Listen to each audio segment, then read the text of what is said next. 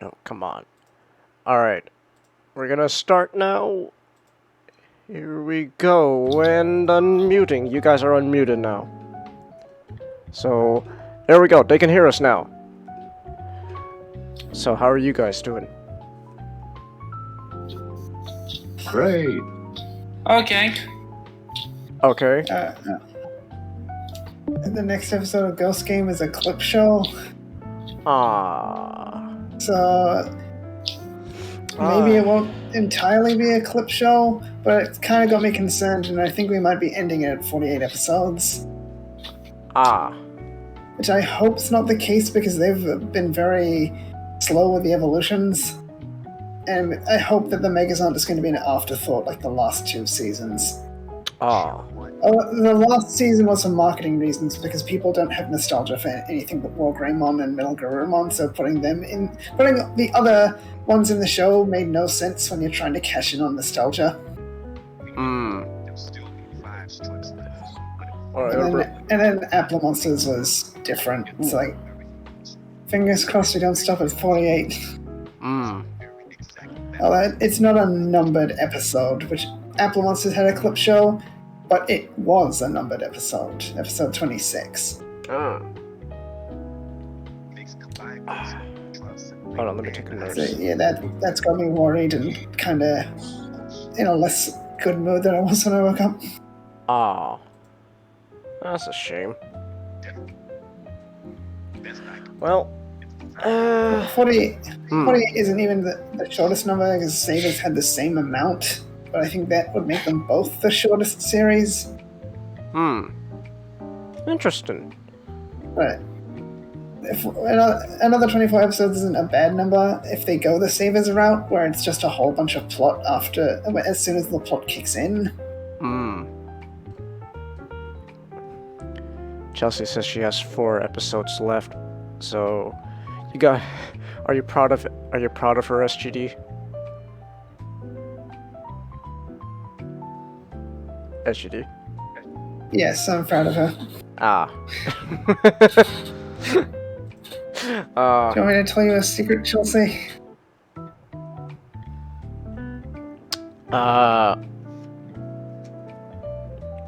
She says yay, so I guess I'm assuming that's a yes. No one explained it to her. I haven't eaten a spider since I was a kid.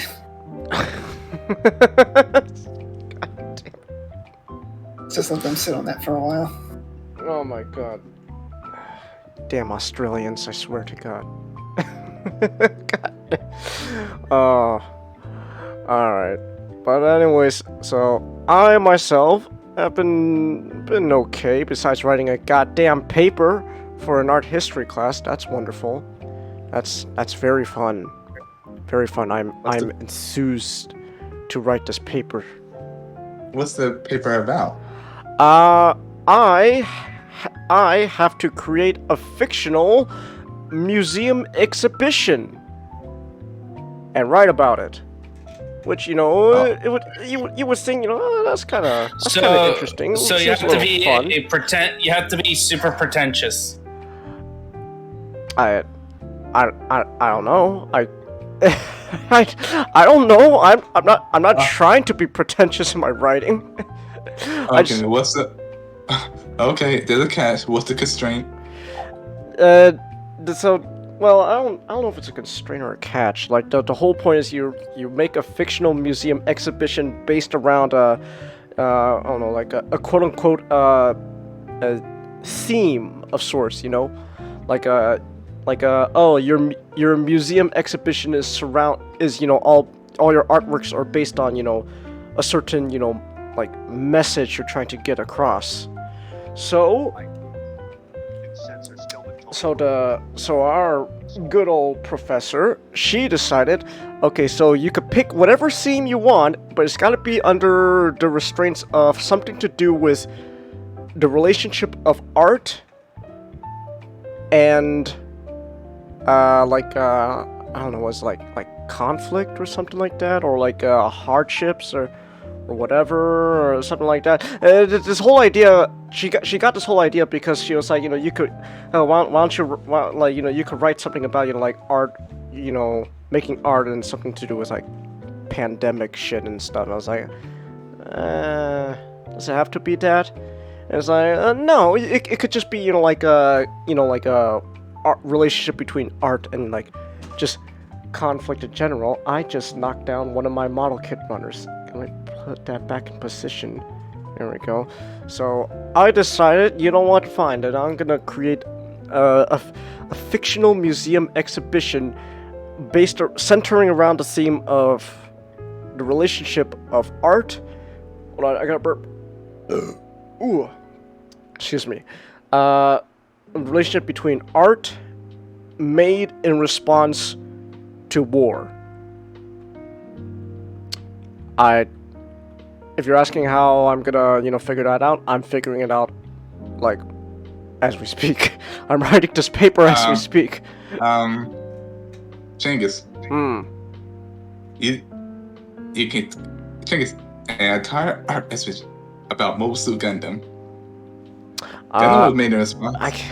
Well, I would love to use Gundam, but I can't. We got work, you know, under the restraints of, you know, like, so it's like, oh yeah, that's also all the other catch. You gotta work under the restraints of like all the time periods, you know, of art we learned throughout the whole course of the semester. So it can't be Gundam, unfortunately. I would love to do Gundam, but it can't be Gundam. That sucks, because Gundam is art. Yeah. Servant says, can you do it about Gundam and Mecha's effect on real life? I would love to, but I can't. Remember, we're dealing with pretentious people. What time period, Servant? You know, well, it's you know, based on the art movements we learned. So like, what's this? So there was started with Rococo, then Neoclassical, then Romanticism, then after Romanticism, a bunch of other stuff in between that I kind of forgot about, and then right now I'm writing about Picasso. So you know, we're dealing with Cubism now, with Picasso shit and stuff. And then after that, the next art piece I gotta talk about is some installation art from like I don't know, like Vietnam. So there's that. The War never changes. Music's playing through your gallery. It's just going to be fortunate, son. That's great. So tell us about your museum exhibition. Well, it's about war. Now, they tell you many things about war, but what they don't tell you about is the excessive use of Fortunate Son. I would hear in the choppers. I would hear in the boats. My penis would play Fortunate Son in brothels. The side beat to the tape you give to museum guests plays that something happening in here song. I know that song. I love that song. Shut up, Joe. You don't know the songs I've heard. I'll kill you.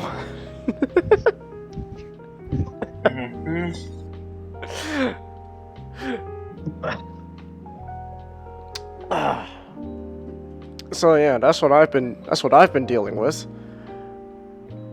So there's that. What about you, Chad? How have you guys been? Chelsea says, how about magical things in real life? Can't do that. I can't do that, because artists don't believe in magic.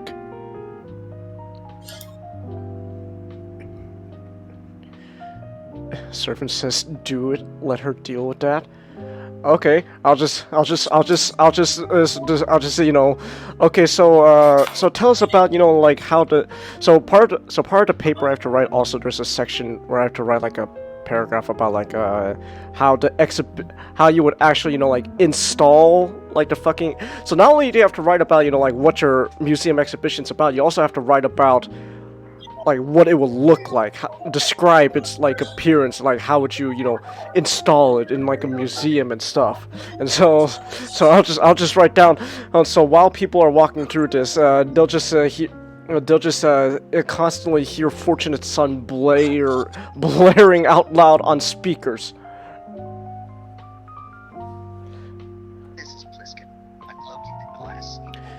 Servant says things are good right now. Rain for days notwithstanding. Oh, that sounds kind of. Could be worse. Could be worse. I don't know. I have mixed opinions on rain. Oh, I am burpy today. Ugh. Jessie says she got over a cold in 1 week, drinking hot lemon tea with honey. Nice. Very cool. Ray says, I start to notice barometric change, I've heard. And he says, my knee has weather sense now. Ray's knee is now just a weather machine. We can protect the weather now with his knee. Alright, so what's the weather for today? I don't know. Ray, could you do me a favor? I don't know, stick your knee out the window. Okay, his knee is shaking rapidly, so that means there's gonna be a rain today. Stay inside, everyone.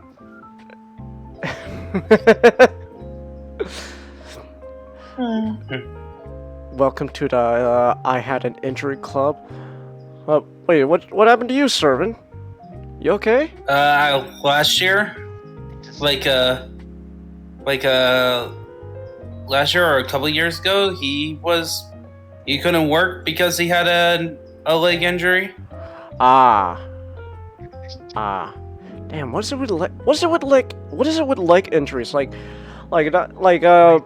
My goddamn brother, who's like up north, like fucking San Francisco. He apparently has a knee injury too. Like, what's going on? Why is everyone injuring their goddamn knee? Servant uses because it's. Oh, what are you saying? Because the legs are the knees are the closest to the ground, and you tend to walk on them a lot. You tend to forget, and also any accidents. It's either going to be your arms or your legs that's going to get the full brunt. Well, Chelsea says servant uses a walking stick. So servant's just walking around like an old man. No, just No. He's walking around like a gentleman from the late 1800s. It's a joke. I just like to imagine. Yeah, well, I changed your joke into something more funnier. You didn't even let him finish the joke. No, he. That's fine. And then he was about to say and then you cut him off. No, I heard what he said. He said, "Old man." It's fine. It's fine, Nick. It's fine. I don't care. I was just gonna. I care if it's what I think you were going to lead into. What I was thinking you were going to lead into. I don't know what you think I was going to lean into. I was just gonna say, servant. I used to be famous. I used to be a tumblr sexy man. But you were gonna make Changhis look like a Family Guy clip, weren't you? No, surprisingly it's a fucking reference to a Five Nights at Freddy's meme. Peepaw Willie just servant walking around with a cane, just as people running past him. Wait up, you bastards! God damn it! Why do I have to walk with this cane? I used to be famous, you know. I used to be feared. I was a Tumblr sexy man.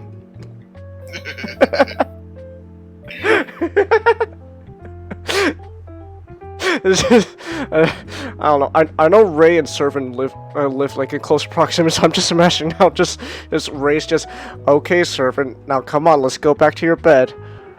Ray, where the fuck am I? Where the fuck am I? Servant says the muscles on my lower back atrophied last year. Ooh. Ooh. Ooh. Yeah. And I got them back, Plus, it's an excuse to have a weapon on hand. Yeah, of course. Sword King. Servant for Halloween dresses up. Have a dagger into the molded into the handle. Well, also canes are just good clubs. Why? Because they're a stick. And then And we all know that in terms of a weapon, look, sticks are better. Yeah, well, you know what, Ninjato? I don't fucking care what Shad says. Nunchucks are cool. He said he's super cool. Hold on, I wasn't saying something. Ninjato, I sent you a video. Yes, but you misunderstood. No, but you know what Shad's point was? His point was not that nunchucks can be lethal, but he says as a weapon, in comparison to other weapons, in comparison to a stick, that it's an inferior weapon. Doesn't mean that it's not lethal, and you can. And I'm saying I don't give a shit. And he does say they are cool. He does admit that they are cool too. But he's putting a certain standards on. Okay, you clearly didn't watch the video I sent you, because he even addresses that point. The one I sent you. Look, nunchucks are cool, okay? Sorry, you can't convince me on a nunchuck. There's the same way that the flail, a one-handed flail is not as good as a regular mace. I beg to fucking differ. It's called a Gundam hammer. How about the? But it's a mecha. Of course, it's. We're not. Are we? If we're judging everything by the. Here's the thing. The rule of cool doesn't always mean that it's more. It's actually more effective. Simpler weapons are generally more effective than requiring more complex weapons. That's why a gun, even though a gun in terms of use is simpler, in terms of construction it's more complex, is a more effective weapon than a bow. Racist, I'm sure I could damage with my rings. You got how many rings do you have? How many rings do you have on your radar? You're just gonna start punching people with rings? Just get. And also, you got hands are also weapons. But are you saying that punching people is cool? You're saying that in comparison to a sword or a stick or even nunchucks, that hands are better? My point is I don't give a shit if a weapon is, technically inferior or not. I just think they're cool. Yeah, well, I'm not there's two things. We're having two different conversations. There's cool factor, and then there's the question is which is a better weapon, and you have to set up categories on what weapons, and depending on the categories, it's not just if a weapon can kill a person. It depends of other factors, with a stick as your measuring stick, right? Is it any person? Does it require, if a normal person can use it very effectively, in comparison to a weapon that requires greater training to use, then the simpler, the more everyday one is technically a better weapon because it's more user friendly. And practicality is kind of why the rule of cool exists.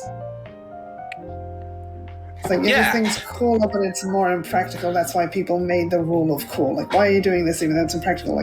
Because it's cool. Yeah, exactly. Why does the robot have a tiger on his chest? Because it's cool. Yeah. I gotta post this from command. What? Oh, you're making a command about. Well, He brought up the point, and I just had to say it. Because it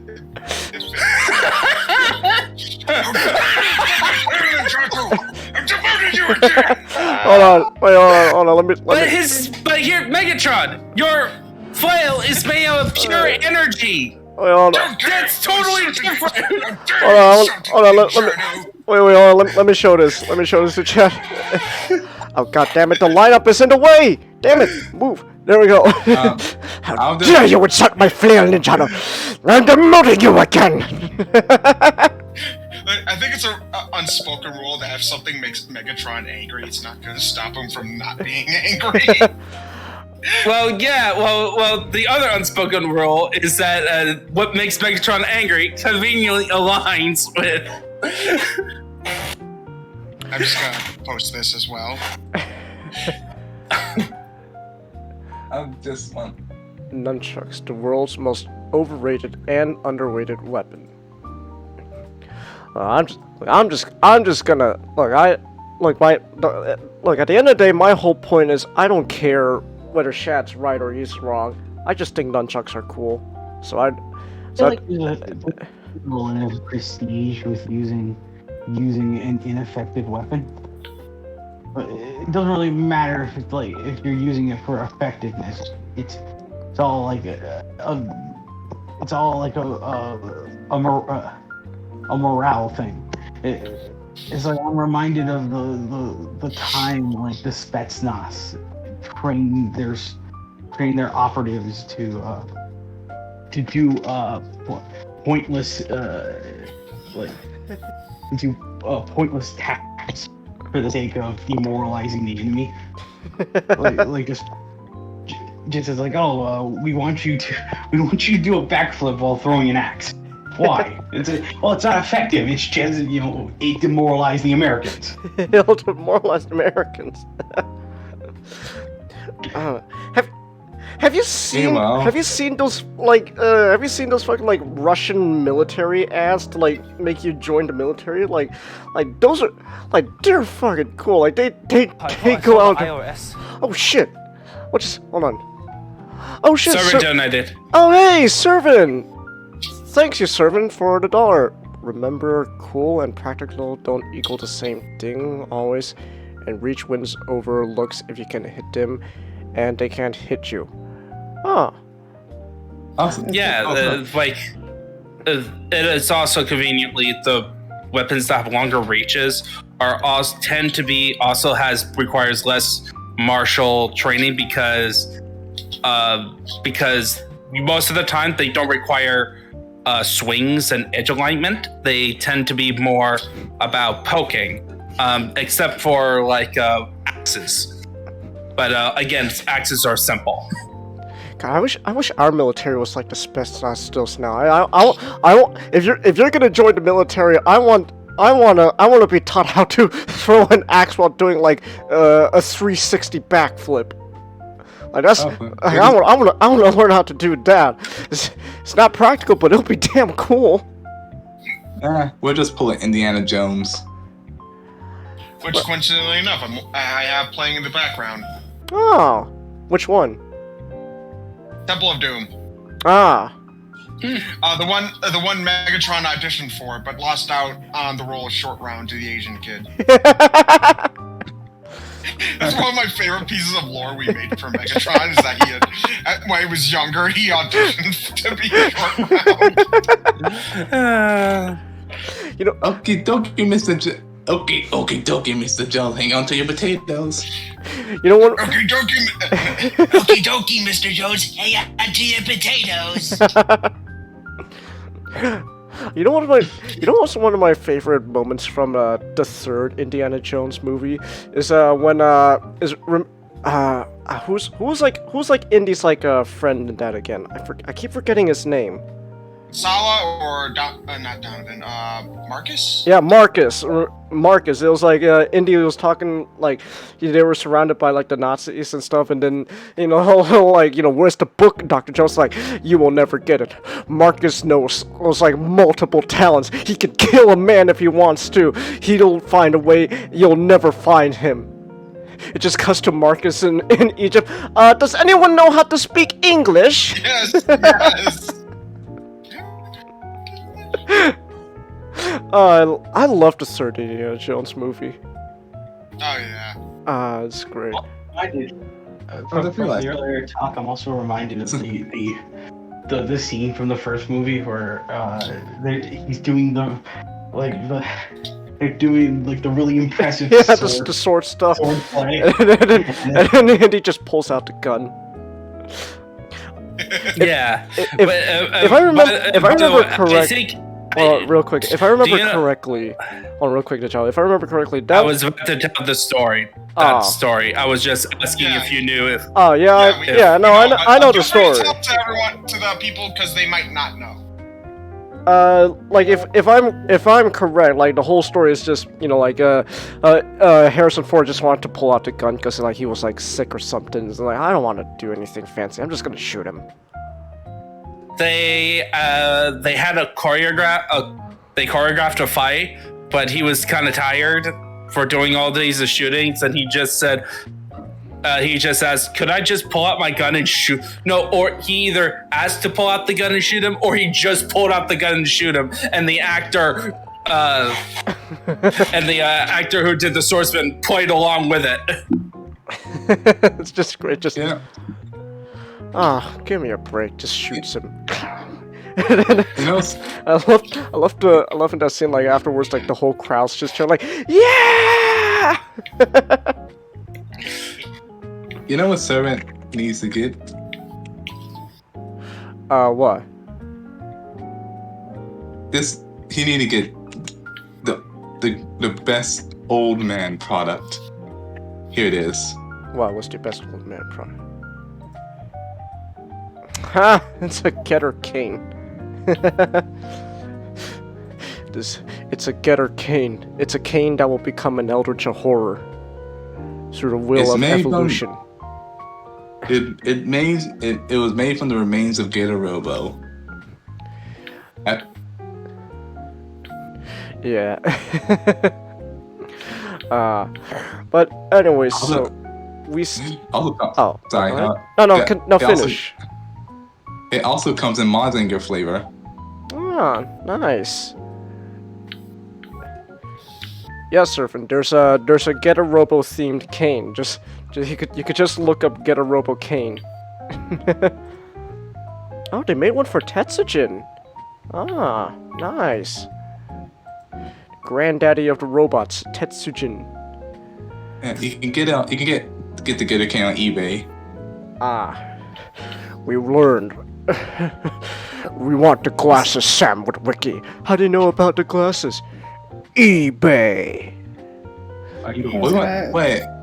So why didn't you just buy the glasses off eBay? Because we needed a movie. Comet. We needed a movie. Of course, it would be easier to just buy the glasses, but then they're like, Also, no. robots don't have money.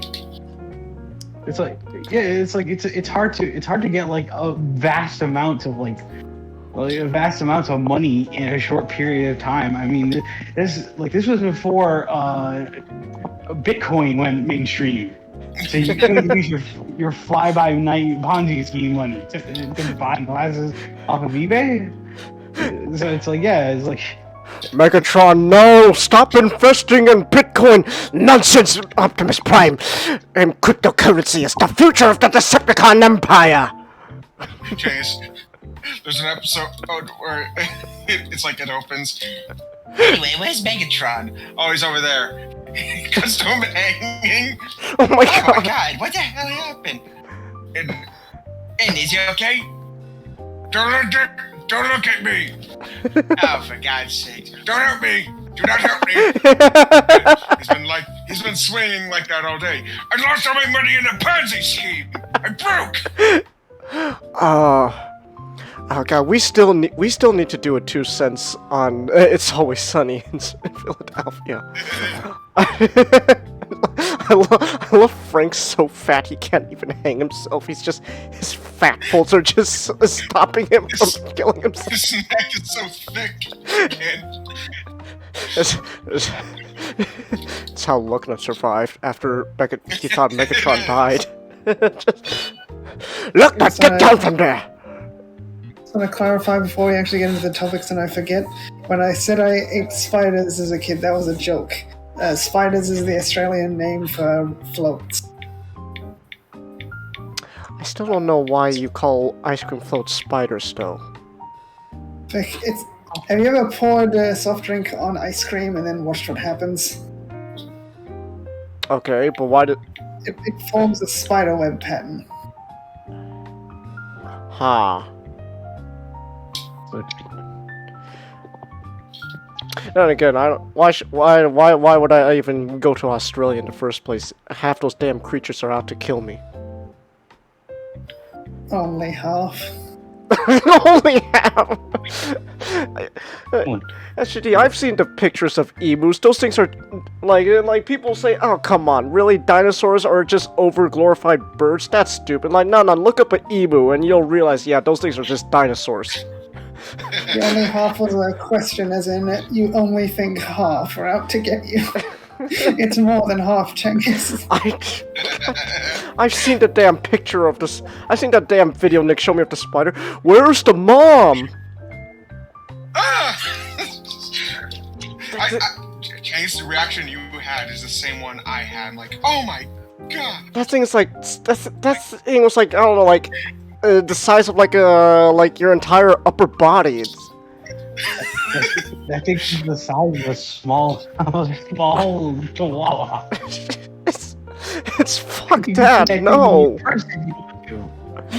God damn it. God damn it. Not only is like more than half of everything in Australia out to kill you, but they're also on steroids. Like, next thing you know, spiders are fucking the size of dogs.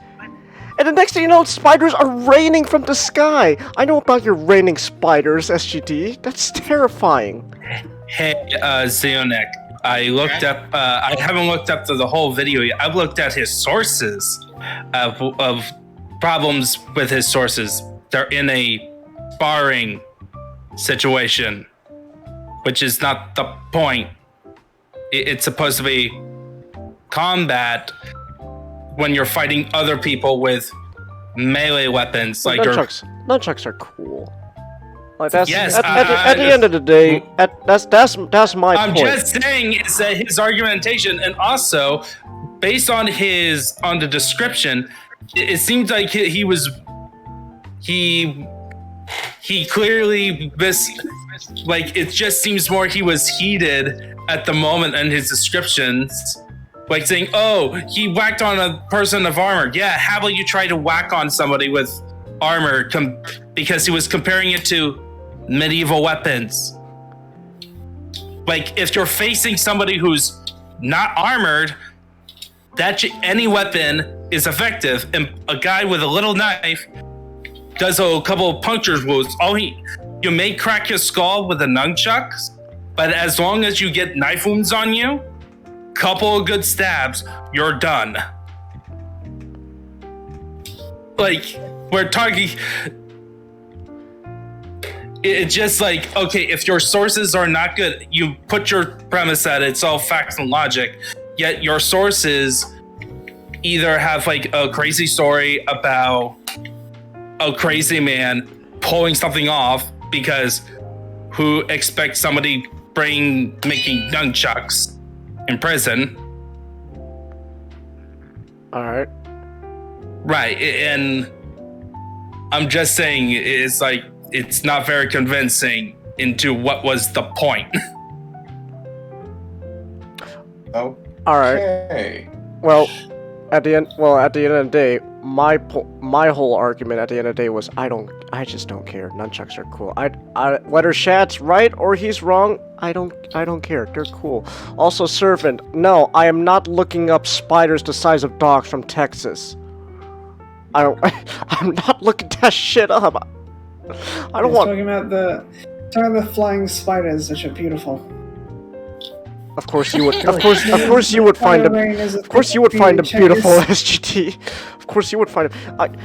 Of course you would find them, SGT. That's why I slapped you onto the body. That's why I slapped your damn logo onto the body of a fucking disease-ridden creature that's just literally eating itself to death.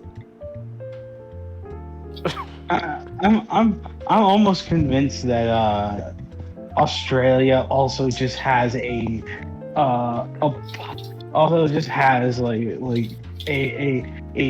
elaborate network of tunnels that houses prehistoric carnivorous worms. I'm pretty sure at this point Australia is just the movie Tremors. On second thought, maybe, the more you think about it, perhaps Xeon was right to drop the colony on Australia. Hey, no matter how bad Australia is, we can all agree you got nothing on the deep blue sea. Well, the deep blue sea is scarier because we don't even know what's swimming around half the time. If there's one, we know more about space than our own goddamn ocean. Because the ocean's fucking terrifying.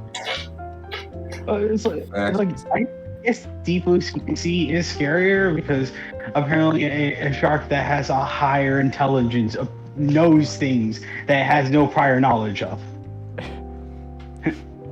How did it know that?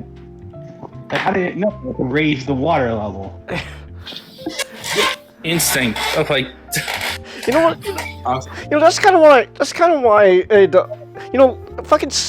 The fucking sea is just scary because half the time, you learn that the ocean is just filled with a bunch of creatures that are either as intelligent or even more intelligent than humans. The only difference is they don't have morals, so they're like dolphins. Dolphins are one of the most smartest creatures. The one thing that separates them from us is they don't have morals. And then there's stuff like the bobbit worm, one of the bigger versions out there somewhere. I don't know. The ocean's goddamn terrifying. Off topic, but I found this. This apparently happened in China. A woman attending her son's wedding was left in tears after she identified the bride as her long-lost daughter. Oh. that sucks. That's Awkward. That must be. That's. Wait, repeat that one more time? Guys, hold up. Apparently, okay, so this is a comment. The wedding continued. The groom was adopted, so they were not related by blood. If that is true, then it's I had this in the first half, not gonna lie. So It's still not good. So this is just a Japanese anime in real life. Good God, it is. Remember, in anime, as long as you're not related by blood, it's fair game, according to them. Wonderful show tonight. We have the Huey Lewis in the news playing later tonight. But you know what is fair game though? Board games. See, there you go. I tied things into our actual topics now. We could actually move on with the show. So what is fair game is board games. So, Ninjato, tell me what Memoir 44 is all about. So, Memoir 44 came out in 2004, which was the 60th anniversary of the D-Day landings in World War II. So, this is part of a game system called Command and Colors, made by this one guy, a guy named Richard Borg. It first came out in a Civil War game called Battle Cry, and he has used this system multiple times, including a line of games called Command and Colors by GMT Games, who are known for making more hardcore historical war games. All right.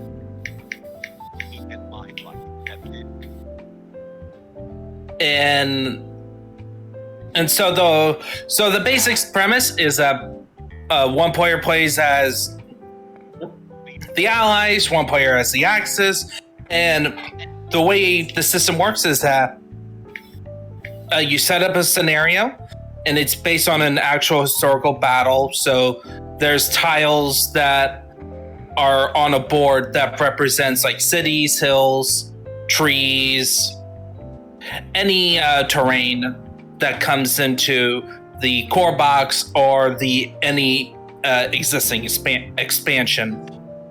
All right.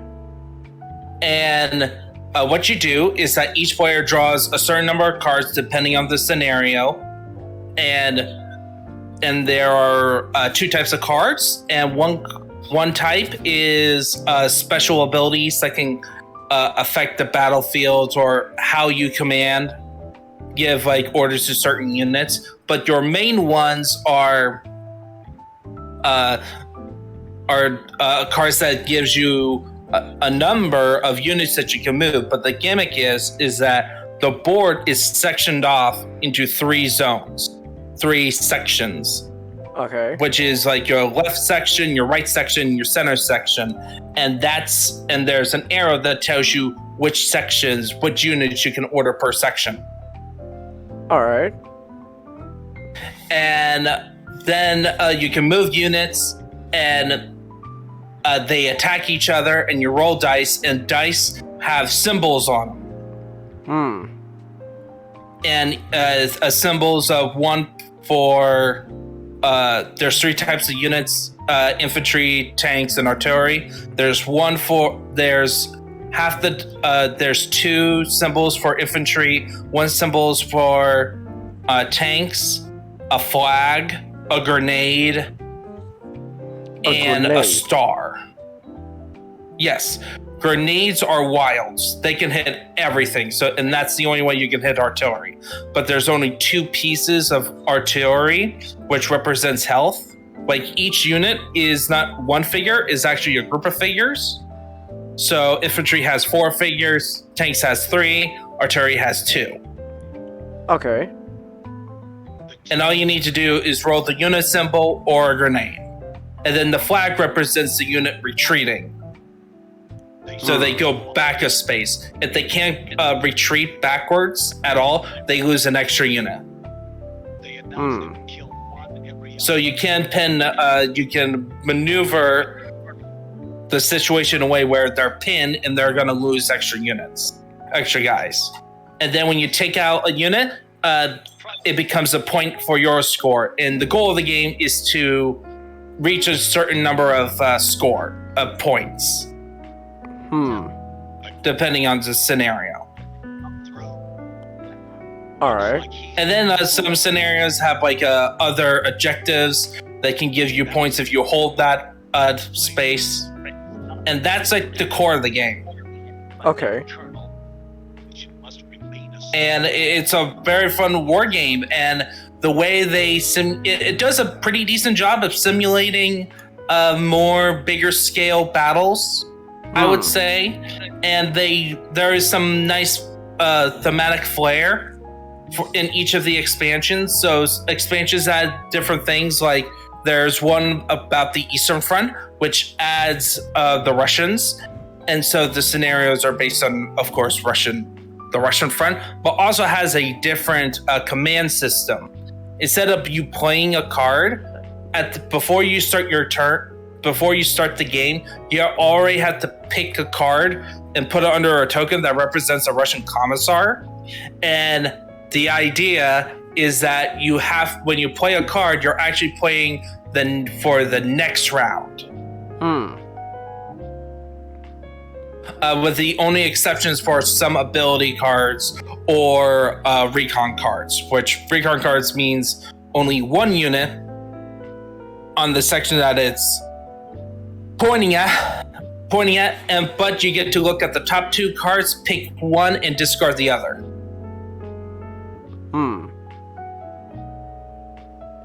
All right. And And then, like the Japanese, they have an ability. They're all about getting up close to the enemy and not retreating. which is nice in their scenarios. And the British has one where if a unit gets down to one guy, they get to roll a die so that they could potentially take out a unit. Get revenge. Alright. And they're like, yeah, that's basically the game. Huh. Okay. Yeah, and it's all about playing scenarios throughout history of World War II. So, And this system... does that mean that you could kill Hitler? No. They're Pacific battles. Ah. Pacific battles or even Pacific skirmishes within a greater campaign. Ah. Well, then this game is automatically a 0 out of 10. I can't kill Hitler.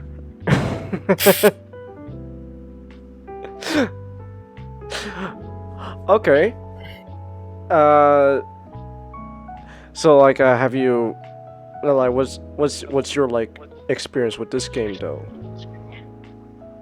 Got it. So it was one of the first games I got when I got into board gaming.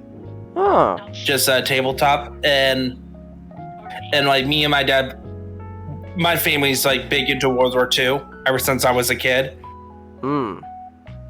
And recently I've been playing through the PC version where it's a free to play, but it has a money system that I don't like, where you get a certain number of gold, which allows you to play official scenarios, either online or solo. But it subtracts from that gold. Once you run out, you have to pay to get more gold. Ah. But there's no option to pay for the whole thing. That kind of. Oh, that sucks. Yeah. Pay to win. Pay to win. It's not even pay to win; it's pay to play. Oh, that's. Oh, so it's literally just board game DLC then. Not even board game DLC. It's like well, like board, it's like current you board get to game play DLC. you get to play the first 15 games for free, and then afterwards you have to keep paying to play more. And there's like, and the game has all the scenarios from the original game plus the expansions. All right. So there's a buttload of scenarios. That still sounds like shit though. Like, you wanna play this board game? Well, fuck you. Pay. Yeah, it's not as good. It's not like it's good, and it does a very good job of simulating. You can. There are times where if the scenario starts with units and sandbags, or there's a card that allows you to put units on sandbags, which essentially prevents gives the unit a free. You can't retreat, and if you put it in.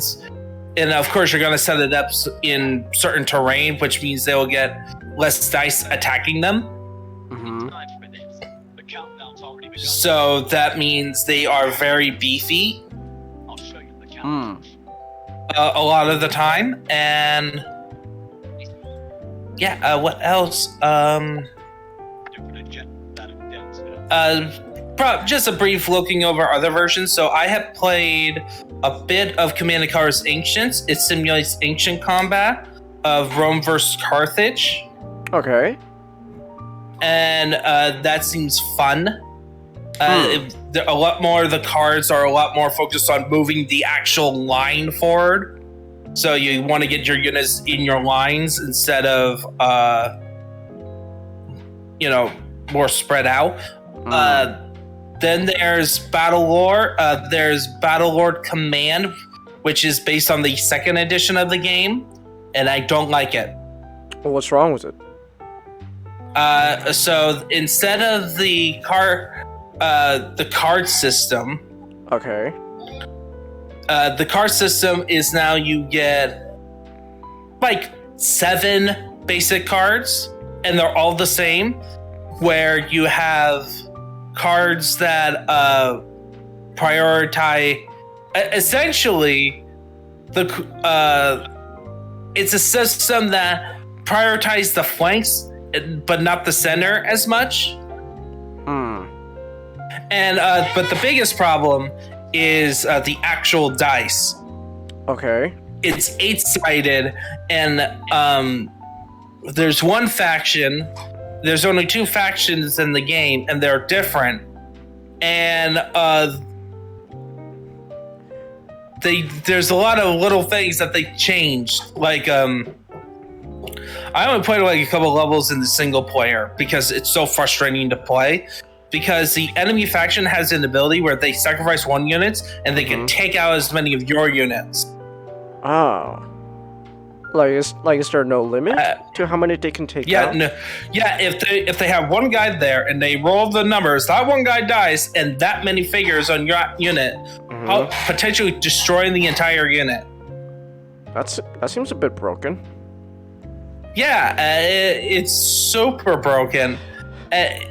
It's not that fun to play on it, honestly. And I had trouble with the tabletop version. It's like compared to the other games I played, it's not that good. And also, like, in order for a unit not to retreat, because now also the way units retreat is weirder.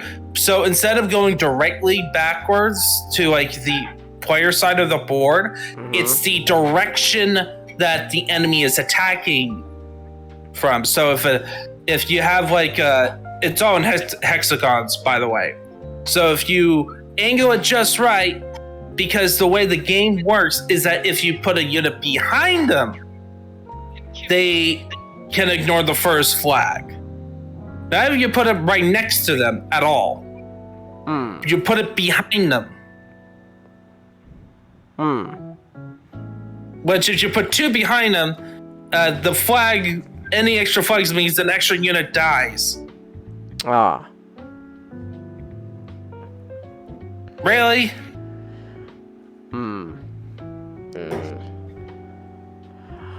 Alright. Well... Yeah, but I would say all the other ones, like Battlecry is fun. The only problem with Battlecry, because it was the first one, there was one card that was broken called All-Out Offensives, which means every unit on your side gets to move and attack. Alright. But that was like nerfed. There was none of that in Memoir 44. I do want to play Battlelore first edition. It used to be very expensive, but now it seems like I can find it on the secondhand market for cheaper now. But really? I highly recommend Memoir 44. And like Battlecry Memoir 44 and Command & Conquer Ancients, I think you will have a good time playing it. Of course, you need another player to really play it. Okay. Also, in terms of like, I guess like, what's the word I'm looking for? I guess maybe accessibility or no, I don't think accessibility is the right word. If someone is like a novice to like tabletop stuff, how easy is this game to get into? Very easy. Very easy. What I just explained to you are all the core rules. Ah. Okay. Like, the only differences is depending on the terrain, how much they subtract just movement rules on like terrain, and terrain affects certain things, and only like the British, Russians, and Japanese have special abilities. Like there are some special things, but it's easy to explain and easy to get your head around. Oh, okay. Ooh, excuse me. Alright. Sounds simple enough then. I guess. I don't know. Yeah, and plus Memoir 44, you can easily find copies of it. Oh, okay. Like Memoir 44 is the most easiest to find. Like on Amazon or like more specialty game shop. Okay. Let's see. But Amazon, you can easily find it. Memoir 44. Let's see here. Okay, Amazon has it for about $48. You know, minus shipping and tax and all that. That's the around the average price. Well, actually, it's 20. It's like that because it's 20% off. Their original price is supposedly $60.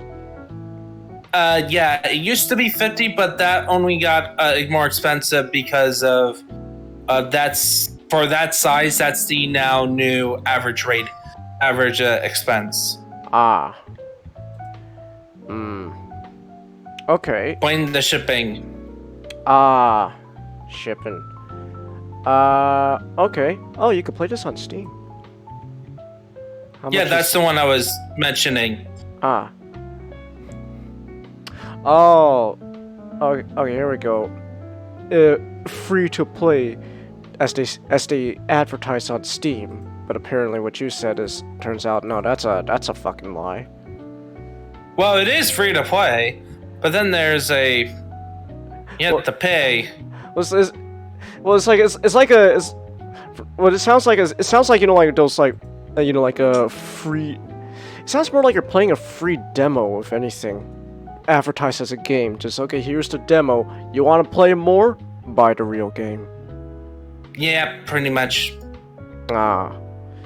And there's like tons of expansions the game has, including a different way of playing where you play with 8 players and 3 players per side plays as generals on the certain flanks, and you grab 2 boards, put them together, and then one is like the overlord commander. So you're trying to simulate that you're all like the general staff during World War II. Okay. All right. I haven't played that version. So but yeah. All right then. So yeah, if this interests you, you know, I put the links in the chat so you could check that out. Speaking of chat, let's see here. So where do we leave off here? Oh, Anime Guy is in the chat. Hello, Dark Lord Changhis. How's Vitich doing? No offense, Anime Guy, but I kind of find it funny how, you know, it seems like every time we're talking about Star Wars, you always spell Vetti's name in a different way each time. It's like Vetti. Vetti, I need assistance here. But anyways, how's Vetti's doing? I don't know. Last we left off with Swartor, I finally took the collar off. She was grateful. We haven't really reached that romantic level yet, but I believe we're approaching that relationship known as the father-daughter type dynamic going on. Well, you better be nice to her. Yeah. Anyway. Yeah, I also got Quinn on my side. Were you done with Balmora? Yeah, I finished Balmora. Okay, I'll catch up. I am now on Alderaan. Oh. We could go to Alderaan, cause who wants to go to Tatooine? Tatooine's. I know what you're doing. Oh, that's the plot line. Tatooine sucks. Well, what's the plot line? You're doing the Apprentice plot line. The Apprentice plot line? Yes, you're going to Alderaan. Are you going to Alderaan to find 2 old people? Changhis, you're a piece of that guy in the mosque. Oh yeah. You're doing this line. Yeah. So. Here guys. Hold on. Chelsea says, "Have we seen Full Metal Alchemist? No, not yet." And guy says, "Audio card. Oh God, it's becoming a thing." All right. So with the chat caught up now, then we could move on to the next topic. Before I need to hit a bit, but before that, Xeno-Nick, sorry if I was a bit short with you earlier. Water under the bridge. Yeah, I just wanted to make sure before I head to bed. Nah, we're cool. It's fine. Yep. Yeah, alright. And I need to find some way to appease Megatron. Well, It's not gonna happen. well, How sensitive I am about my flail. I don't get to use it much. I hate that I don't get to use it much. Even though but it's energy. That makes it way more effective than even swords. It still has a chain. Granted, the chain's made of energy, but it still has one. I got to use it. I got to use it in Cyberverse though, so that was cool. But yeah, you better find a way to appease Megatron, otherwise you're gonna remain Clobber's husband with Blackcomet. What was the joke with Clobber again? It's like she's a minor. Well, you better not try anything then. Okay, all right. Have a good night, guys. All right, have a good night. Actually, I'm gonna head off for a bit. I gotta take care of something. I'll be back though. Okay. Servant says, why haven't you guys made him watch FMA yet? Because I'm watching, like... Servant, I'm like, besides, you know, doing class and stuff and streaming, I'm watching, like, 3 different shows right now. I'm watching 2 Gundam shows right now. Build Divers and Gundam X. And then on the side of that, I'm also trying to find now time to watch Digimon Ghost Game because I want to know what the hell SGT is talking about half the time. Like that's like one of the biggest reasons why I'm starting Ghost Game and trying to get into Digimon, because SGT's always talking about Digimon. It's like, that sounds kind of cool. I have no idea what it's how any of that, you know, like, because I don't know what it is, but it sounds cool. So I'm trying my best to watch Ghost Game so I can finally know what the hell Digimon is half the time SGT's talking about it. So I got like 3 shows I'm watching at the moment, Servant. So there is that. Ray says time to make it, watch it. Oh, I think you mean make time to watch it. I'll try, maybe. There's that, and also there's also the Thursday action block and all that. So like I'm watching a lot of shows already, like, adding Full Metal Alchemist on top of that is just gonna add more. Ray says the flail is nice. Yes, the flail is nice. Flails are superior weapons. Servant says, I grew up watching Digimon. Welcome to the rabbit hole.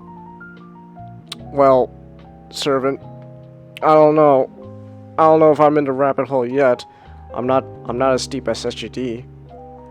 Goddamn SGD, it's just you get him to talk about Digimon and he'll just keep talking about Digimon. It's like, that sounds cool, but I don't know what you're talking about, so I need to know what you're talking about now.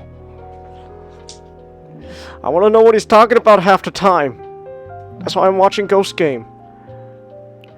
Okay, so speaking of Japanese stuff though, because Digimon's Japanese, is so we got so Comet, you're up. Now I am not gonna actually tell the whole name of this goddamn manga because what is it with Japan? I'm making their manga titles so damn long. Like, it's a competition thing. They gotta tell you, pretty much like telling you the summary right up front. Okay, so the full like I just shortened this to Red Ranger Gets Isekai'd, because that's literally what it's all about. But the whole title is The Red Ranger Becomes an Adventurer in Another World. That's too long. That's to shorten it down. Just say, I don't know, Red Ranger, I don't know, Gets Isekai'd. I think this book every isekai book gotta compete with other isekai books. So they gotta tell you what's the book about in short as sentence as possible. That's not as short as possible. That's a whole damn sentence right there. Like at least come up with a clever title. That's not clever. That's just straight up a long ass sentence right there. Or next thing you know, you'll have a manga called I don't know, the Red Ranger from Super Sentai Team Go Ranger has been sent to another universe to fight the other Red Rangers from the other Super Sentai teams. That's the whole title of the manga. Enjoy. Honestly, I wouldn't be surprised if there was a title of a manga that long. Like, just shorten the name, please, Japan. That's all I'm asking you. Shorten it to something sweet, simple, and clever. No, not Red Ranger. The Red Ranger becomes an adventurer in another world. That's still too long. I had a discussion like this before. The longest light novel title, or manga title, was an entire light novel. Like the book was just the title. The book was just the title. It's so stupid. I'm trying to find. I remember that. I'm trying to find it. All right. It's just Okay. the whole. Imagine that your whole book is just a giant run-on sentence that serves as the title of your light novel. Like who wants to read that? Okay. On Anamoru, new light novel consists entirely of one long title. That's terrible. Okay. Don't read Okay, it. no. It's too long. I'm gonna copy and paste. Just put the link in the back room. I'll put the entire title in the back room. Oh my god. That's too long. Look at that. That's just one big run-on sentence. Like, oh my god. Okay. Yeah. Okay. So the Red Ranger becomes pretty much. It's what checking this manga because it didn't start out like other manga with Truck Coon or some worker guy. Okay. Some like salaryman getting killed or get Trump cooned, or some guy from the real world. Instead, it starts off with the ending of a Super Sentai series. All right. Where you finally defeat the final bug, and the Red Ranger sacrifice himself. Oh. Then he end up in this fantasy world that follows different rules from his world. You know, the old follow the fantasy rules. Uh-huh. Now, this manga is essentially an affectionate parody. Because one of the running gag is that he does all the toku tropes. Uh-huh. But, okay, the main character is Takugo Asagagi, but he goes by Red. And he's the leader of the Kuzuno 5. And he's known as Kuzuno Red. Now he's a Super Sentai base, and his whole the Sentai theme is bombs. Bombs. Bonds. Bonds. Oh. Like. And guess what their suit is modeled after? Guess what their suits are modeled after? What? Band-Aids. Huh. Here, and here's his suit right here. Okay. If you look real close, you can see like the Band-Aids on his. Really? On the chest. Oh, I see it. Goddamn Japan. Okay.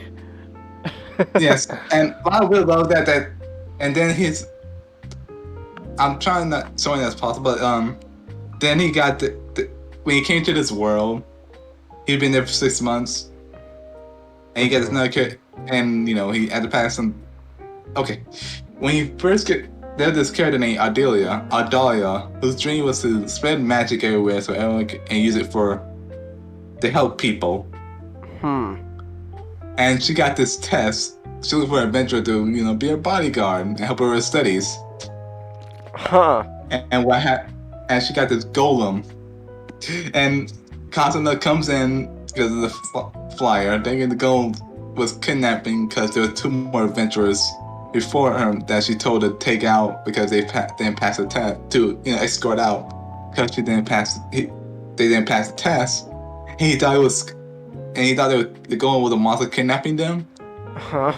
So, and she was watching it, the whole thing dumbfounded.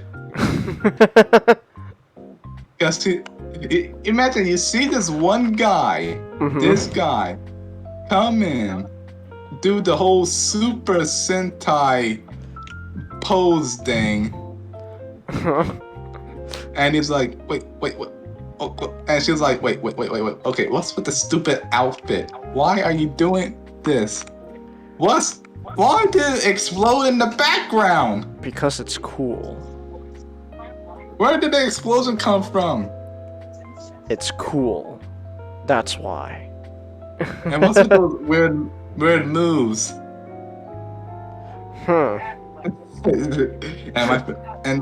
And he defeat the golem, and the golem just explodes. And the best part is she said, "Wait, I didn't put anything in that. Wait. I quote, I'm sure I never added anything to it that would cause it to blow up." And why is he dressed in red from head to toe? Cause why not? And he's like, well, it's popular with kids in my world. And she's like, I wonder what kind of brainwashing those kids went through to think that. Brainwashing? He's like, because well, the kids think that, well, the suits are super popular with the kids, Kids love this shit. I don't know what your problem is. and and then he summoned his mech. Then he I forgot, but there's this he summoned his mecha, and he just is like, and she's all surprised and what the, and mecha is all weak and stuff because their whole thing is bonds. And his whole team is not there, so it's literally powered by the bonds of friendship. His team's not there, and it's only at 20%, and the wizards and the girl Idella was and he's like, oh no, all my team's not here. We don't have enough bonds to power this thing. And Idella's like, wait, why would you use such an unstable system? Why would you use such an unstable energy system? I didn't choose the system chose me.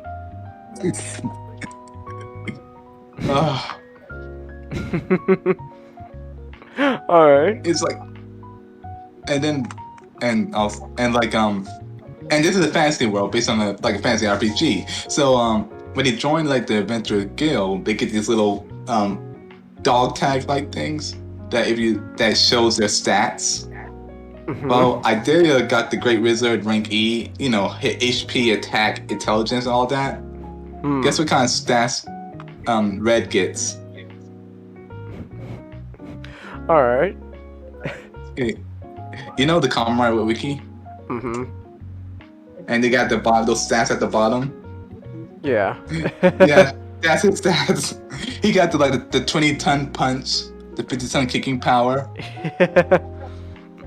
And Aldale's like, what the fuck? What? No, literally, what in the holy fuck? It's and my favorite part is when you try to use his mecha in a cave, and it turns out it's too cramped to use it. Literally, just the mecha's bent to its prone. Is okay, this isn't a good idea. To defeat this monster, they had to resort to using that final team cannon that every Sentai uses. And with the 2 adventurer guys that lost to the test, and it didn't work too well because they still held grudges to each other Cause bonds. Bonds. And like, oh no, we still hold grudges to each other. We can't use the thing. And it's like, I like the part was like when they didn't work, and like, wait, did it just shoot a V-shaped energy, as in V for victory? Oh my god, this is just Combattler V now. And he's like, no, that was a failure. This is bad.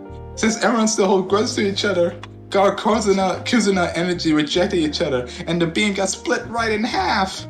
Why do you Why do you have to fight with such an unstable system?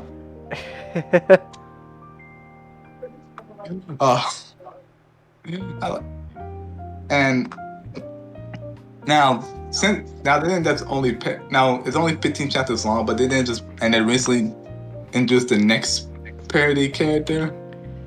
Oh, it's still ongoing? Yeah, it's still ongoing. Alright. Oh, and another part I like about is like when they find to be that monster, they did the whole Sentai pose, everybody did the whole Sentai pose explosion in the background. and Ideal is like, wait, this pose? We're posing? Since when have we been posing like this? And it was like automatic, just instinctive. Like, wait, why are we doing this? Because it's cool. Once you join, it's become second nature. And did this gag where it's like, every time he hits in, they'll be like, not inside the house! Oh, he just destroyed the roof.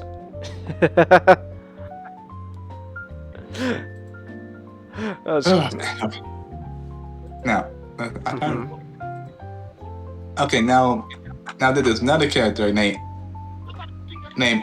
Reina, or actually known as Almond, the Kamen Rider parody. Oh, fantastic! She's Egyptian base. Ooh. She's a elf. Wait, so they literally just put that one version of Kamen Rider Valkyrie in the manga. Yes, I think. I don't know. She's an elf who's a direct descendant of the outs. Okay. Another thing that every so often an outsiders come to this world, and she's descended to one the outsider who himself was a Kamen Rider XP. So even passed on his power to his descendants. Well, her grandfather, great grandfather, I think. All right. And the thing I love about this one is that there was this fight between when her power gets taken. There was this fight between her. Okay. Oh, I forgot to mention. Also, Akusa read his weapons are based around themes about bonds, right? So you have things like the I forgot what it's called. Handshake.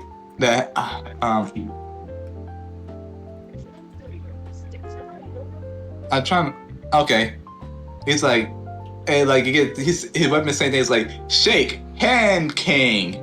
The weapon to protect our bonds and destroy evil. Handshake, caliper. Handshake caliber. Yeah, bonds. Bonds between people. Or matchmaker snipe. Shoot through your destined opponent's marriage beam gun. Marriage beam gun?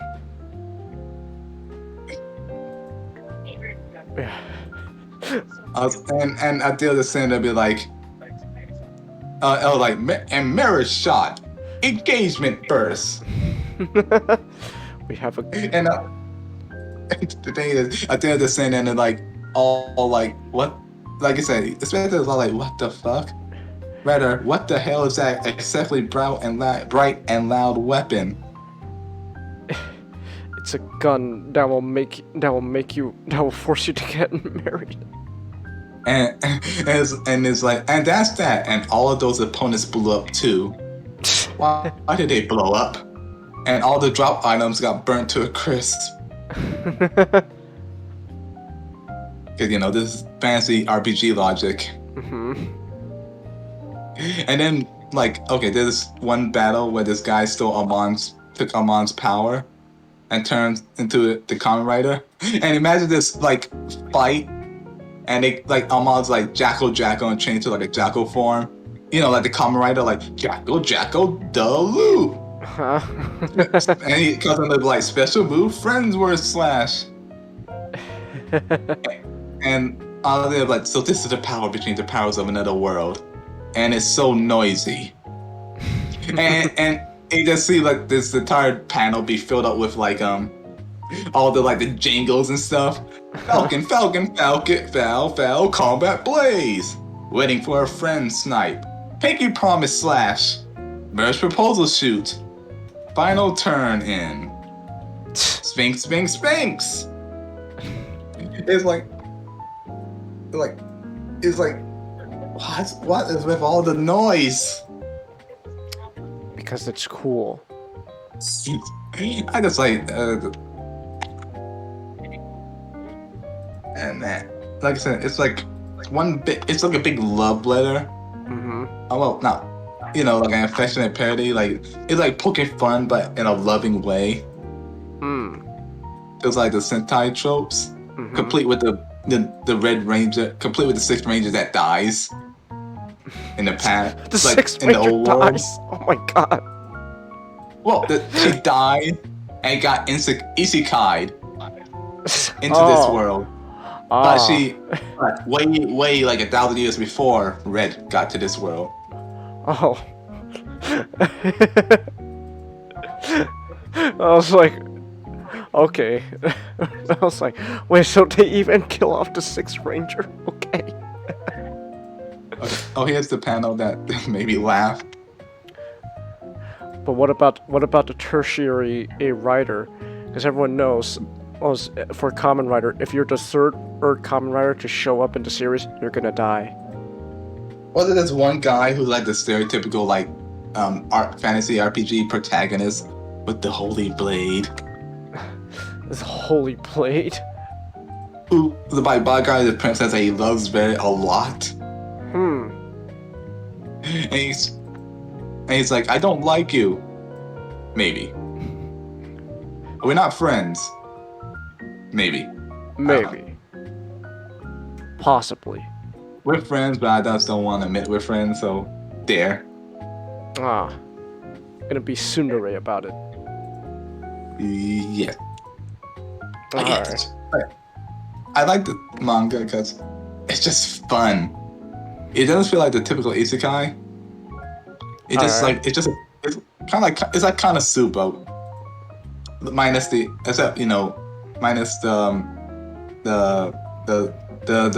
fan service, but more like, if you watch a lot of Toga, you get a good laugh out of it. Alright. Especially every time, like, I didn't, say everything because I got leave a few surprises, but I just like how they use the robot and just mention like, yeah, it's great for fighting big monsters, but it's not great for everything. It's not great for everything, but it's still so cool. Alright. Yes. But yeah, you get like read it. I hope there's gonna be an anime about it and you go full ham.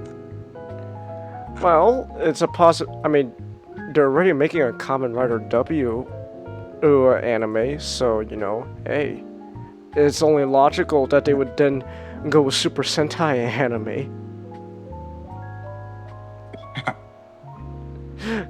His penis form looked kind of like Oja.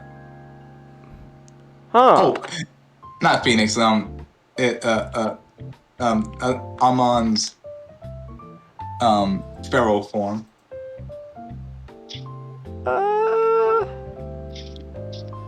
Yeah, but and Kazuma even got this like. Oh, he even has like what's it called again? Like the like a mirror creature from like Ryuki. Oh, no, that's something. I think that's something different.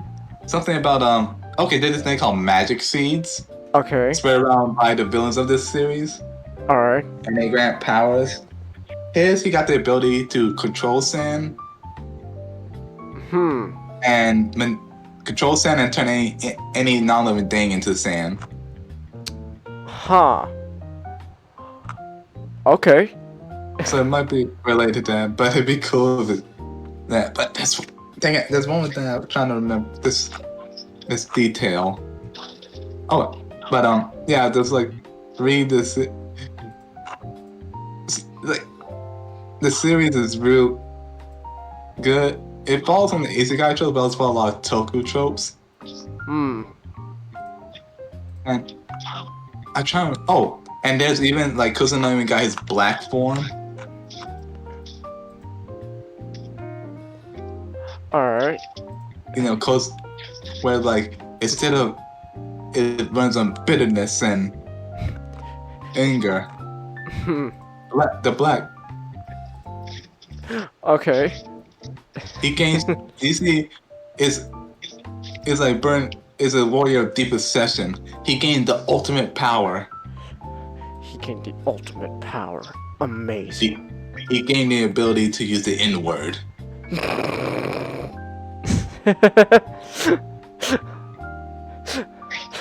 Mrs. Obama, get down!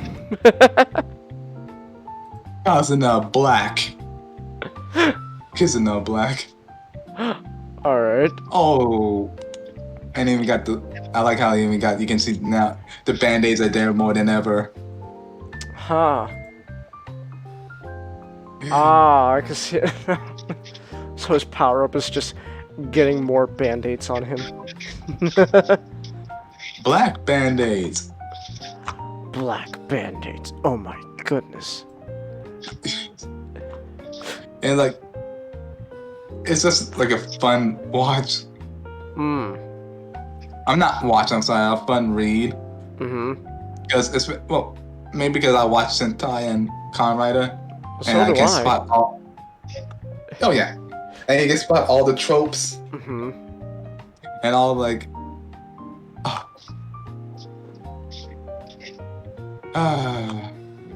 But yeah, that's like I said, read the. Alright. Yeah, this like read it. It's like it's fun. If people want to read this, is there physical? I don't know. I don't Wait, think hold it's on. been. Like, has it been officially translated? No, not according to it. No, Nope. doesn't look like it. So you got there's no official translation. no official translation. So you know what that means. Yo ho ho and a bottle of rum. Oh, or since this is Super Sentai, just become the Gokaijers. Just become the Gokaijers. Gokai Changer. Alright. So yeah. Oh yeah, then I guess we should probably preface this to any person who doesn't know what the hell Super Sentai is. It's Power Rangers. You see, back in the 19th, this what they took is where all the footage for Power Rangers came from. Yeah, though Jew Ranger was not the first Super Sentai. Go Ranger was the first Sentai. Jew Ranger was actually like the 15th. It was the 5th. It was it was either the 15th or hold on, wait. Jew Ranger.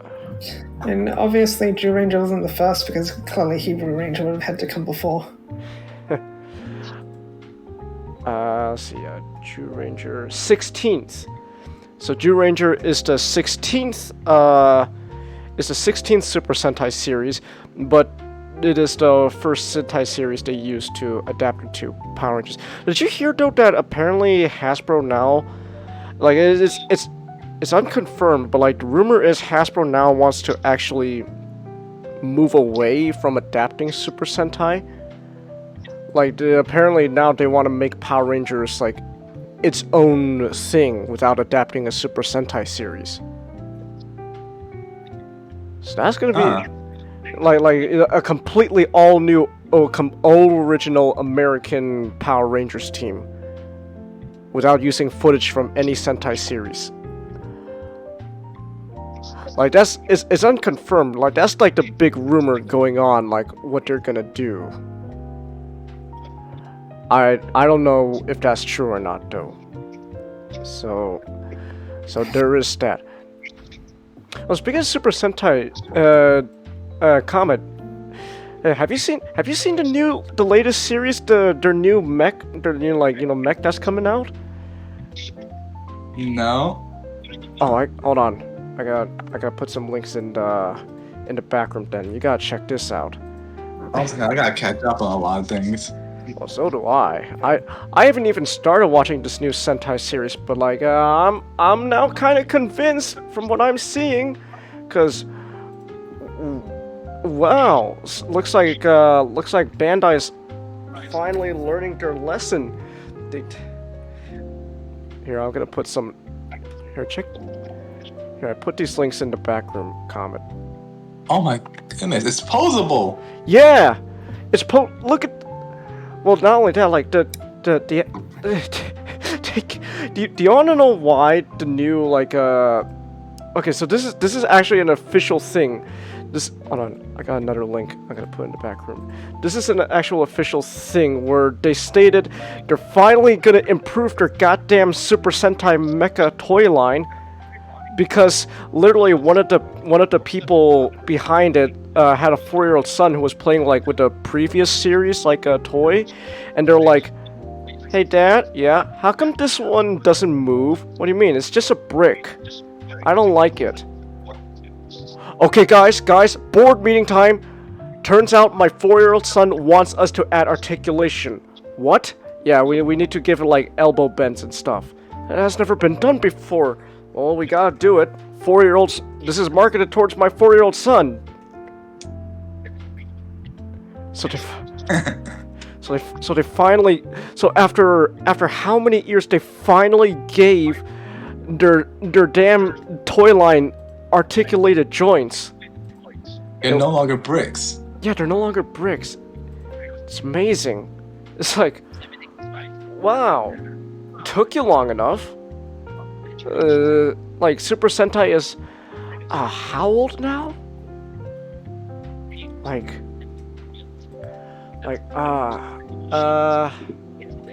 Look compared to Look at Transformers G1. How old is Transformers? About. Hold on, Super Sentai. Let's see here now. Okay, hold on. Wait, I just automatically know how old it is by looking up the new one. Don Brothers. Avataro Sentai Don Brothers. 46. This is the 46th anniversary of Super Sentai. That's amazing. 46 years. Took them 46 years to finally make good toys. Holy shit.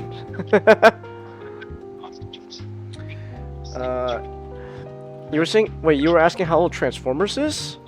No. I was saying comparing to how how long it took. I was saying they took with Transformers started out with bricks. Yeah, but then now yeah, that's what I'm trying to say. And they realized that you need to make articulated toy. Yeah, and then now it's like holy shit. So yeah, there is that. It's amazing what you can do in 46 years. So what's the theme on the next Sentai? Like you mean the current Sentai or the next one coming after the current one? The one this Megazord is for.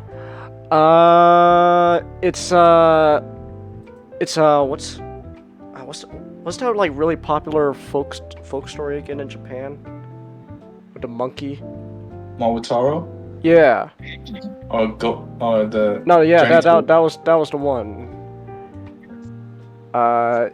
Yeah, everything's based around the legend of Momotaro's. That's what was it again? What's the story called again? There was this. Damn it, I don't remember. But it's like it's based around the story of Momotaro and virtual reality. So yeah. Wait, is this the Sentai with the black cat? Yes. With the Sentai series where 2 of the Rangers are just shitty CGI. Because I did some digging and people are speculating they'll do original Power Rangers stuff because they're really going in hard for Power Rangers as a brand, and they want to expand into more things and make it a whole Power Rangers universe. So people think, can they do that with someone else's footage?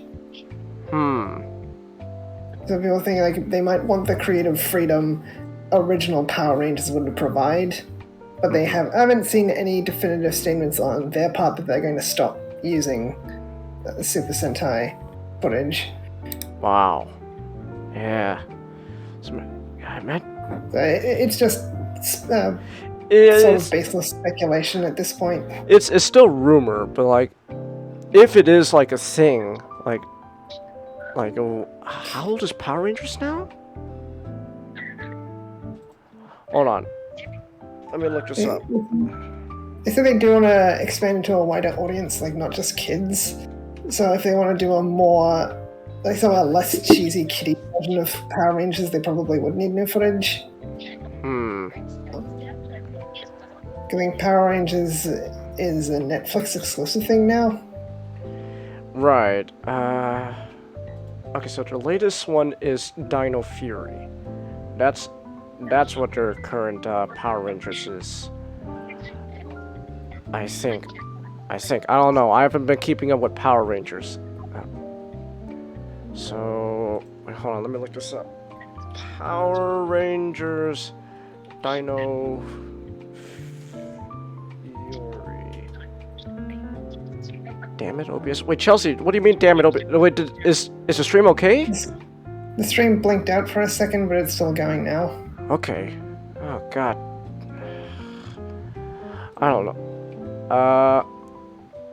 Okay, so Power Rangers, the Dino Fury, which is a real soldier, is the 28th and 29th season of Power Rangers. So, Power Rangers has been going on for 29 years. Well, actually, no, I don't think it's... Wait, no, I think it's more than 29 years. I think. Hold on. How old is Power Rangers? Okay. Debuted August 28th. That's not how.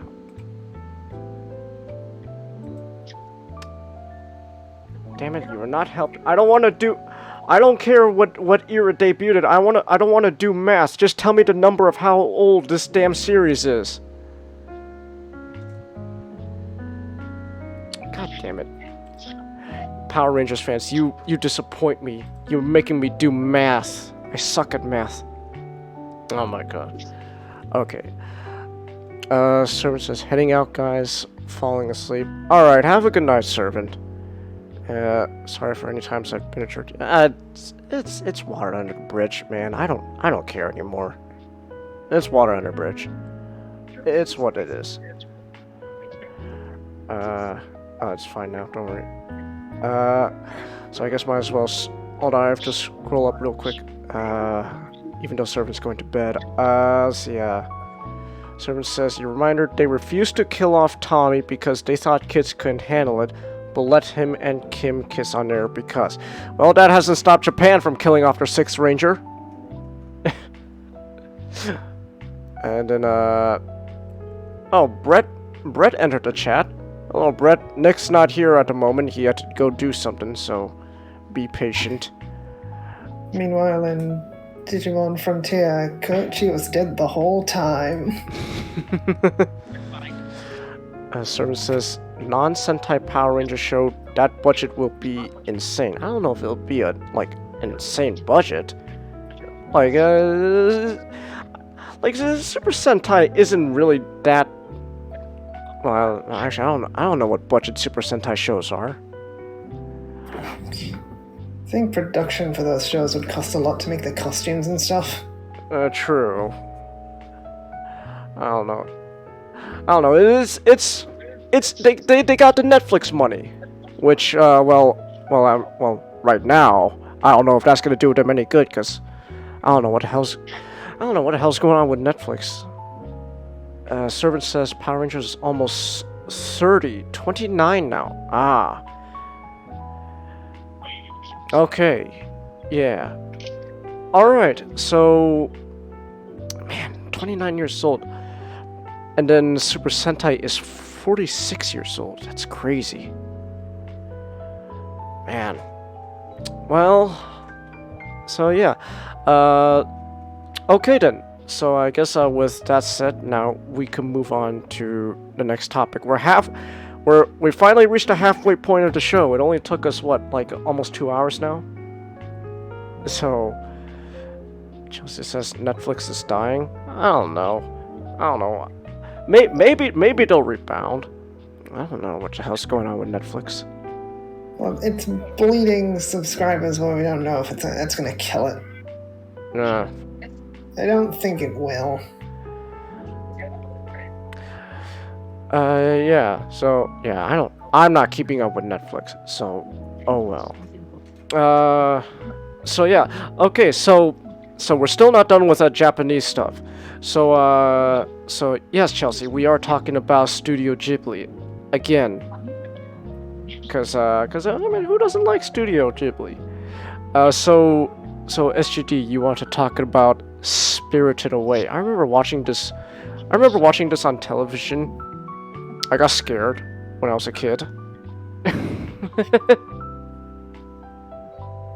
Before that, I gotta talk about some other stuff. I've had an emotional roller coaster this morning because of entertainment. I finished watching Spirited Away, then I got the bad news about Ghost Game doing a clip show next week. Then they revealed Gamon's perfect form for the card game. Then I actually watched today's episode of Ghost Game, and that left me kind of messed up.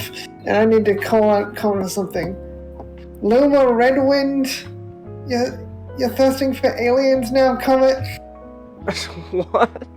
She doesn't even have a muscular physique. She looks like a runway model with an extra set of arms.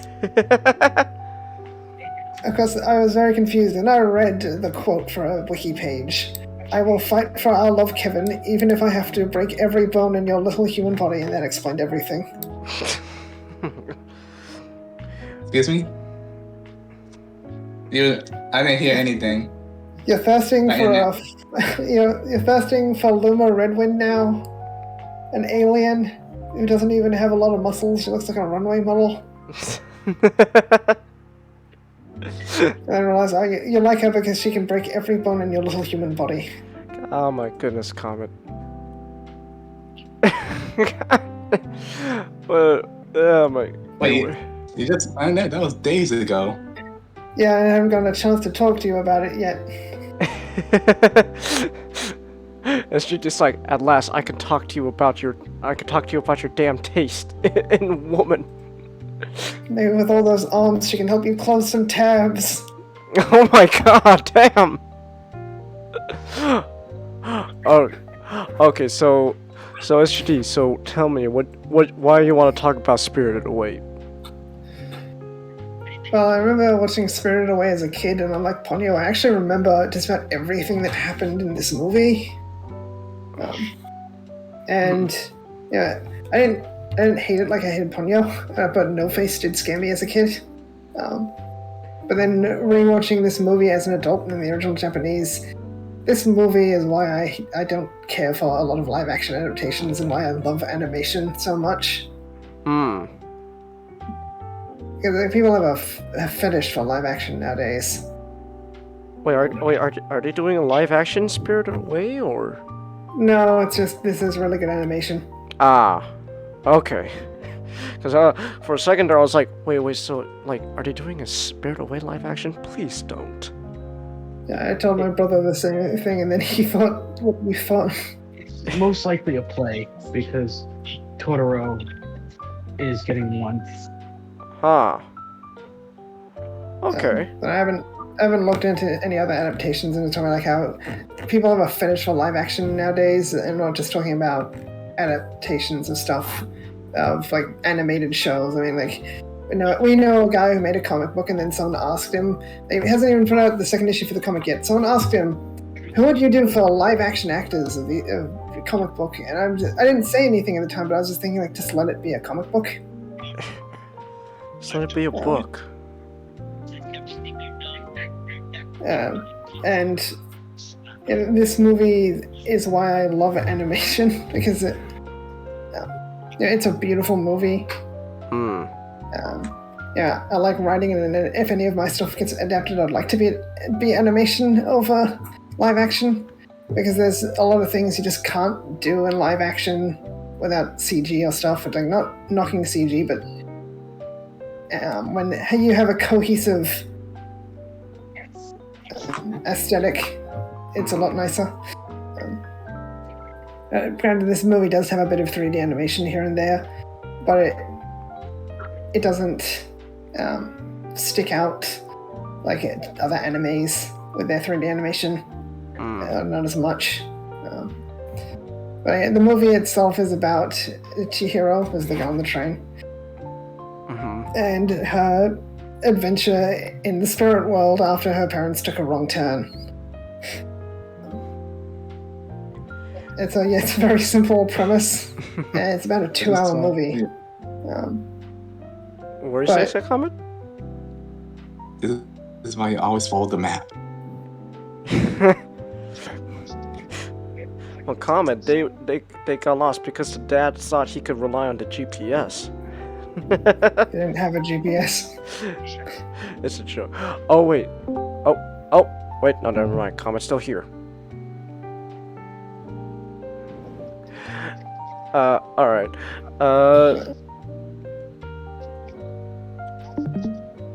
There's the movie itself is also like one of the proponent of like watching things in the original Japanese, because there are things which you don't quite understand in English, or lost in English, or there's things I didn't understand as a Westerner until I watched like a Gaijin Gumba video pointing out like the seal breaking with the like there's a thing Japanese kids will do when they touch something dirty. I do have to complain again, because I do know a little bit of Japanese. There are times like that's not what they're saying. The subs are wrong. And there's one part where the subs are technically correct, but they're wrong from an English point of view, because they say an herbal bath. But like you don't put that's not how you pronounce herbal. You pronounce herbal, not herbal. So technically they're right by putting an "an" before the herbal. If you pronounce it herbal, because "n" is before vowel sounds, not just vowels. Pointless nitpick, but please don't say herbal. SGD when the subtitles are technically correct. I will let it slide, just this once, but don't ever do it again. Oh, you know what I love to drink right now? What? Some herbal tea. See, now you're just doing that to get on SGTs.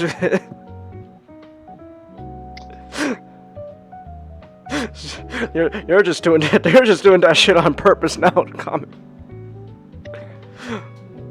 What are you talking about? I always say herba.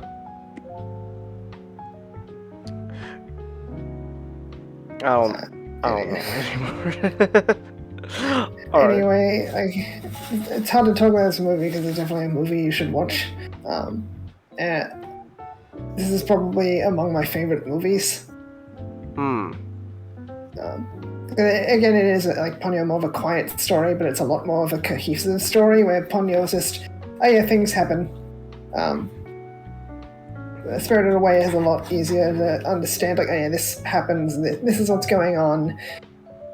It's not just kids hanging out like, oh yeah, Miyazaki, we need a plot, remember? So we actually have a plot. Oh yeah, there's a lot of nice moments. Like when Bow in rat form is mimicking what Chihiro did with the curse that Haku spit out. Mm-hmm.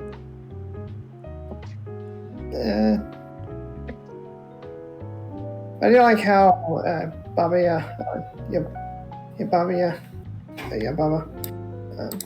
like she's clearly the antagonist of the movie, but she's not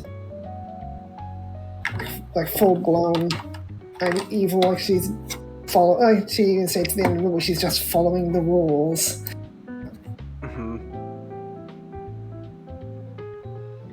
And there seems to be like an underlying thing of Chihiro sort of gaining more confidence because at the start of the movie it's shown that she's moving away from her old home and moving into a new one. I think the whole going to the spirit world is also reflective of being in an unfamiliar environment. Because I moved as a kid and it sucked.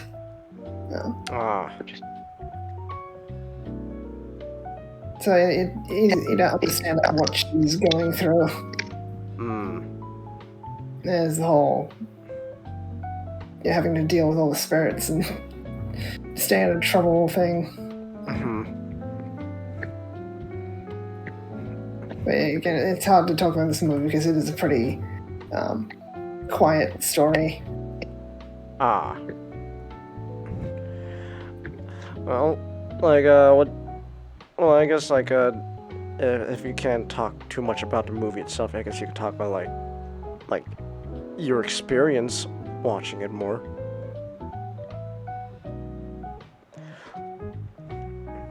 And I kind of was talking about the experience, like enjoying it. Love the animation. This is why I love animation. It's like oh no, go ahead. I was just gonna say, you personally, you do love the film, but will you say that this is close to being Ghibli's magnum opus? I haven't watched a lot of Ghibli films, but yeah, I do think as a movie itself, it's really good. So I wouldn't be surprised if this is the Ghibli movie I think is the best when I watch other ones. Because I loved Ponyo, but as I said, like it doesn't really have much of a plot going for it. It is just two kids hanging out for most of the movie. So that's very much something I enjoy, but then Spirited Away I can see like having a much broader appeal and like more strength as a film. Wait, how many Ghibli movies have you seen? 3, I think. The other was Howl's Moving Castle. So out of the 3 you've seen, would this be your favorite? Yes. Alright. I think I'll need to watch Howl's Moving Castle again, because I do. The amount I remember of that movie is between Ponyo and Spirited Away, and I watched it in English. You want to watch it now in the correct language? Well, I mean, it's based off an English novel, I think, so English technically would be the correct language. Oh, I did not know that. Oh, okay then. But yeah, I'd watch it in the Japanese.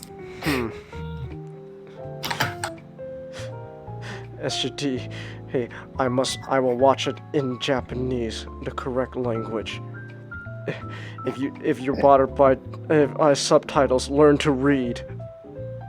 Yeah, Howl's Moving Castle is loosely based off 1986's Howl's Moving Castle by Diana Wynne Jones.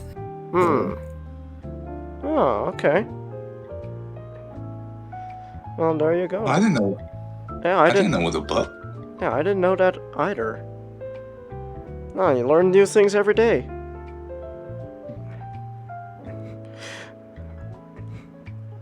See, Chelsea says, fun fact, did you know 154 Freston Road, North Notting Hill London is where Rick Astley. Okay, that's neat. What does that have to do with Spirited Away, though, Chelsea? I mean, I haven't seen like Spirited Away. It's like, is there a Rickroll in that movie? Chelsea's comment is the Rickroll. Ah, I see. I was just not big brain enough to realize that. Play us all like a damn fiddle.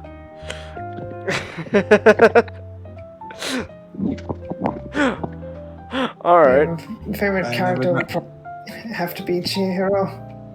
Chihiro. Yeah. Now I remember being I remember being scared of this movie. I couldn't finish it because no face. The only thing I remember also from this movie was that scene where like she thinks she sees her family and then it's just a bunch of pigs eating and it's like, oh no, my family's been turned into pigs. I don't know, that scared me for some reason as a kid. Yeah, she goes back to where her parents were and it's pigs in humans' clothing, and she doesn't realize that immediately. I don't know why that part scared me though. I don't know. Maybe I should probably revisit this movie. There's a lot of movies I remember watching as a kid that I kind of got scared of, and I was like, I should probably rewatch it now. Because in hindsight, it's probably not that scary.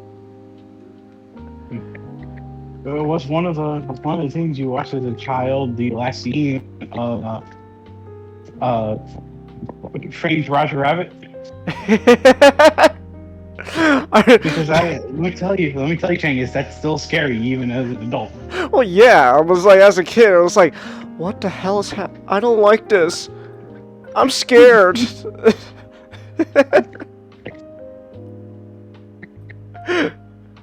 But yeah, so, I mean, it's scary still. It was like, at least now, like, I mean, it's not the most scary thing ever, but it's still scary. Like, you can... The movie itself is filled with a lot of little moments, like too many to list off, that I really enjoyed. I do like setups and payoffs in films. It's like the medicine Chihiro gets from the river spirit is used a couple times.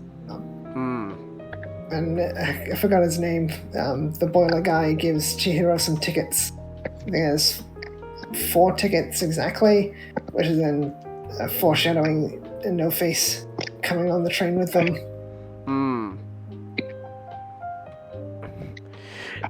Yeah.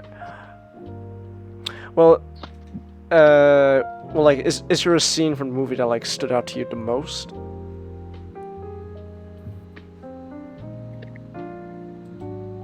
I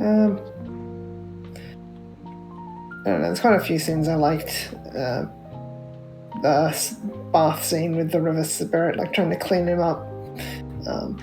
That's a pretty long scene though. The part where Haku's falling down the trap door in the sort of office place, and then him getting the strength to fly to the boiler room. I really like that scene.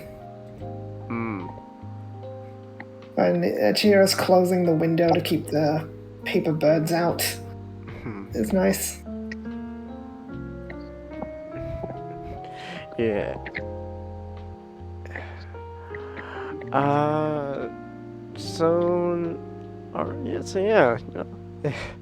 It's a Studio Ghibli movie. Everyone loves Studio Ghibli. Chelsea says, yep, the movie is a little scary, but still good. Yeah. I don't love Studio Ghibli. I was gaslighting you this whole time, Changhis. Huh. Is that true? No.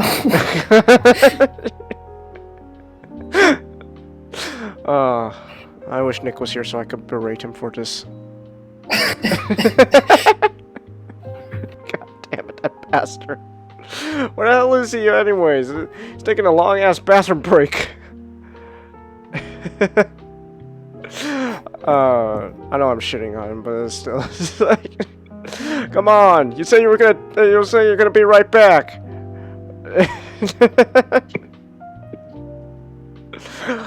Alright.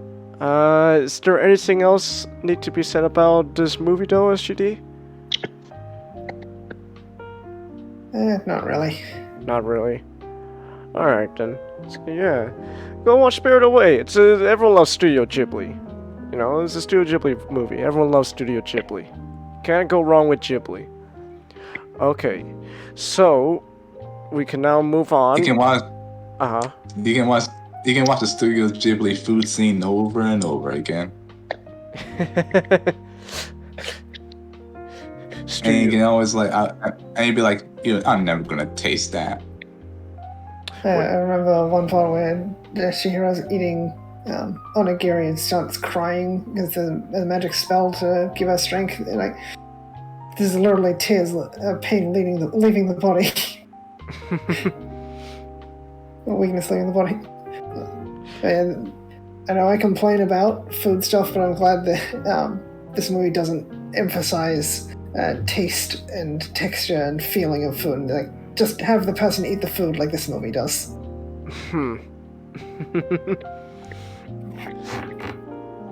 You'll watch the movie tomorrow, Chelsea? Oh, okay. That's cool. I can't, because I got a paper to write tomorrow. Because it's due tomorrow. That's fun. And by fun, I mean, no, it's not fun. But let's not let that bog down this tonight. So we can now move on to something that is fun. I like to think it's fun. Okay, so currently right now, it is only it's only like 9:40 where I am. That's amazing. We're halfway through the show and we've only been going for what, almost only a little over 2 hours already. Damn. Oh, this is a Metal Gear topic, so it'll probably take up 3 hours. That's true. Oh, there's Nick. I come back and there's just this wall of text that comment posted. That's an entire fucking light novel title. We were trying to do a 4chan green wall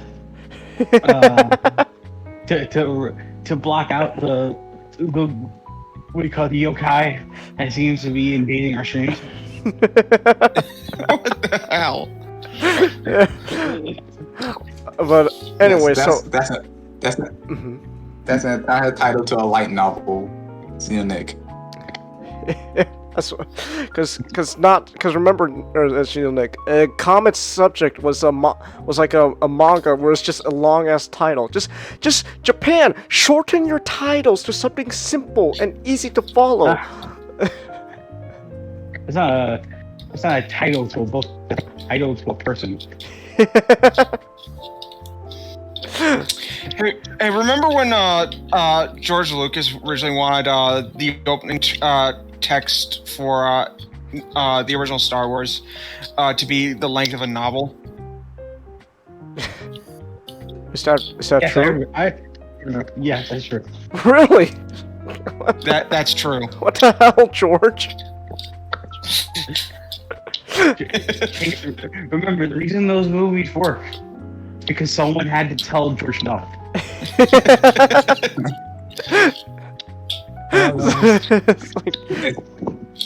This is the part Star Wars was saved in the editing.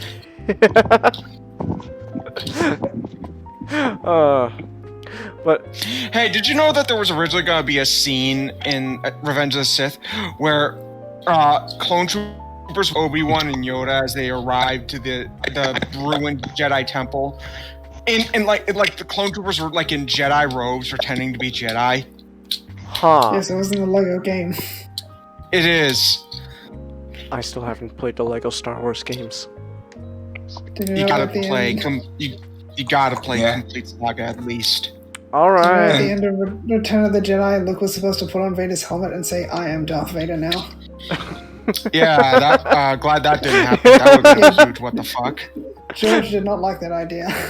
It's like, Thank you, George. oh, George good was George. staunchly against Darth Vader returning in any manner whatsoever after his death in Episode 6. He would not allow even someone to wear similar armor to Darth Vader in the comic books. Ah, Oh, well, that didn't age well. Mr.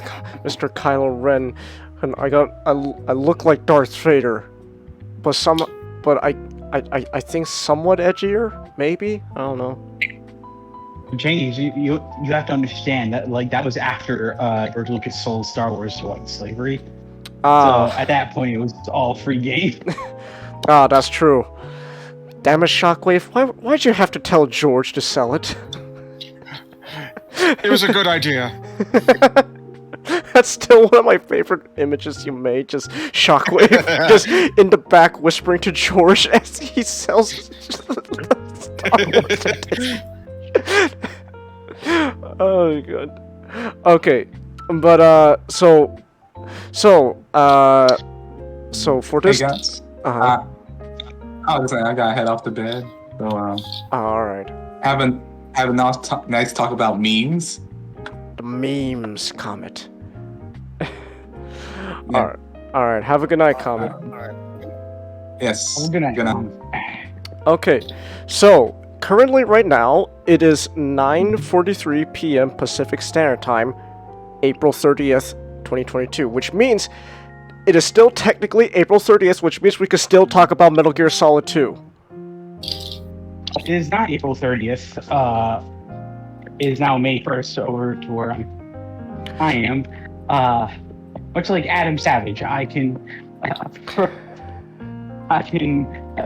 deny that reality. It's my own, so it's still April 30th. You got 15 minutes, Changhis.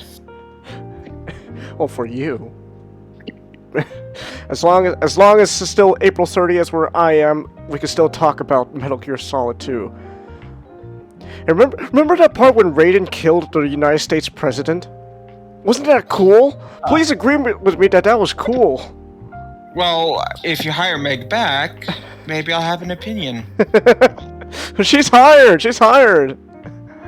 So what you think of Metal Gear Solid 2? It was awesome! Wasn't it? It was totally awesome! It was the most awesome thing ever! Hug me! It's probably going to be my favorite interaction between Thundercracker and Bumblebee.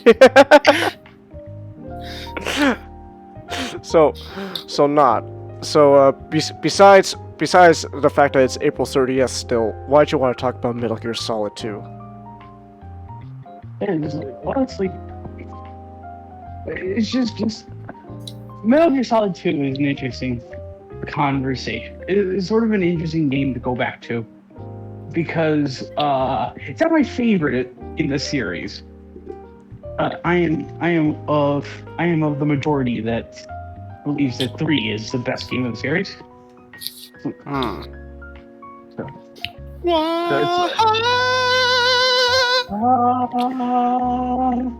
Though me personally never playing a Metal Gear game in my life, I am a little biased towards a weeaboo cyborg ninja chopping up Metal Gears with a sword.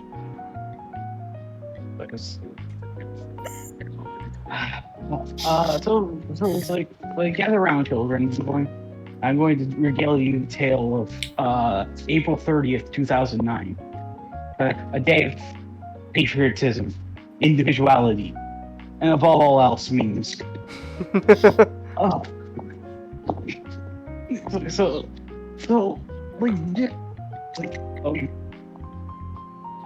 2 is a very interesting game to talk about. I still think it's an interesting game to talk about because there's just so many layers to it. Or an ogre. So it's like there's a lot to sort of just talk about with Metal Gear Solid 2. I guess one thing to kind of get out of the way first is the sort of idea behind the advent of the internet and sort of the creation behind the game. So the game was released in 2002. And it was like, of course, it's 3 years off the hot game PlayStation.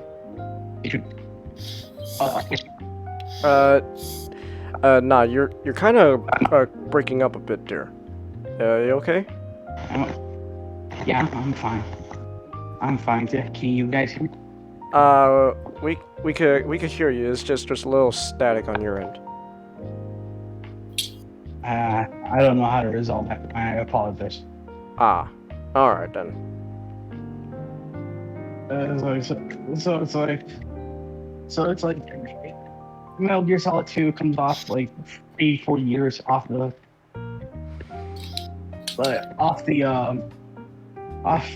heels of MGS1. Just MGS1 or just Metal Gear Solid.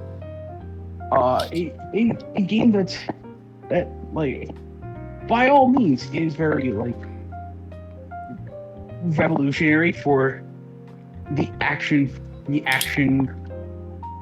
genre and the series in general, because Metal Gear Solid kind of introduced a lot of things and just sort of changed that kind of changed the series, shift the series into an interesting direction. Like this was a game series of like mecha, and now we added like clones and genes and like a sibling rivalry. This is amazing. So Metal Gear Solid 2 takes place exactly between 2 years, like 2 years, like in universe, 2 years after the events of the first game, in the prologue chapter, and just another 2 years in the main game itself. So the game proper is about terrorists have infiltrated and taken over the offshore environmental research facility Big Shell. It was created in order to address the issues caused 2 years prior, in which a tanker blew up and spilled crude oil into the Hudson River. So it's like, we don't. An incident which also had involved. So let's think the hero of Shadow Moses. Who is presumed dead at this point, or is he? So the terrorists have taken over Big Shell, and so Special Unit Foxhound sends in a capable yet very, very rookie operative going by the codename of Sync. Wait a minute. No,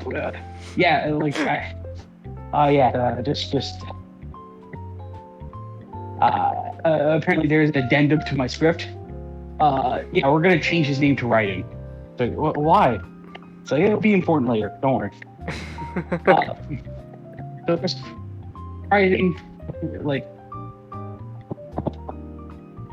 Raiden is sent into Shadow Moses without weapons, without seemingly without any support other than the people who live in his ear, and so it's like, yeah, so he's without on-site help, and he's without tools. And he has to go and resolve a terrorist issue off a coast of a major American state. Golly gee, where have I heard this before? So of course, it's like as the game shifts along, Raiden soon realizes that his mission is not as simple as he once thought it was, and he gets tangled into a web of conspiracy and lies. And so yeah, it's like that's pretty much the synopsis. So I was debating myself on whether or not I should talk about the wider spoilers of Metal Gear Solid 2. Because I'm of the opinion that if anyone wants to play the game, go into it blind, would be a better overall experience. But I wouldn't kid myself into, I wouldn't necessarily kid myself into not believing that Metal Gear Solid 2, ironically enough, has become a meme in and of itself. So it's like it's that game that everyone knows through just through like a cultural osmosis of, but like the sort of like the plot and the twists and the themes and all that stuff. So I just thought to myself, if you in the audience want to play this game, I guess Changhis could put down like a thing in the chat. It was like a spoiler tab or something like that. It's like, oh yeah, I got a spoiler. There we go. Spoiler alert. There we go. So it's like if you want to go out and play this game by your own self, I highly recommend it, because it's something that I think people should play once.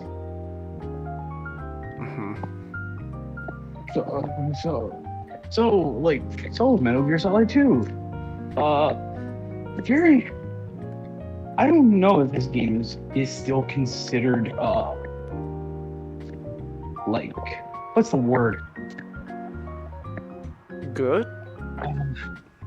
It's not good. It's just it's the word. It's like it's a synonym for controversial. Huh.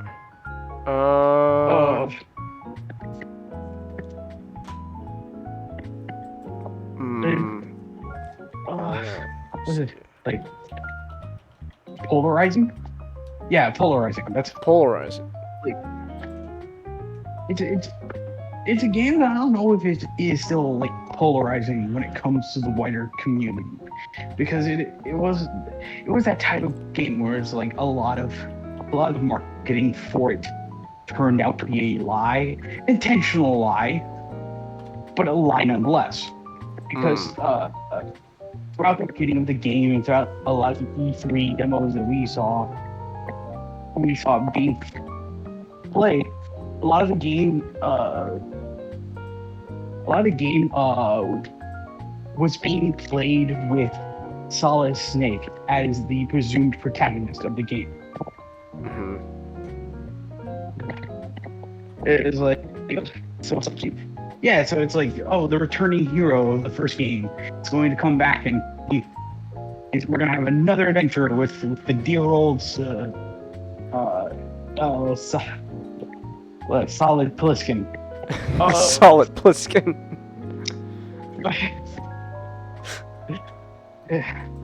I was like, but it's like no. The interesting thing being the sort of the demo / prologue chapter to the to the entire game, the tinker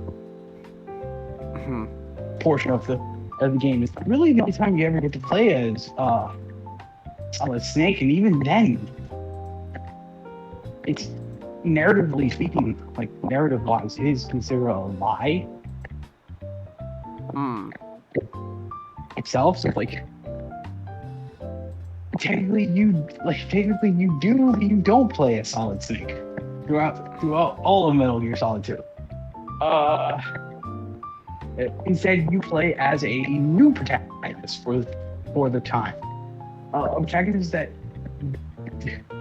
like, I think the cool thing about video games in 2002 is that people didn't data mine and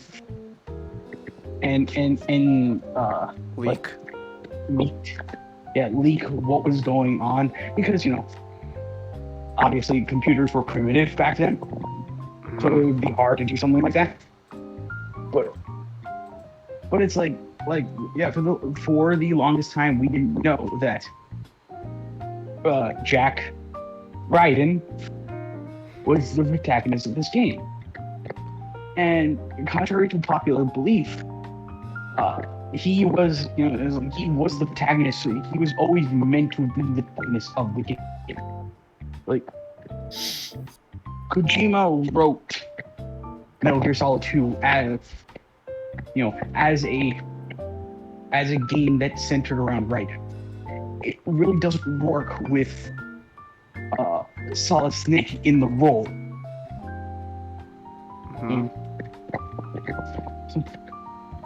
So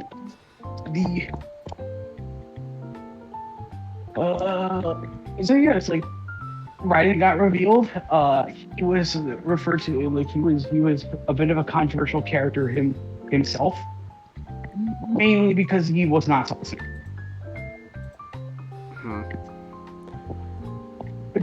Which to this day I still don't understand, because I think above all else, of course I played Metal Gear Solid 2 like further beyond fact, where I knew that Raiden was the leading character of the game, but it's like Metal Gear Solid 2 is the game that makes you love Raiden even more so than like Revengeance, because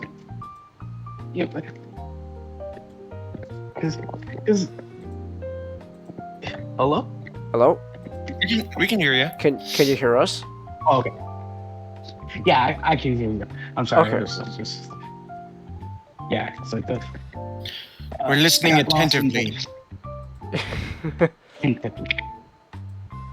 So yeah, like Raiden, I just love from the outset of this game, because it's like it feels like this is obviously this is before he transitions into becoming cybersexual. So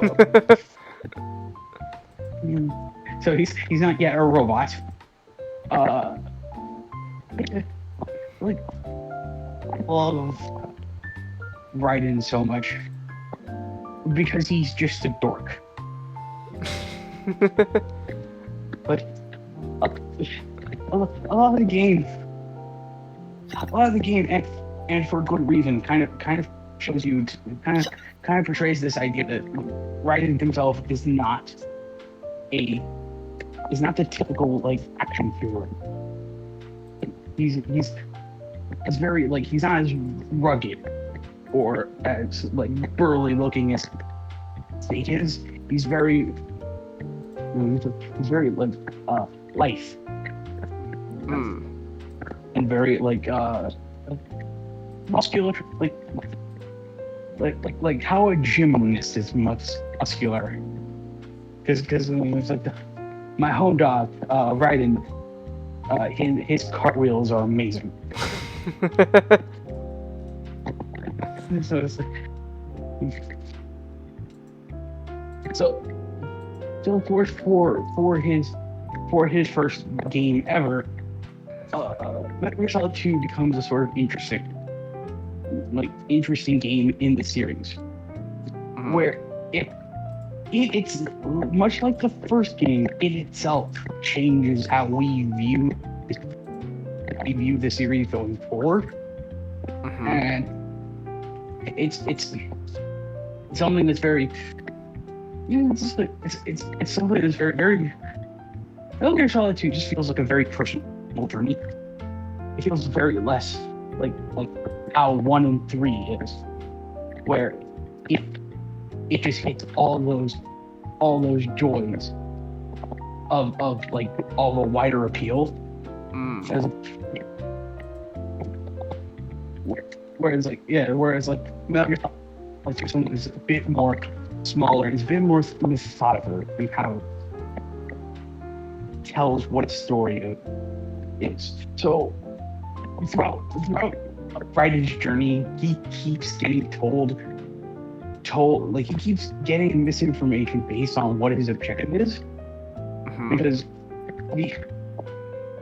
originally he came into the big shell believing that it's just a simple hostage situation, terrorists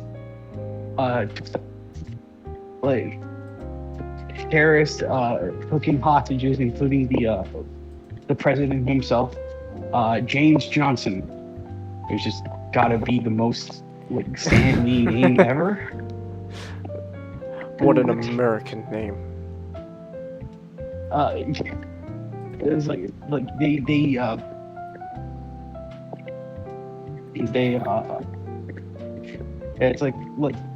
apparently they captured these hostages and now they're demanding like $50 billion as ransom. And it's like, of course, we as Americans, we do not barter with terrorists, and for good reason. That's not a political thing. I just want to make sure. So it's like it's like never barter with terrorists, folks. So it's like. So it's like Raiden with this whole idea. It's like, I just have to save the president, get all the hostages out of here. It's going to be easy peasy. Nothing possibly can go wrong. But wait, what's that? It's like they have a nuclear warhead? Well, it's like we're still fine. It's like we're. As long as they don't use it, we're into good. It's like they can't use it because they do not have the codes to arm the warhead. So we're just fine. So wait, they have the codes? Oh. That complicates things. Well, we are in an environmental. We are on an environmental platform used to purify water. So it's not like they have any way to fire that nuke away. Like they have a way. Like how? It's like they have a Metal Gear on this thing. Lovely.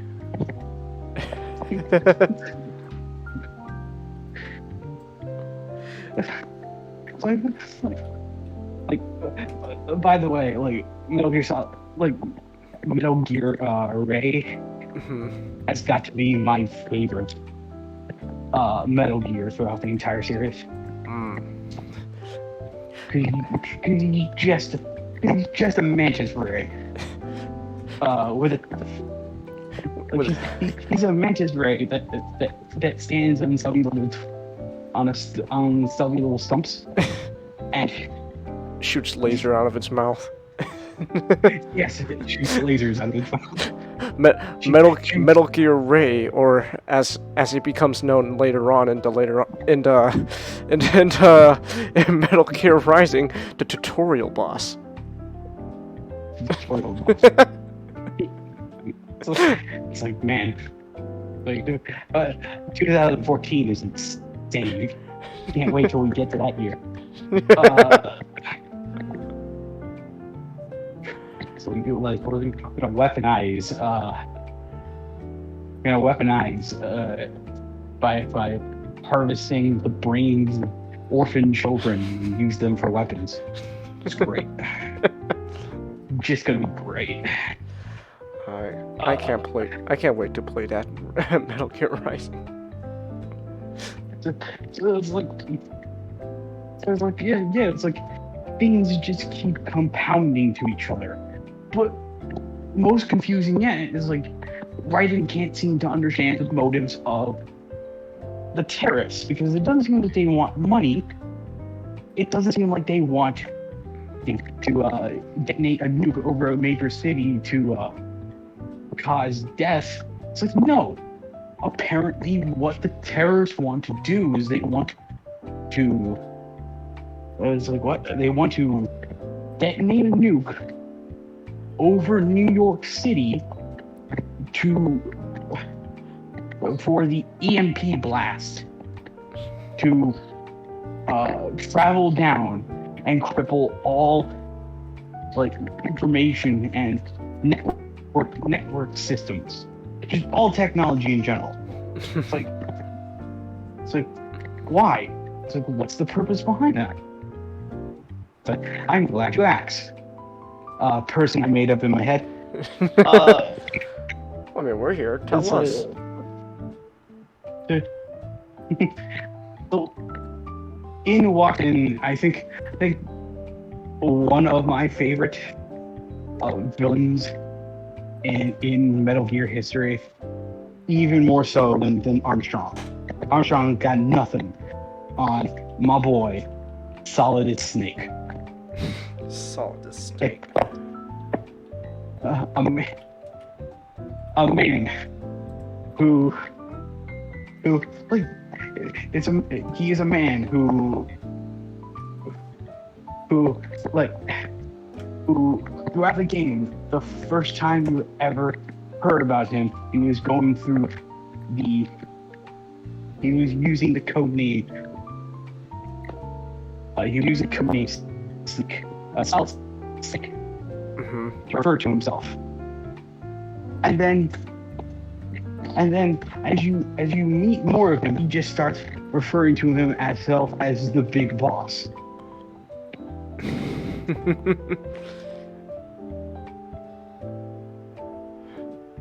And then when you finally get to meet him, and he finally takes off his what I presume to be his weighted clothing, and he finally unveils his exoskeleton with his Doc Ock arms.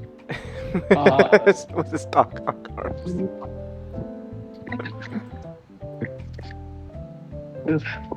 Like it is revealed that he is, in fact, ex-president of the United States, George Shears.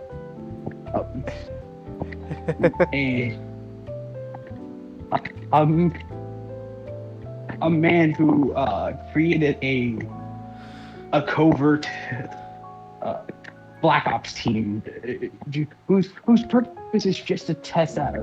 Whose purpose is basically just to be like Arnie from Escape Plan.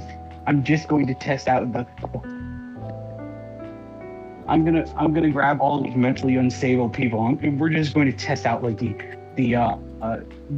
security systems of military bases and facilities, just to make sure that they're up to speed.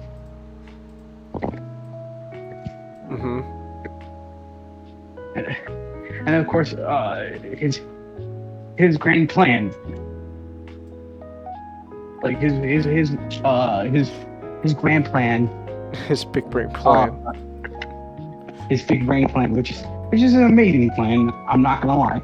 Is I'm going to use Metal Gear Ray, and also Raiden. This facility that we're standing on. This is not it. Like, you were lied to the entire time. This is not an environmental research platform to purify water or some gay shit like that. this is a covert military base that is meant to house the U.S. Navy's covert. I think the best way to describe it is a battleship.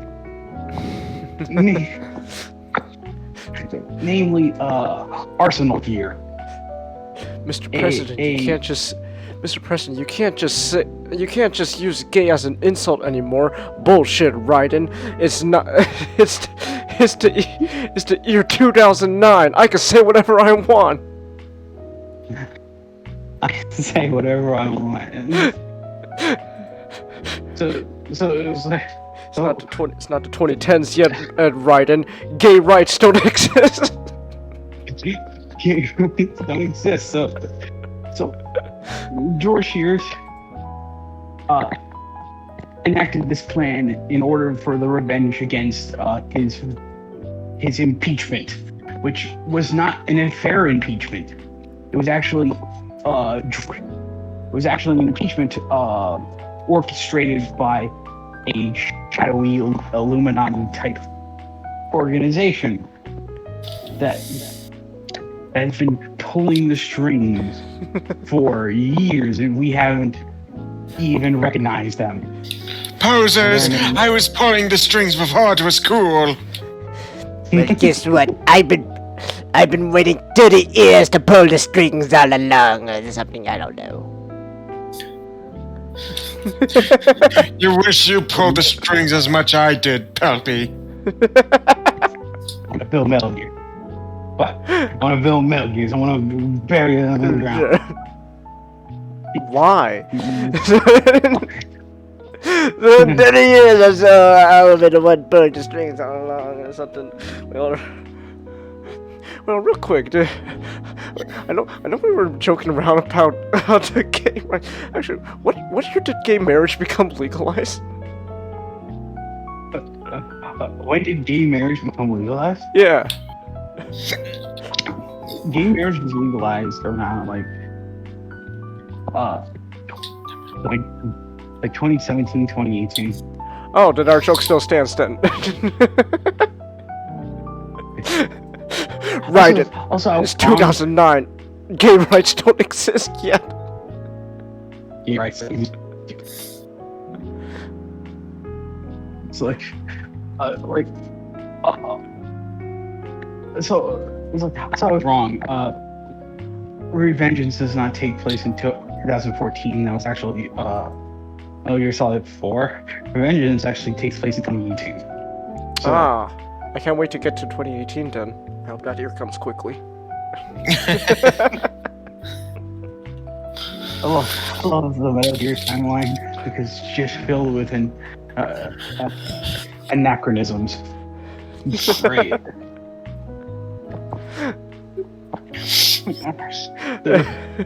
So it's like, George Sears, it's like he reveals to Raiden that the United States and all world governments have been under the control of a organization referred to themselves the Patriots. Patriots. They're an organization that believes that the only way for humanity's continued survival and well-being is for them to just start like controlling our every waking lives. Yay! So George Sears decided, you know what? So I also mention that he is solid as Snake because he is the third brother of he is the sibling of both Solid Snake and Liquid Snake. Technically he is the oldest sibling because he was the result of the Patriots taking Big Boss's super soldier sperm and Soldier sperm. trying to create a complete offspring / clone to for him to serve as their ultimate avatar soldier. But it was like, well, it hasn't turned out so well because, like, I should mention that it's like Solidus is like in his early 40s when he's vamping around doing all those like when he's enacting Metal Gear and all that stuff. He looks like a 70-year-old man. Why is that? Well, even though we managed to give like him all of Big Boss. like, all of Big Boss's sweet genetic perfection. It's also because technically because he's infernal, and a lot of our technology is like years, like a lot of the technology that we're developing is years in advance that science can't keep up with. Like the natural order cannot keep up with. Like Solidus is a perfect soldier, but he also ages at a rapid pace. So it's like we succeeded, but we also failed. Which I guess that's something. So I guess. So they decided to use Solidus as a figurehead because technically he can't fight in wars anymore. And so eventually Solidus grows one thing that no slave should ever grow: independence.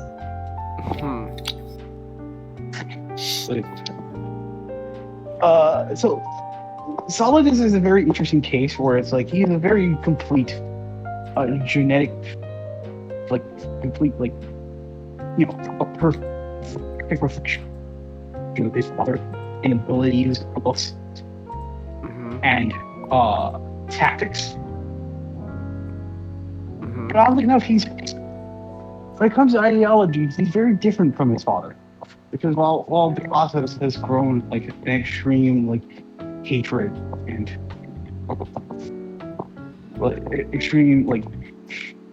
hatred and anarchism towards his country and all world countries, Solidus did not. Solidus is the most patriotic man who's ever breathed red, white, and blue. He loves America. He loves America so much that he literally carries 2 swords from his hip that he names Republican and Democrat.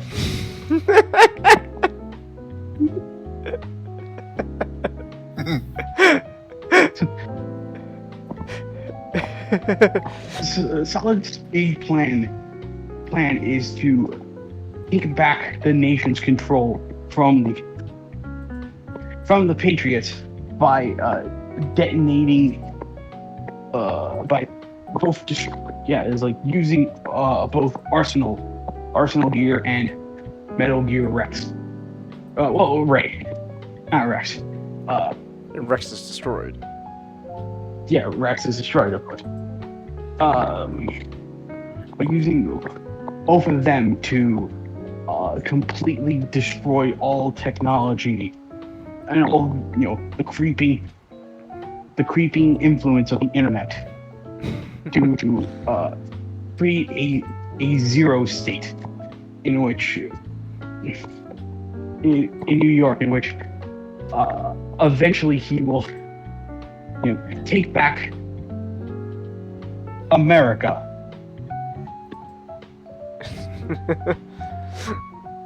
and transform it back to the greatest country in the world.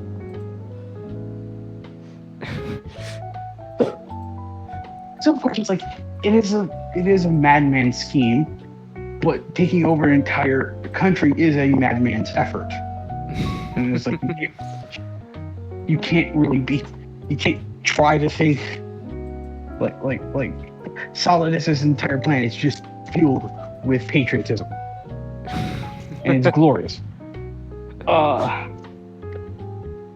So he decided to challenge the Patriots, who at the same time they hold hold hostage the daughter of Olga Gurukovich, a person in Solidus's army who supplies him with the Russian soldiers that make up the bulk of his insurrection team. So it's like she has to test her allegiances towards a man who will give her the sweet taste of victory in war, and between the shadowy organization who has your child. So it's fun. It's fun for the whole family. So, and of course you got Revolver Ocelot, his like manic depression ass. Which I'm always surprised by the fact that it's like Revolver Ocelot. He's a very like major supporting character in the game, and it's like he very much is your adversary throughout the game, but it's like you never get a boss battle with him. I kind of think that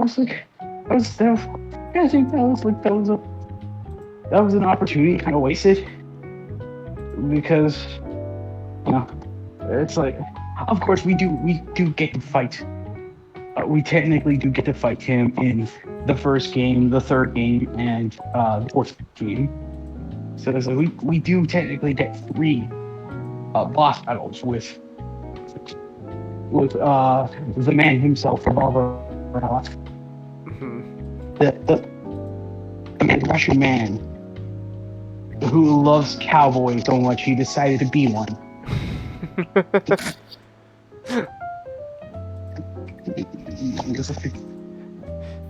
It's the best Russian cowboy there is. Don't question it. Of course,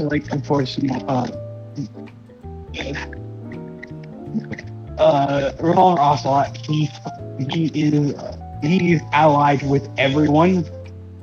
Literally, if you go to his Wikipedia page, he is a double agent for every single organization in every game he makes an appearance in. It's amazing. Like he literally is Mac from It's Always Sunny in Philadelphia. He's playing both sides, so he'll end up on top.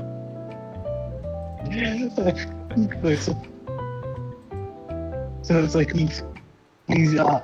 he's friends with both Solidus, but he's also an agent for the Patriots, because of course he is.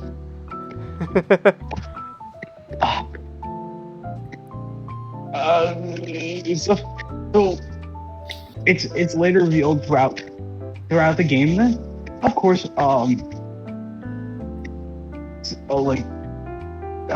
Raiden, he himself is not immune from this conspiracy, because he himself was actually revealed to be an agent of the Patriots. Like, unknowing, of course. Dun dun dun. Because there is no Foxhound, there is no Colonel Campbell, and there is no Queen of England. There is no Queen of England. I had to make a joke. That's great.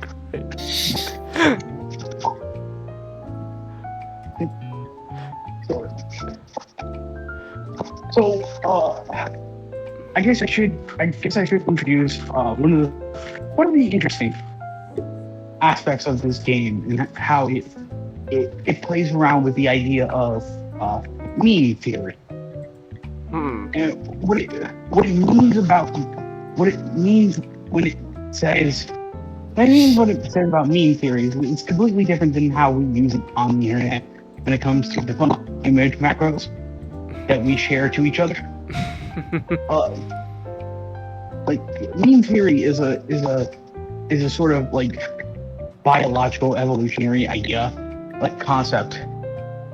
I could be butchering this because I didn't study this, but it's a concept that is born from this idea of is thought and ideas. Is it something that is ingrained with not only a culture but a human being, like their genetic codes? Can an idea become something that can an idea be something that's so ingrained in a person that it comes naturally to them, like the very idea of eating, sleeping, and eating, sleeping, and all those other functions that you do throughout your life. Could it be as simple as that? Well, of course, like with a theory, it's always something that's marred in what ifs and possibilities. And of course, Metal Gear Solid 2 plays around with the idea that, which it in itself is a sequel to that idea, because Metal Gear Solid 1 plays around with the idea of is the perfect soldier, and by extension the perfect human being, simply created through the mixing of the mixing of great, what we refer to as great gene cells, and the canceling out of bad ones, and to essentially create an Ubermensch. The ultimate would create the older. Was it the drive and passion and the idealism of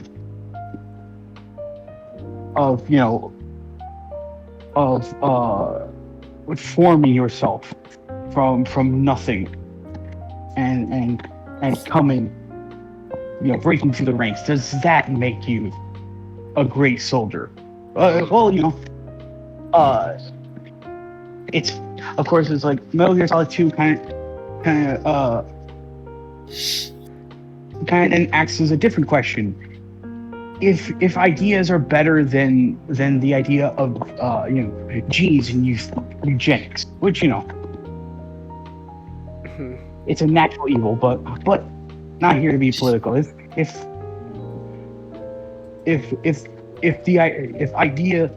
ideas and idealism is truly the superior idea, is truly the superior model, what happens if one idea conflicts with another?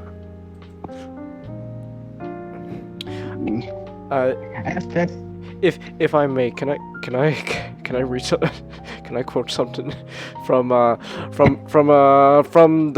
game that takes place in the good old year of 2018? Because I can't wait for 2018 to come.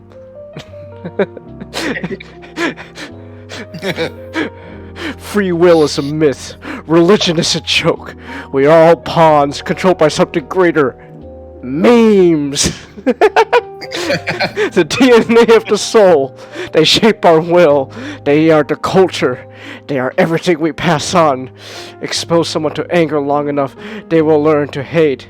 They become a carrier. Envy, greed, despair. All memes, all passed on. You can't fight nature, Jack. Wind blows, rain falls, and the strong prey upon the weak.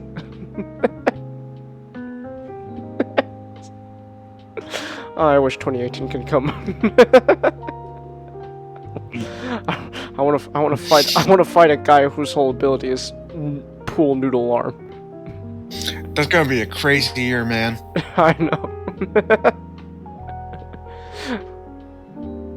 Rules of nature. With the lights of light. So yeah, it's like many of the conflicts that happen in this game are started with the idea, the sort of the idea of it's like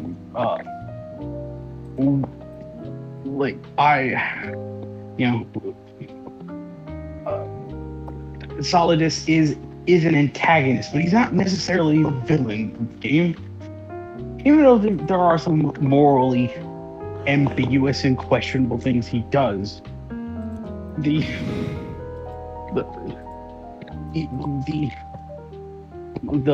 saying is clear, is that Solidus wants to Solidus wants to break the gripped hold of the Patriots. And of course, throughout the game, Jack himself becomes sympathetic with this idea. But of course, the Patriots can't have that, because we need our golden boy. We still need our perfect soldier. So it was oh God, he's thinking for himself. Oh God. We can't have this again. So it's like I think what I find a lot interesting about the idea of I also mentioned how much the game does play around with the ideas of with individuality as an idea, because what makes the game very personal and very why Raiden is the pivotal character for this role is that the entire game kind of revolves around this idea of you take a broken man who has done terrible things in his past. He's Raiden is child soldier. It's something that it's memories that he had to block out from.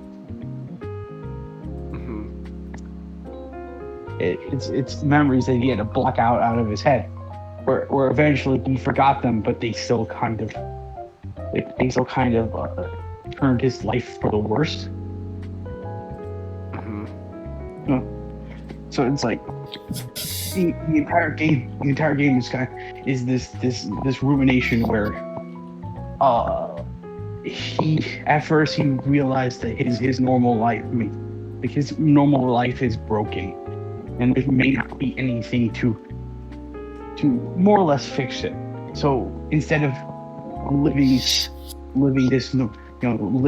life, instead of living this broken life, I should live vicariously through the life of another. It's like I should become like my hero, the great and Solid Snake.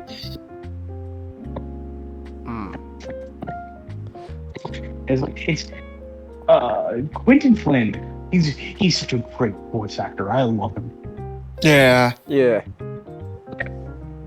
There's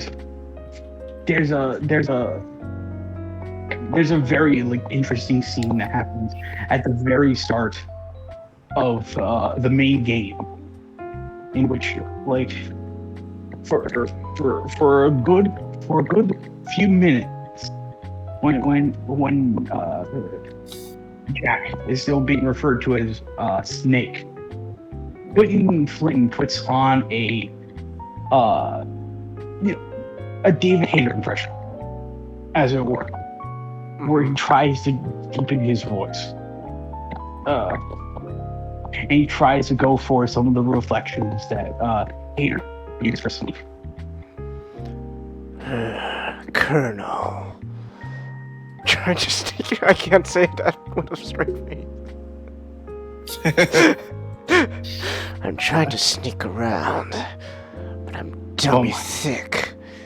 The clap my ass cheeks keeps alerting the guards. Colonel, I keep trying to sneak around, but I'm so dummy thick, and the clap my ass cheeks keep alerting the next generation special forces.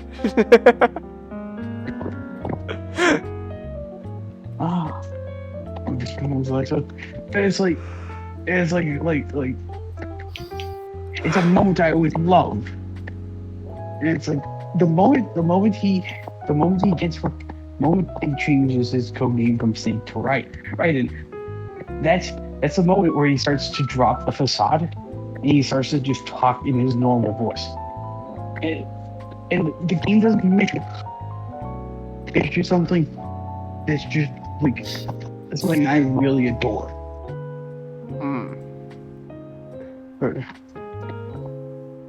Where it's like, yeah, like,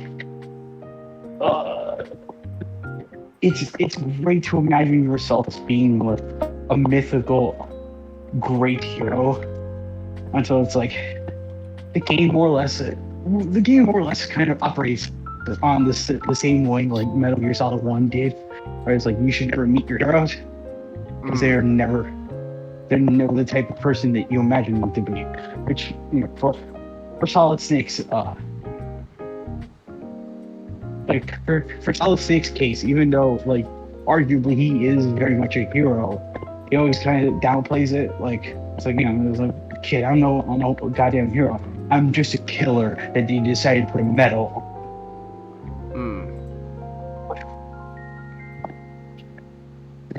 So wake up. So throughout the game, Raiden comes into his own where he kind of recognizes that I am me. And me is not perfect times. But I think I'm starting to like him. Whereas like there's moments, and it's like 15 minutes throughout the entire journey where he starts to develop more and more of himself. And this is idea, and through this ultimate idea where it's like he doesn't have to emulate someone else in order to be a better person. Because he himself can create an idea that is original for him. And it's an idea that, much like Solid Snake, can inspire others. And it's juxtaposed like brilliantly with Solidus, who at first he comes across as a very individual, like libertarian person. But through the course of the game, it's very revealed like he has a very he has pride and a fixation towards the fact that he is he's a counter contrast to Liquid, where Liquid hated the idea that he was a clone to Big Boss. He was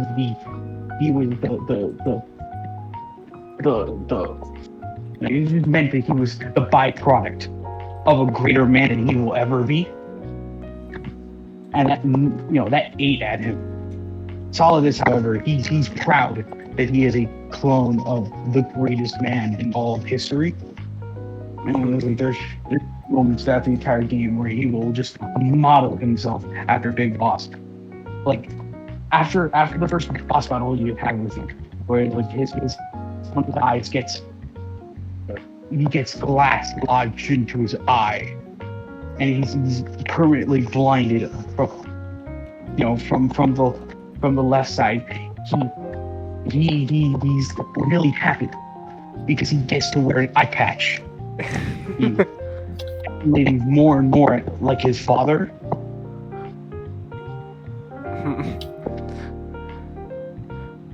And it's like I also want to mention like the great the late great Changhis again. And just gives this performance. It's both like this one part maniacal maddening, another part like another part like patriot. It's the best word to describe him.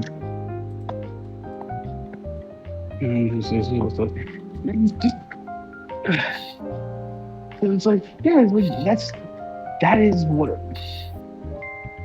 like it kind of what it boils down to. It's like where towards the end of the game, towards the end of the game, it reflects this part where Raiden becomes his own person, with Snake basically giving him a weapon that is more, that means more than any gun he's ever held throughout the game. That is the first high frequency blade he ever held. It's the weapon that will lead him down the great and vast road of Jack the Ripper. A soldier and a philosopher.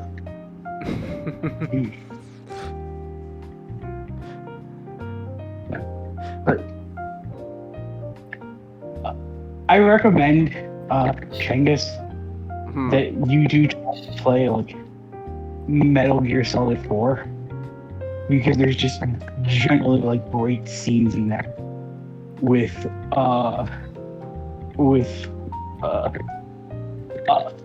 Raiden. It's like there's just a good chunk of the entire game where he's dying on a bed because despite getting a cool robot body, he has to endure all this shit. There's just like moments where it's like old man Solid Snake is just yelling at him to get up, and he doesn't get up, and he kicks bisexual vampire ass. It's great.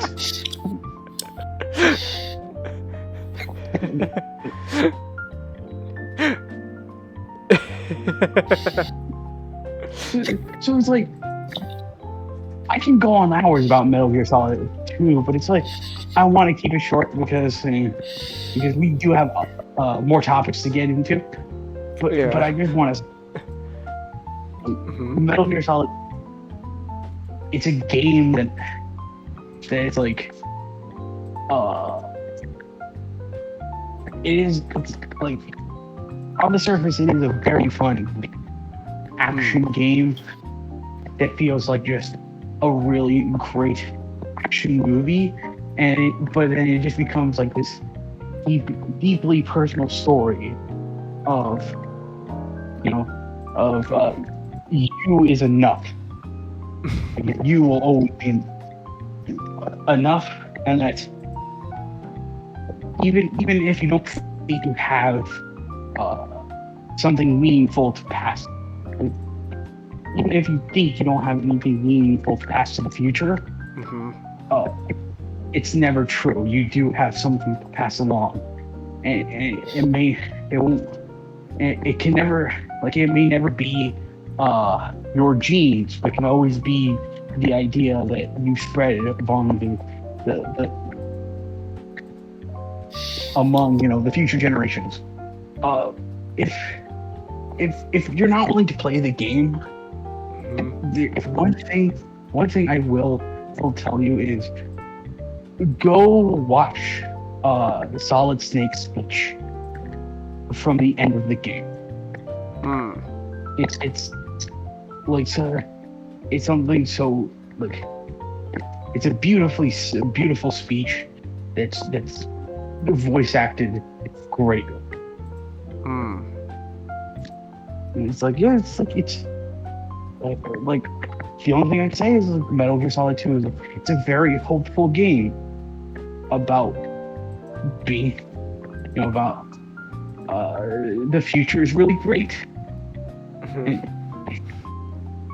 and to be honest, like that was what the game was going to end on. There wasn't going to be a 4 or a 5 or a Revengeance. But you know, the world is still better for having had the next games in the series. I'm not complaining.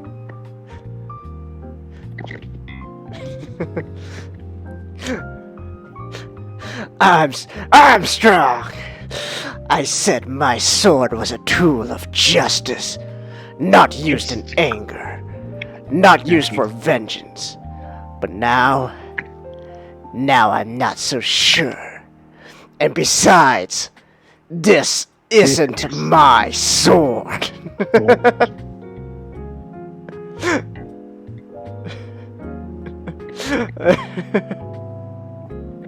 One thing I like about, I think one thing I really love about Revengeance is towards the end of the game, you get to learn a new gameplay mechanic that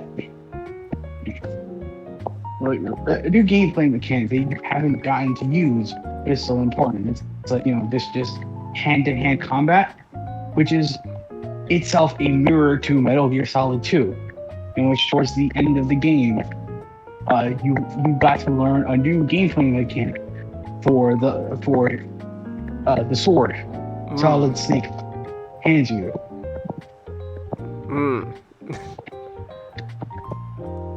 That's cool. Yeah. I wanna play the Metal Gear games. I want to play all the Metal Gear games. I heard Metal Gear Solid 3 is kind of was like so something to do with like a ladder. Like apparently like you'll just spend like 10 minutes just climbing a ladder apparently. So it's one of the best experiences of the game, because you do spend 10 minutes like climbing a ladder. But it's sort of like this idea of like you're climbing a really long ladder. Like, Kojima did it for a laugh, but he also did it because he's like, why not? It's cool, it's cinematic, and it's like, and it just gets you so pumped up for the next boss battle. It's cinematic. Just pressing the up arrow, or I don't know what controller you're using. You just press up constantly to climb a ladder for 10 minutes. It's like the best thing about the long ladder up isn't just like the 10 minutes straight of just climbing a ladder. It's the fact that the theme song comes back. Oh. And it's playing while you're climbing the ladder. So is Big Boss just climbing the ladder? Just keep singing his own theme to keep him occupied. Just.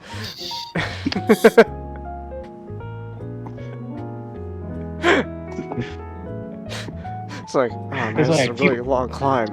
Might as well keep myself busy. Starts humming his own theme. It's like, have my life, not for honor, but for you, Snake Eater. Snake Eater.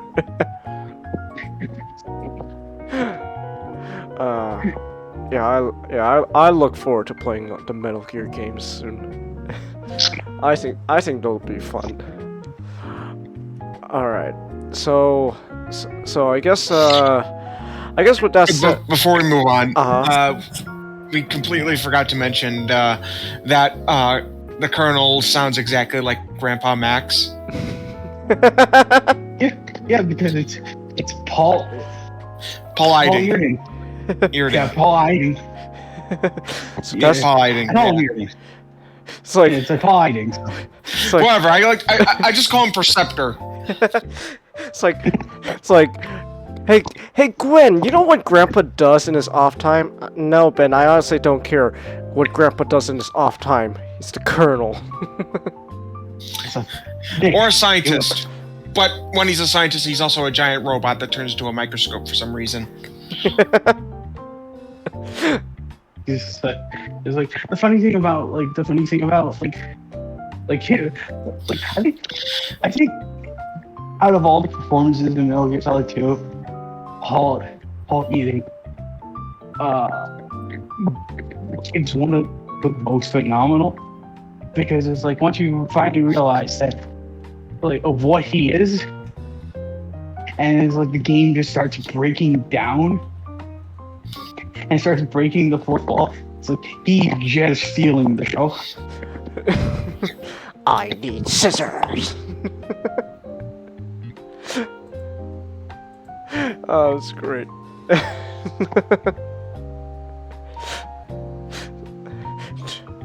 Turns out Grandpa Max all along didn't exist. It was just all in the kids' minds. Grandpa Max was just a very highly intelligent AI that was meant to influence Ben in undertaking his mission.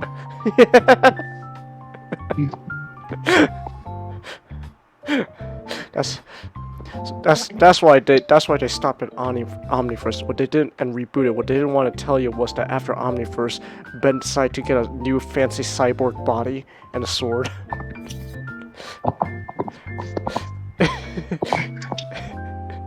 You start going around slicing up people, talking about memes. It's great. I really look forward to playing the Metal Gear Solid games. All right, so with that said about Metal Gear, now we can move on to the second to last topic. So guess what? Guess what, Nick? Hold on, Changhis. I have to ask. Did you see the Northman? What do you think I'm fucking talking about, you bastard? Go see it again. Oh, I've already seen it 2 times, you asshole. It pisses you off, and I find that funny. You have to check Changhis because you might have just watched reviews until you're like, oh, I think I've got a good enough idea of the movie. SGD, I take fucking offense to that. I paid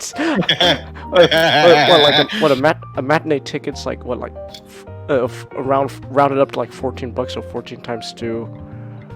Well, I don't know how to do math. It's like $28. I paid $28 to watch this movie, and that's not including popcorn and all that. You could have avoided actually seeing the movie just to spite Nick. Yeah, but I could have, but I was actually really looking forward to this movie. Now we already. I'm just saying Nick was checking for a reason. God damn. You could have.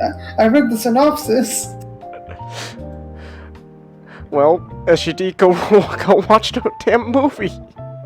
I haven't read the synopsis. I haven't paid any attention to the Northman. Then go watch the movie, SGD. I refuse to be the only one shitted upon for this movie. Go watch it.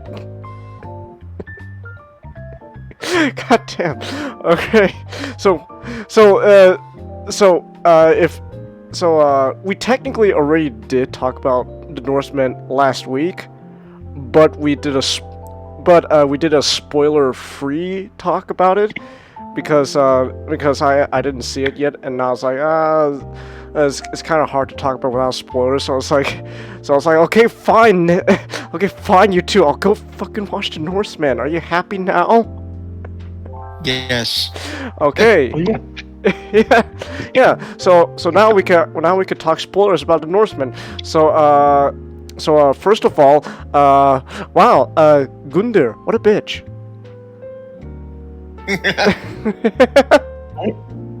I think the one thing that we should start off with is, like, Alexander Skarsgård. Why is he scary? Why is she so scary? He's been apparently like the workout he did was like they said they emphasized just solely on just bulking up his entire like upper body mass to be just absolutely intimidating. Yeah, so he's just Alexander Skarsgård. So a Viking movie featuring fucking Tarzan. Tarzan got even more jacked for this movie, and then also he undergoes like a ritual to like. Hold on, Tarzan. Wait, did he fucking play Tarzan the Disney movie? No, Who's Tarzan in that movie? Remember there was a live action Tarzan movie with Alex. Okay. Yeah. Well, I mean, I don't blame you if you don't remember it. Like I don't think anyone really watched that movie. But yeah, he was Tarzan in the movie.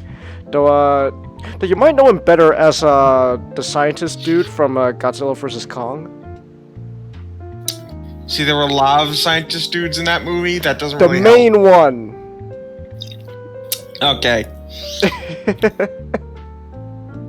So there's that, and then now Alexander Skarsgård buffed the hell up to be a goddamn Viking berserker who's on a revenge quest as to kill his uncle.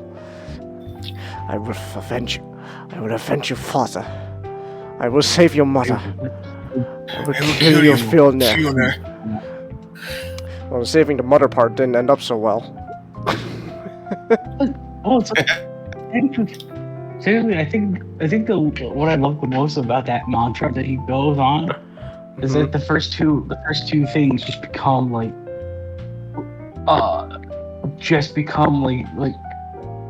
first two things just become impossible because he doesn't know if he should avenge his father, and there's no way he's gonna save his mother, and so it's like in the end it's like, whether I like to or not, I still have to do the third thing. I will kill your Fjolnir. Which that was also a great scene. The goddamn a sword fight to death on a volcano. Like it's like can I say this movie looks beautiful. Like that whole like the whole Viking the volcano fight, like that was gorgeous to look at. Just two really jacked naked dudes fighting to each other to the death on a volcano. I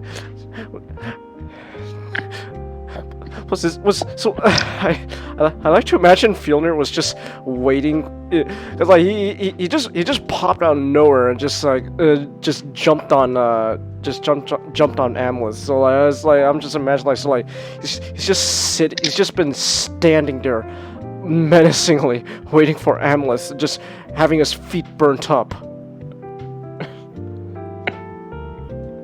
They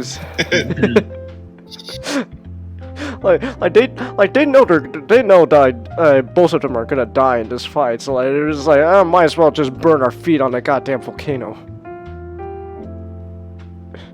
And then like it's like, ah man, it's great. So like I mean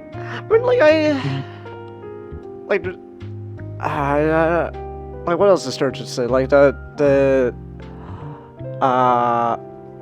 man, there's a lot to talk about. So I guess one thing we could also did mention is the fact that the amount of research that went into making this movie to make it as historically accurate as possible.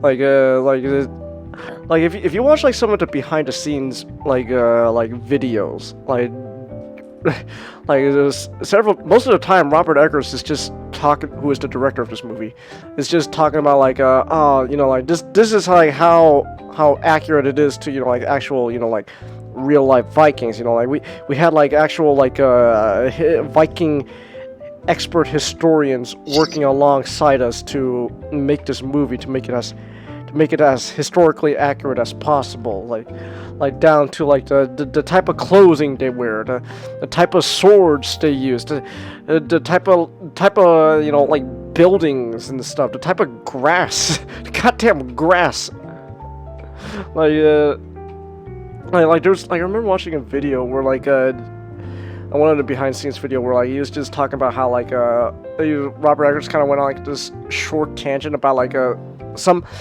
specific plant that was like native to like the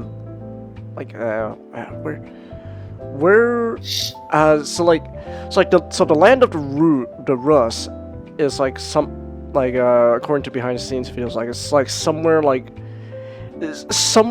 between like modern day Russia and Ukraine. Yeah, the land, the Rus people throughout, who are enslaved throughout throughout the movie, they're the Slavic, they are the Slavic tribes that will later make up, the building blocks for Eastern Europe. So it's like, of course they're named the Rus. It influences Russia, but also influences I think Belarus, and I think Georgia is also gets influence from that name. Really? So. Oh, okay. Yeah, it's like there was like he was just talking about like what like an actual like native plant would be like not just in the area but also like at the time as well, and then is like and also another thing about the Northman, and this is just kind of Robert Eggers' style in general, is Robert Eggers likes to do long one-shot takes. Like that's the thing he likes to do. So like a lot of time there isn't really any heavy editing. Like all most of the fights you see, they're usually filmed in like one take. Like of course there's gonna be some editing because it's only natural at this point. But like, it's like there isn't cuts and like fights and stuff like you know how like we were kind of talking about this like several weeks back with like the Raid, how we were talking about how like that movie like there's not a lot of heavy editing with the fights. Everything is mostly just natural and just filmed like that. And then so this movie is also like that. And then also the movie goes out of its way. Can I just say this? The movie goes out of its way to show you being a Viking fucking sucks. Yeah. And Kami being a Viking is badass. You get to destroy a lot of people, you get to pillage and kill. And also rape, which isn't good, but still. This is what I love the most about the film. It's just like never throughout the entire movie does they ever portray the idea that being Viking was cool or adventurous. They were just a bunch of people who were all starving. But of course, you can't just have like starving people like walking around your film, because that's just going to look disturbing. You can't just have 30 Christopher Christian bands like walking around your film and think, yeah, people will spend money for that.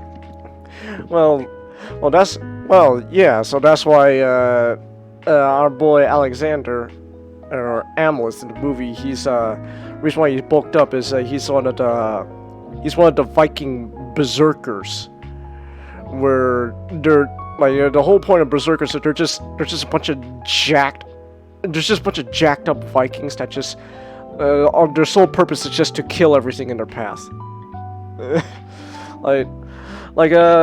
like last time you were mentioning now, like you were talking about how like there's like a lot of like you were emphasizing like like the ritual stuff going on, and it's like and so like after watching the movie, it's like it's interesting. It's kind of scary when you think about it. Like it's like when you kind of boil it down, being a Viking, the movie portrays being a Viking kind of like being in a fucking cult half the time. That's what it feels like half the time. It's like, is this a damn cult?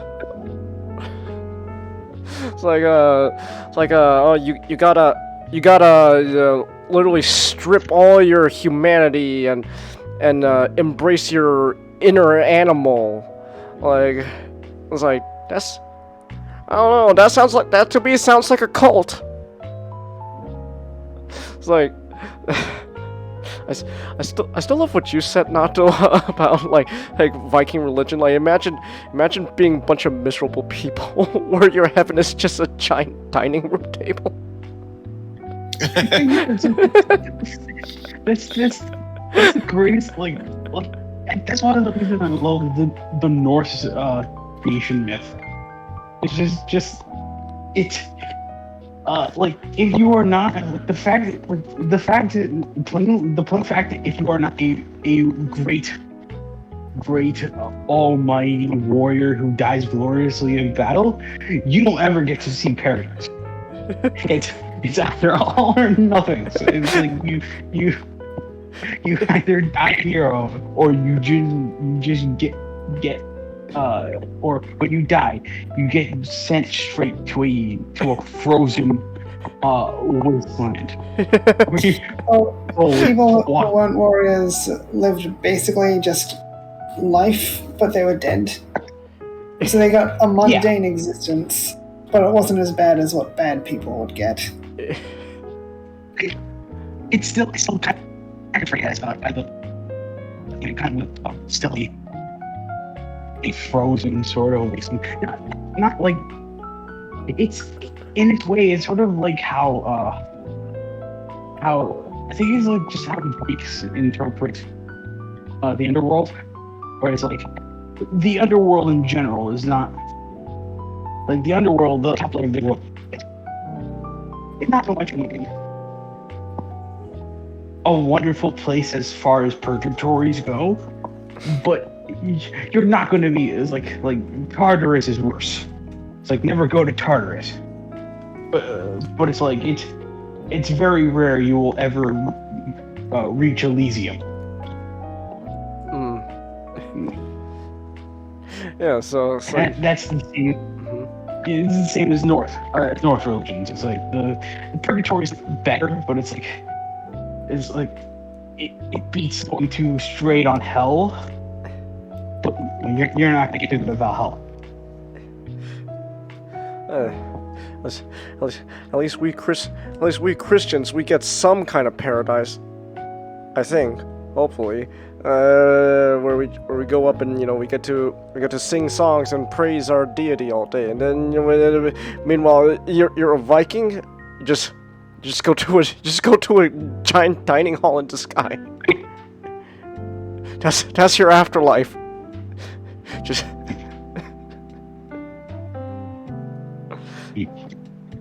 your afterlife is just what's heaven for you? Going to a giant dining hall and just eating all day. Okay. Why is that heaven? I'm fucking starving, man. I'm having food in 5 days. Yeah, so that's one thing about this movie. Like it really goes out of the way to show you just being a Viking sucks. Nobody wants to be a goddamn Viking. It's like, but like also like again like to go back to like the ritual things. It's I'm telling you, it's like a cult. Like they got there's like just straight up human sacrifices going on to like I don't know, like appease what was the god again? Like the Fenrir. who was Dog. Yeah, oh, yeah. Your religion is literally sacrificing humans to appease some giant dog in the sky. It's like, I don't know. I don't think I want to be a goddamn Viking. That sounds terrible. Oh no, not. Oh, he's back. You good, not?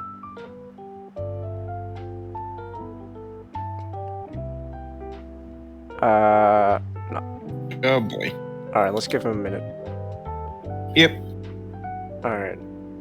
But it's like, yeah, Viking life sucks.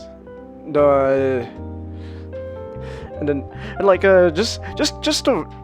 the first ritual scene in like when Amleth is just a kid, like the whole thing where like you're just acting like animals, like literally crawling on all fours, just growling at each other. And it's like I don't know, I don't really want to do that. And it's like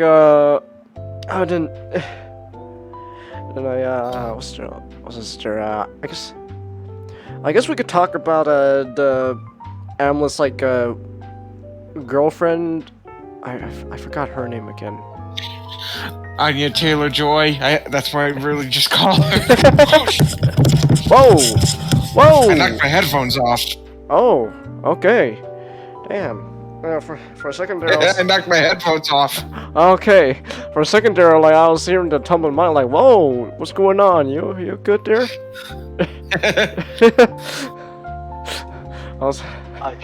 She's Anya Taylor-Joy. But of course, it's like I'm an autist when it comes to remembering names. So it's like, yeah, it's like when it comes to remembering cool names, because I can't remember for the life of me, I can never remember anyone's real life name. even if I've known you for like 6 months. So her name in the movie is Olga of the Birch. Well, I'm glad you think my name. I'm glad you think Changhis is a cool name, not. It reminds me of a giant rabbit and also a terrifying warlord that pillaged almost all of China. Well, I mean, if you're Asian, like there's like a 99% chance you got some percentage of that man's genes in you, because that man just went around just doing every Asian woman he could lay his hands on.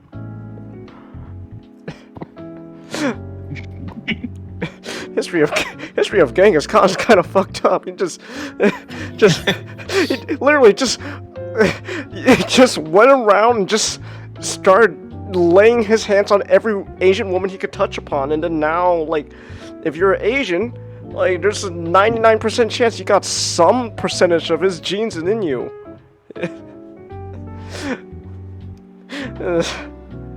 And it's like and also like speaking of pillaging, like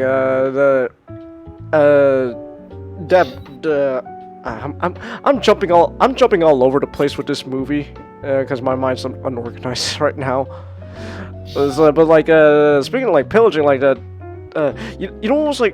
what was one scene that like really made you like if everything else beforehand didn't make you go like, man, Viking life sucks. It's like it's the scene after the whole like Berserker raid where Amleth is just sitting there, and then behind him just a couple of Vikings just start shoving people into a hut, and then they just light it on fire and burn them down. And they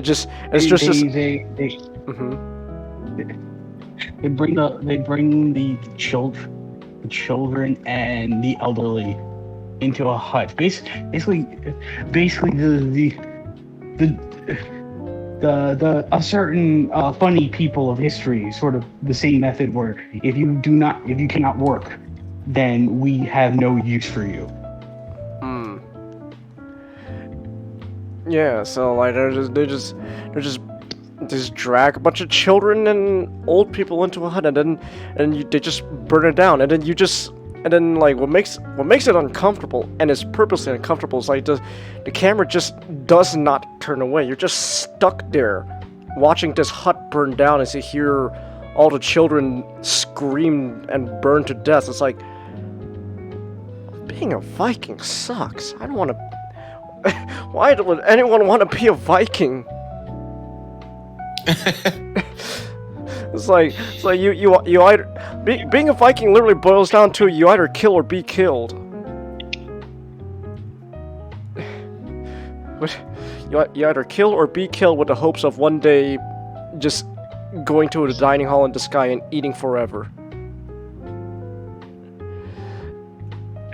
I imagine it's like, I don't know why, but I just imagine it's like Plankton's hologram dinners.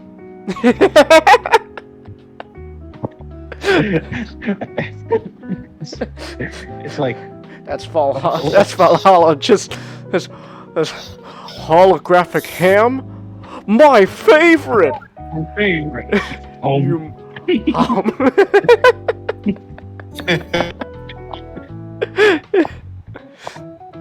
Yeah, it's like, and then, if there's one complaint I have about this movie, is that I was disappointed that there wasn't enough of Willem Dafoe. Yeah. No, but that's more of a minor thing, though. He was fine, but it's like, it's minor qualm. It's not a deal breaker. No. Hold on, which over your chin and your ass. Wait, I got the button here. Now it is clear that I have defeated you in intellectual combat. Hand over your channel and your ass. Yeah, this is just. Oh no, go ahead. But it's like I feel like it is a sad thing. It really is, kind of a sad thing. But then it's like you had to think about it. It's like, while he was shooting the Northman, he was also shooting scenes for Nightmare Alley and Spider-Man. So it's like he had to juggle his time. Yeah. Well, I mean, at the end of the day, though, he still had despite not having much time on screen, he did have a really he was actually he was pretty crucial to the plot at the end. But well, I mean, he was dead by then, but he was still crucial. Where like Amleth just goes to that cave, and then there's just this just old man just going, and like, I'm a witch. I can tell you what to do. It's like, and he just brings out Willem Dafoe's head. I wanted it to turn into God of War 2018. Yes, that would have been awesome. Willem Dafoe's just a head hanging on Amleth's waist.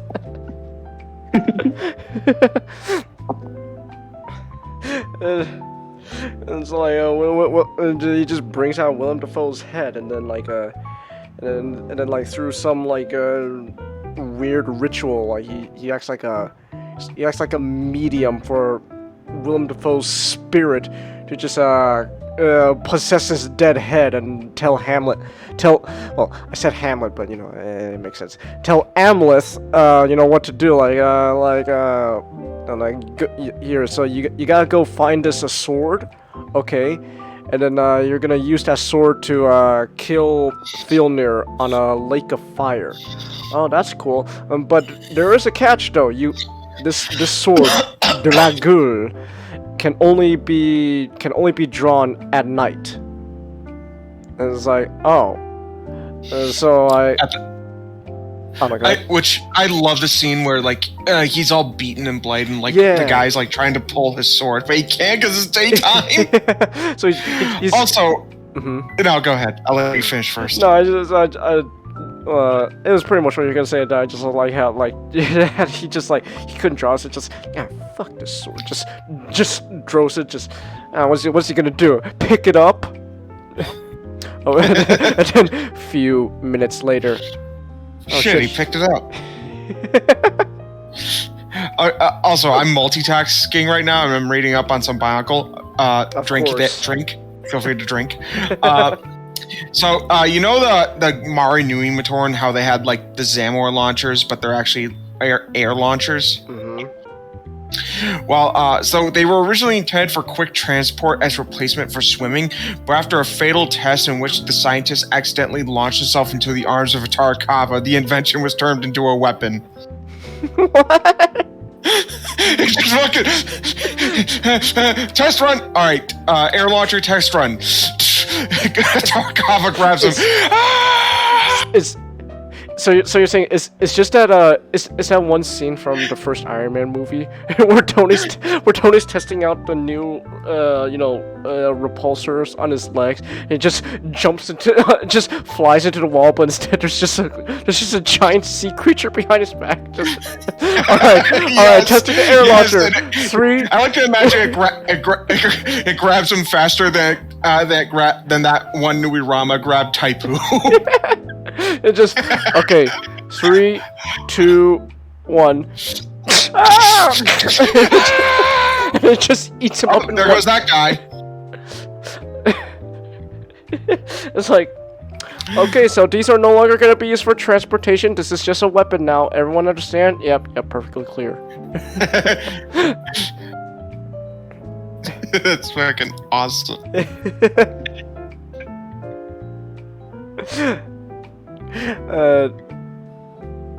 Yeah. Oh wait, I remember. I said I was gonna mention Amla's girlfriend, but then we never really got around to talking about her. I mean, she was. We should probably do that. I mean, is she? Oh, no, go ahead. I'll go the birch. Yeah, I'll go the birch. That's what her name is. Yeah, she was all right. She's the love interest, and she was also, she also helps out Amleth in his aid to make Fjolnir's life just a living hell. And then there is a sex scene. There is that. You don't see anything though. Just like the rules of Megatron's basement, as long as the PP or cooch is covered, it's technically not nudity. Unless it's for biblical reasons.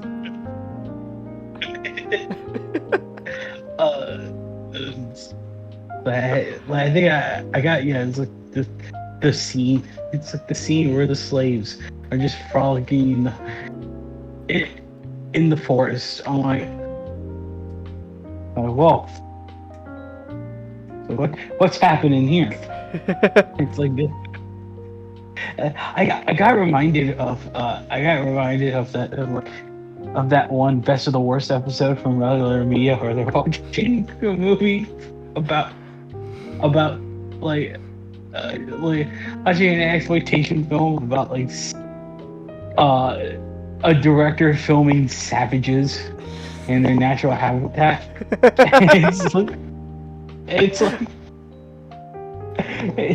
It's like they kept making jokes about it. It's like, oh, stop! Take away the blue pants from them. Tell them to stop fucking. For a split second, I thought you were going to talk about Cannibal Holocaust. It's like, oh no. Cannibal Holocaust? That's a whole can of worms, Changhis. Oh, okay then. I will not mention that again. I mean, if Nat's willing to do a quick rundown. I mean, Nicholas, I want that to be a surprise. You want it to be a surprise? Oh, okay. Note to self: one of his future topics will be Cannibal Holocaust. What? Okay. Is this something I need to watch? I hope not. What do you mean? I hope you hope not? It's not something you need to watch. Okay. But it's a fascinating movie. when it comes to talking about found footage films. Okay. Oh, okay. Well, all right then. I guess Not can talk about Cannibal Holocaust then. Okay. I don't know. As yeah, so like Olga, she's helping out.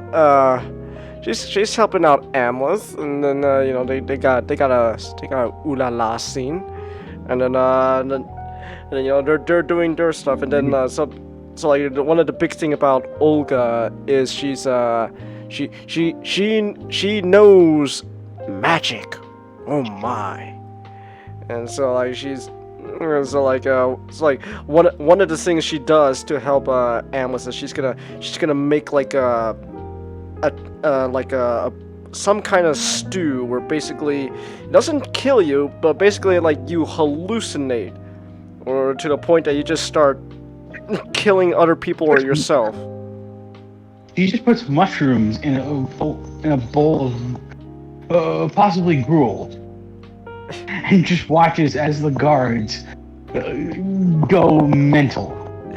There's just this one part where like this guard's just repeatedly just stabbing himself in the throat. It's like, damn, those are some strong shrooms there, girl.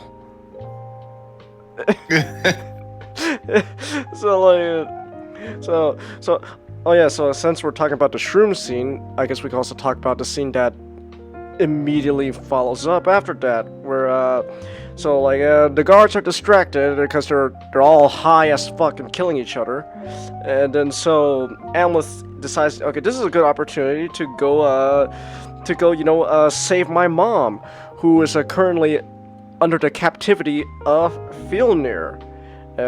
Which, by the way, not only is she under the captivity of Fjolnir, but she also had to bear the child with him. So you're thinking like, oh wow, this Fjolnir guy is a real asshole. That's most likely a son made without consent, something like that. And then you go, okay, so it's time to save Gundar. And then the big twist happens. So I guess if you know the story of Hamlet, you could see this twist coming. But I don't know Hamlet, so I did not see this twist coming. So, oh no, go ahead. I'll have to make a joke. We get two twists. One, his mother is seemingly immortal because she looks the same as when he was a child. That's true.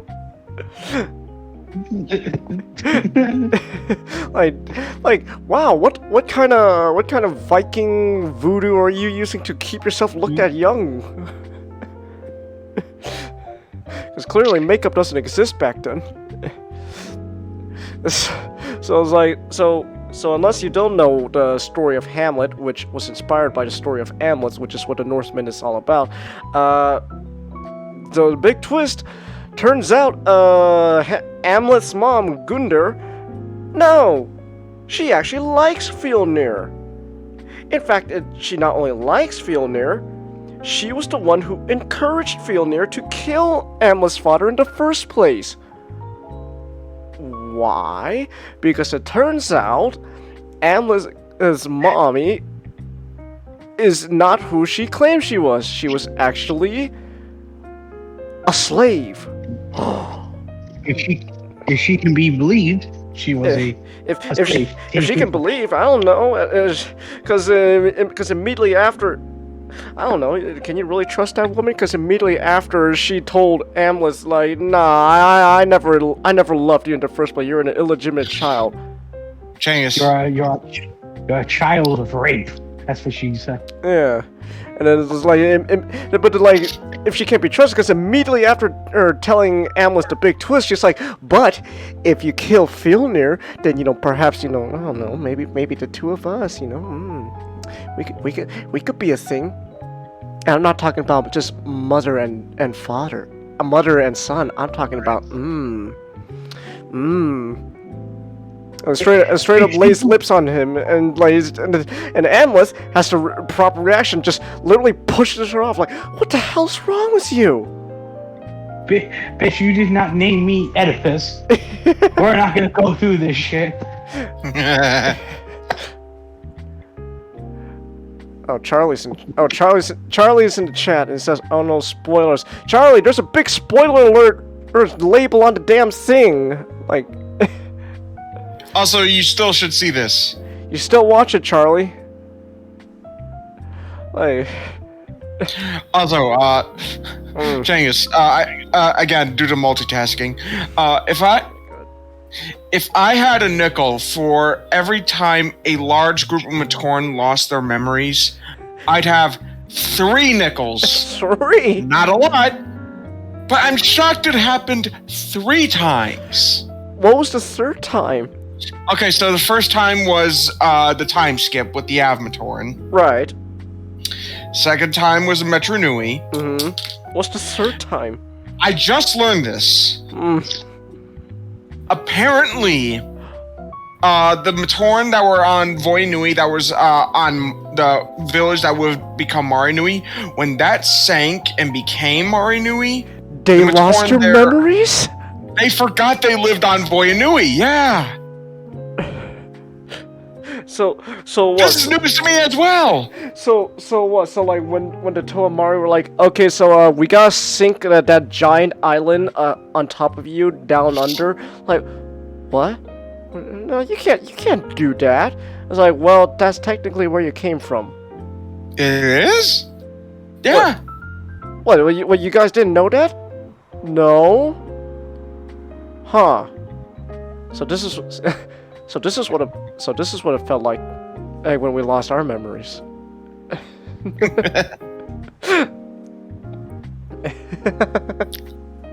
But yeah, so Gundor, or as I like to call her, Rudaka. Well, as Nick likes to call her. I do. Or I guess for a more synonymous term, a cheeky cunt. Not to be mistaken though with our fellow cheeky cunt SGD, and we could say that word because he's Australian. How you doing, SGD, you cheeky cunt? I can say that word, Changhis. Well, you know what? You don't own that word. You don't own that word. You know what? I could just lie to Twitch saying that you gave me the C word pass. It's like don't worry, Twitch. I got the Australian pass from the Australian himself.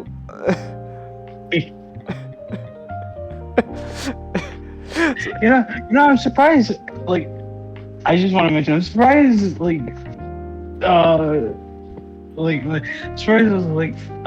John Carpenter made a sequel from Escape from New York to Escape from LA. Because we need to make that a prison, huh? Surprised he didn't make the sequel Escape from Australia. Because that was literally a prison. It technically was. So Gundor, what a bitch. So Amleth does the only reasonable thing an angry man can do when his mother tries to pull an Oedipus complex on him. He goes and just straight up kills what a Fjolnir's son. His half brother and. So just straight up just killed his. Wait, was he his half brother? I thought he was like a cousin. One's his half brother, one's his cousin. One's his cousin. Well, he kills both inevitably, but like the. It's said that he is. But it said that it's his old. It's Fjolnir's oldest son. Mm-hmm. So what is this? Is that son also the byproduct of Gundor being tossed around? like I could be mistaken, but it's like they because he could have been there when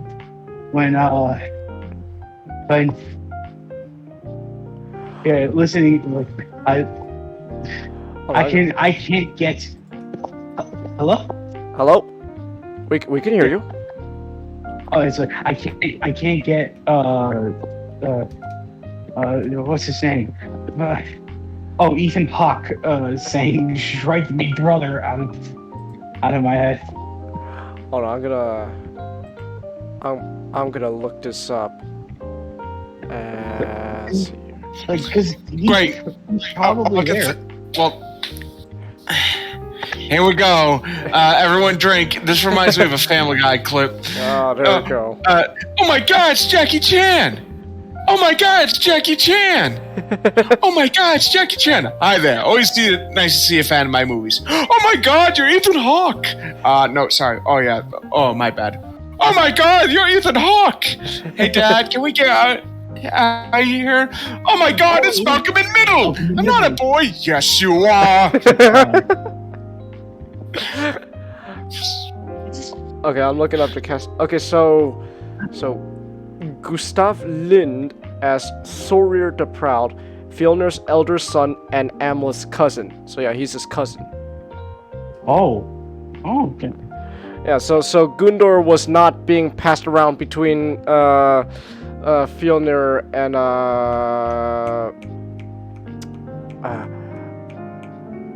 Arvandil. That is Amleth's dad. So he is Amleth's cousin, and so Amleth does what any reasonable person does after being hit on by his own mom. He goes and kills his cousin. Yeah, and he steals his heart, and then Amleth tells Olga hey, I gotta get out of here. Why? I think I'm caught. I think my mom knows who. I know my mom definitely knows who I am. Oh man, how much does she know? Pretty much everything. Oh man, I don't think you can get out of this one. Yeah, I should probably get out of here. But then again, Fjolnir does have a nice food spread here I want to take advantage of, so maybe I'll stick around.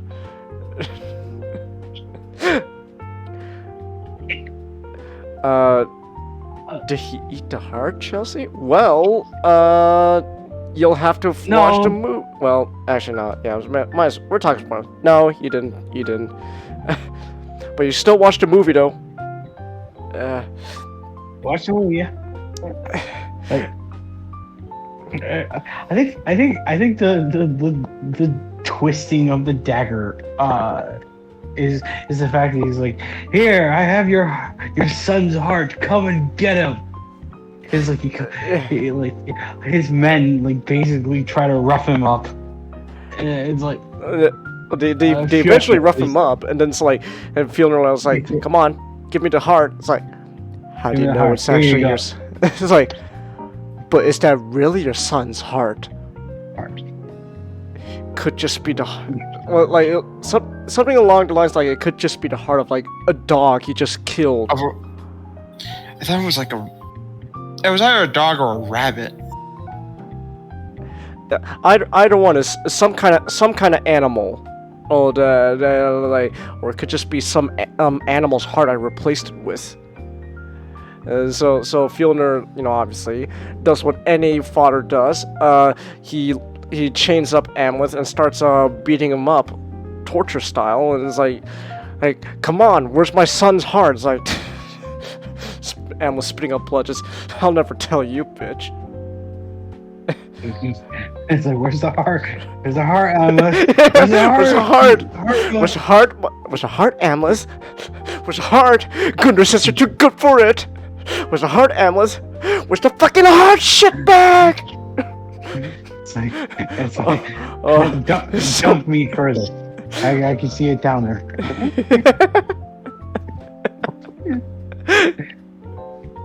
so also so how Amleth escapes is there's a lot of what's the term I'm looking for? Like there's a lot of ambiguity around the film, which I say is a staple of a lot of Eggers' work, where one of the things he really loves more so than portraying a period accurately is combining reality with myth. So there'd just be like The Witch, for instance. There's this the Vivitch. The Vivitch. I'm sorry. I'll accept my 50 lashings now. Hold on. But keep that thought. So again, multitasking. Changhis, you remember the spear fusion that Vizan wielded? Yeah. Guess who made it? I can't. Well, you'd be happy to know that wasn't Valika. Oh, thank God. Oh, It was. thank you, Greg. It was Artaka. Oh. Okay. I was like, God damn it, Greg, why do you keep going back to that goddamn crippled, deformed midget of a hobbit? with clamps for hands. That's not confirmed, but I'd like to think that.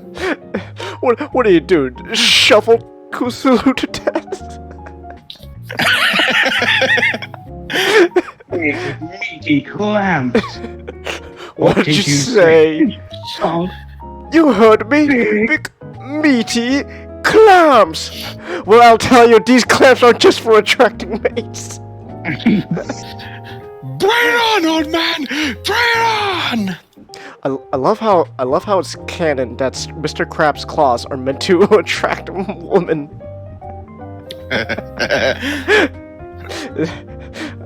I also love how it's based off of a real crab, where essentially that's the sole function of their giant claw, but it's also the biggest detriment to their entire existence. Because it's absolutely useless. It's like a claw is used for self-defense and mating. Yeah, but it's only got one arm that's actually useful, and the other one, while it's there to attract mates, it's too big to be functional for anything else other than attracting women. And then some crabs. There's other crab species that have proportion hands. Right, but I forgot what crab it was. I have to watch that Casual Geographic. I have to watch that Casual Geographic video again, and then so it's like it's like that big crab where it's one claw is just too big for its own good, and it doesn't help that it's just a big colorful claw that's just basically a big sign saying "Eat me" to essentially predators, and it doesn't help that the female crabs will only go towards mate with crabs who have the bigger claw. So it's either you get laid and have your children be have even higher potential to die, or you don't get laid and live longer. Look, I still think Zoidberg, his entire race, is more fucked than a crab. Yes.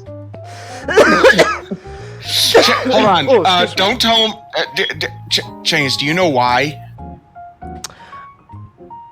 Have you seen the episode? Have you seen the episode where the point is Zoidberg tries to kill a girlfriend on his home planet? Oh yeah, I remember that. That was a while ago though.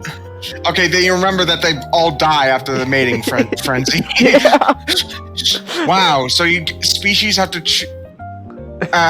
either die or live without sex. Yes. Tough call.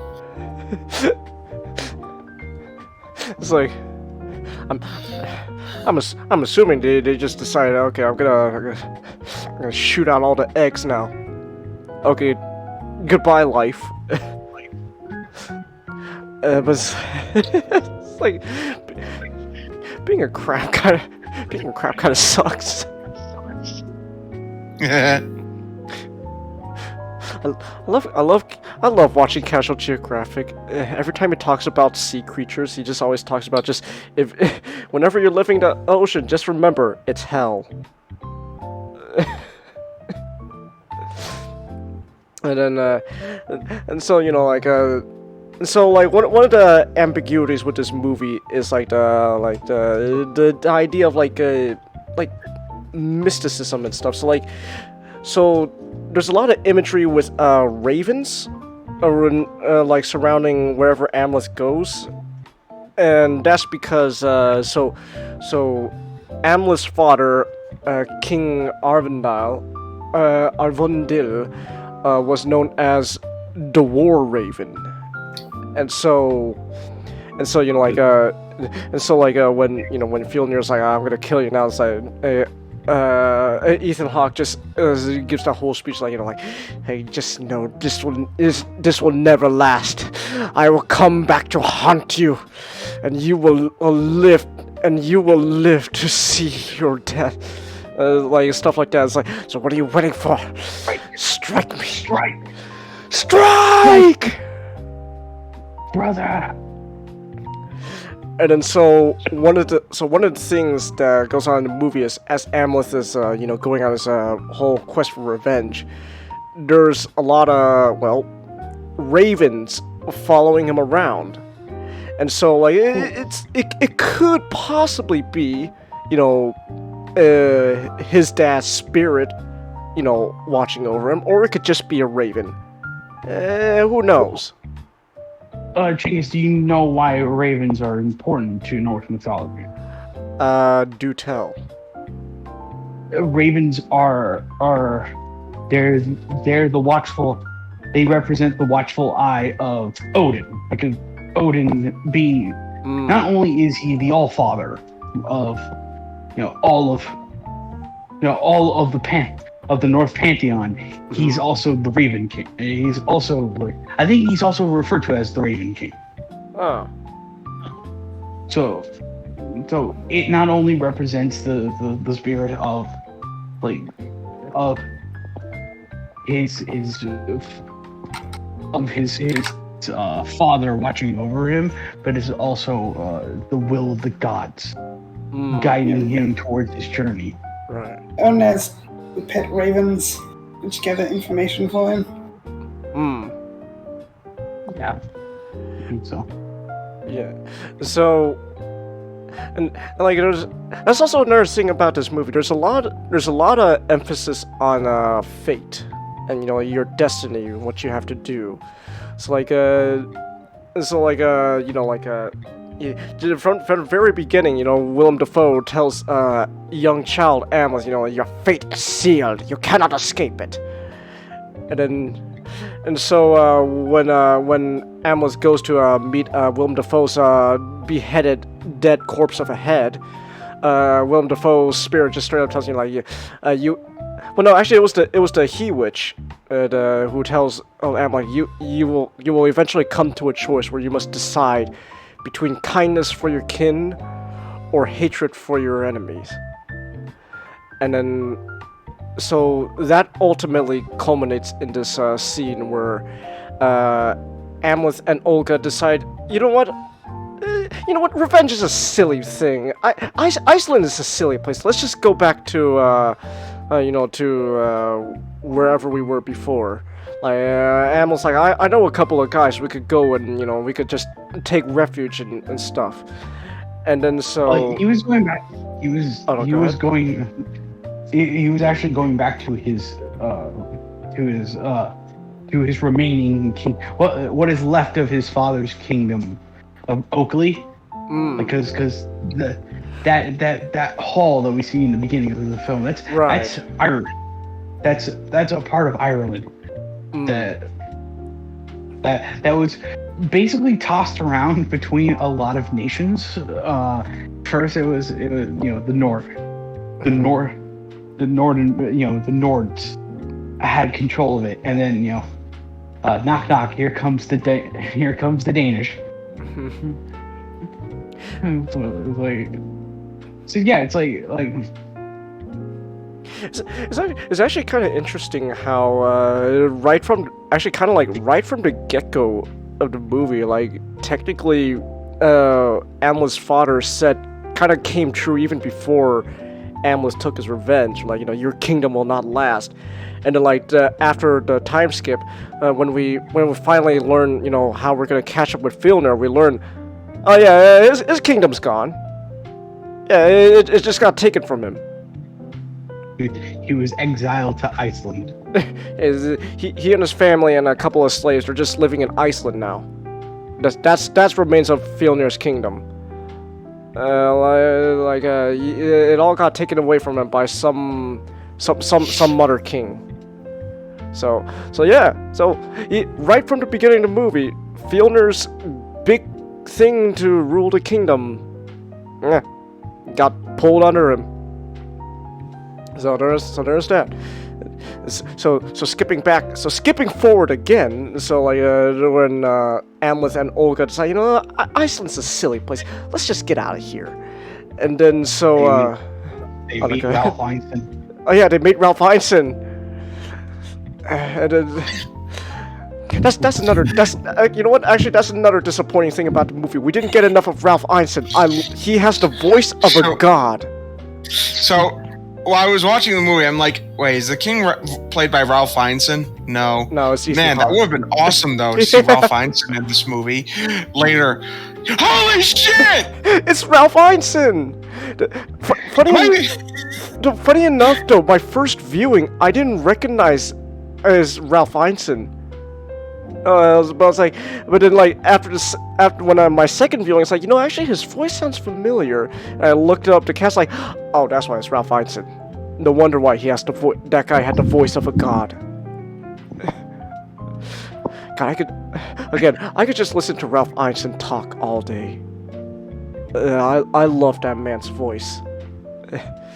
And so so they tell Ralph Ineson, take us to whatever remains of my dad's kingdom. Okay. And then so like they're like, you know what, we could start over. Revenge is silly. And then Amleth, like he sees a vision, and because that's the thing with this movie, Amleth sees like visions of like ambiguous visions of the future at times. It's like eventually he sees a vision where it turns out, looks like that unprotected sex we had in the forest earlier in the movie came to come back. Because, well, what do you know? Olga got preggers.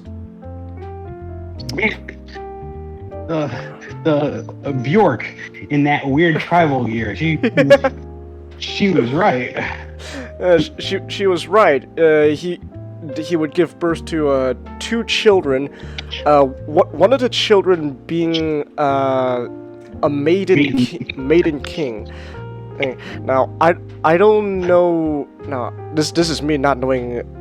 Damn it! Why does Ninjato have to go to sleep early? I wish he could tell me what the hell maiden kings were about. The Maiden King was it's a Slavic folk tale in which it more or less represented the sort of the uniform, not uniformity, but it's the combination of the masculine and the feminine. Whereas like there's just a whole swath where it's like a woman was given the right. I can't remember if she was like pretending to be a man, but it's like a woman was given the right to rule as Tsar. And so it becomes a big deal because like, yeah, it's your daughter will help shape this this, the path for these people. In other words, I guess fate was right all along. Your kings can be waifus. But he has a daughter who's gonna become a prophesized maiden king, as told by Bjork. Oh my god, I can't believe we haven't mentioned the Bjork joke at all once throughout this whole podcast. Alright, Nick. Now so, time for America's favorite game show, Bobcat or Bjork. So, Changhis, what you must do is you must identify this sound clap as either being in the song, either lyrics by Icelandic vocalist Bjork or the rantings of former comedian Bobcat Goldthwait. Here we go. Oh, Nick, that's gotta be Bobcat. Ooh, I'm sorry. That was Bjork.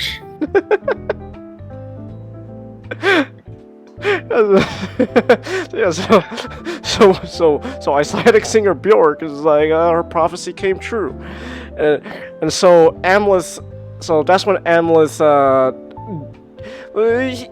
he doesn't realize, more like he comes to the conclusion, as long as Fjolnir knows that, like, I'm still alive, he will come after me and, kill me, because, I don't know, something about cycle of revenge and stuff, because I killed his son and all that. So it's like the only way to end this is to go back and just finish off my revenge for good. And and in doing so, he's going to leave Olga to go to, the kingdom, and then raise their children there and be safe, rather than risking their lives being taken away by Fjolnir. And so, like, I choose both. So he says, I'm gonna go swim off, and then he goes back to, he swims all the way back to Iceland, and then he continues to kill people, to finally kill off Fjolnir, and then there's obviously, and then so we get to the tab one's part where Amleth has once again encounters his bitch of a mom, and ultimately he kills her. And then he accidentally kills also his half brother as well. With the half brother death, that was unintentional, but nonetheless he killed him. But I think what I love the most about that scene is just like Fjolnir is just done with everything. He's done with the world. So he doesn't. He's not angry. He's not even angry. He's not even sad. He just sees the corpse of his wife and child, is just like, you could just see, like, he just looks at Amleth, not even with hate, just like, I'm done. I will meet you in hell. I will meet you at the gates of hell. At the gates of hell you will meet me. And then so he just drags their corpses out of the house to, give them, like, supposedly a burial and stuff, and which actually he does not do. He just leaves them at the base of a volcano for Amleth to see. Well, basically it's half of burial, because he did kill the horse. Oh, that is true. He did kill the horse. And Actually, like, judging from his son's funeral, that was crazy. Oh yeah, the son's funeral. That, again, like, if Viking culture doesn't ring off the bells of a cult, then that definitely will. Like, that's a cult right there. That's a cult right there. Like you not only do you kill a horse, but you also gotta give a human sacrifice as well. Like the son is just chopping off the head's horse, while in the background, that old lady's just stabbing that woman to death repeatedly. It's like, Viking rituals are hardcore and cult-like. Being a Viking is not fun. if that hasn't been a point nailed in at this point. Being a Viking is not fun. Being a Viking sucks. So then Amleth goes to the base of the volcano and then it's like he sees his mom and his half brother, and like he sort of was like he kind of like gives off like a proper send off to them, even because at the end of the day, while the mom was a bitch, she still was his mother, so you gotta pay some kind of respects. And then also to the half brother as well, because that was unintentional. And so what I also really liked about that part was also like how afterwards Amleth creates like that a new mantra to himself, because like the opening mantra throughout the movie is I will avenge your father, I will save your mother, I will kill your Fjolnir. And so now he has a new mantra, and it's all in Viking language and stuff. I don't remember the exact words he said, but like basically like it was like something along the line, I will avenge you, mother and brother, and that was part of it, and then obviously kill Fjolnir is still part of the mantra as well. And then so he's just repeating this in Viking language, and then is he speaking Scandinavian or like I think roughly it is like sort of a very archaic version of what of sort of like the tongue. Like the tongue around there, because it's like even though Eggers is a bit out of his usual comfort zone, there's still just a wonderful part of him where it's like he's just going to take this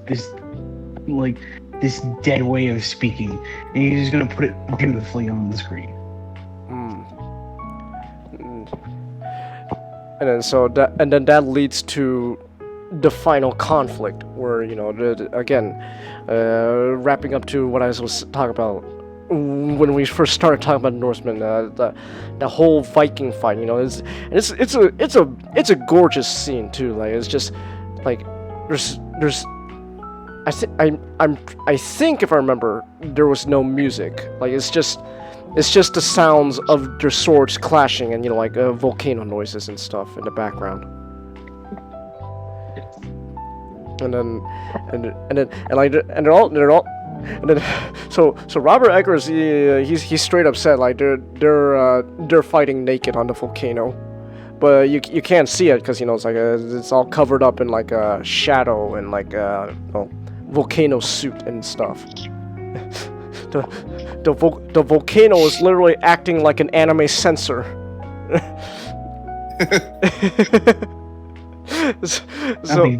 Nothing good will come out of. It's like nothing good will come out of this beach episode.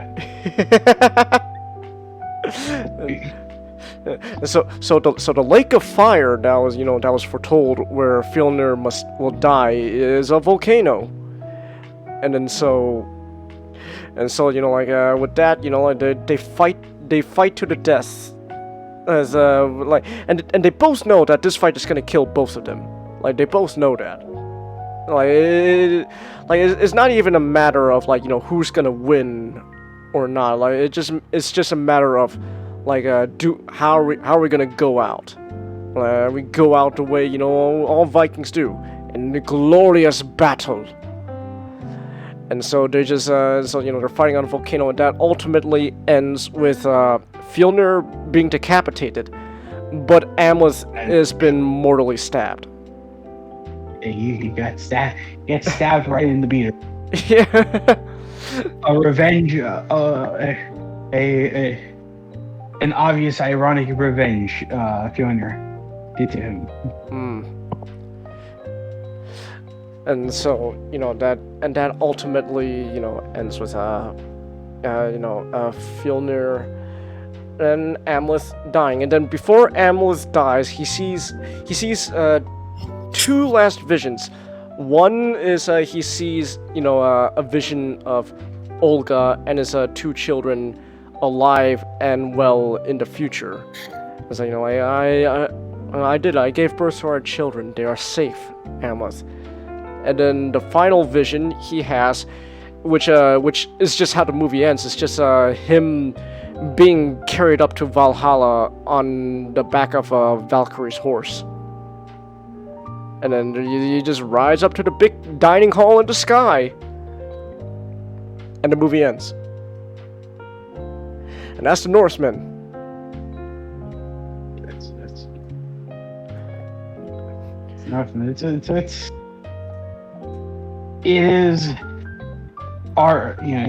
debatably one of the best movies of this year. I know you said it's like you said it's tied for you with the Batman. I think the second time watching this, I think this movie has topped Batman for me. I still love the Batman though. Which by the way, the Batman 2 has been confirmed, as long as Matt Reeves is still directing, fine by me. The reason I said that is because I think there's just such an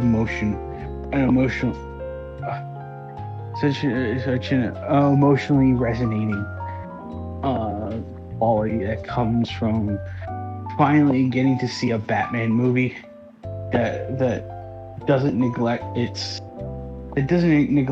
title character, and it doesn't want to throw him away.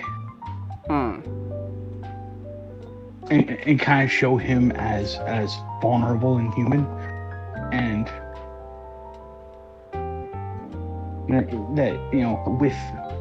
with enough like influence behind him and enough good voices in his ear, he can rise up to become greater than where he is. It's like Northman reaches that emotional peak, where it's just like oddly enough, it's reminiscent of the conversation we had with Gojira. That one night when it's like we talked about how more and more films nowadays try to portray revenge as a satisfying outcome, as a satisfying action. And it's like that is polar. The Northman is the antithesis to that entire argument. It's like there is no joy Amleth gets from completing this task. He even has moments of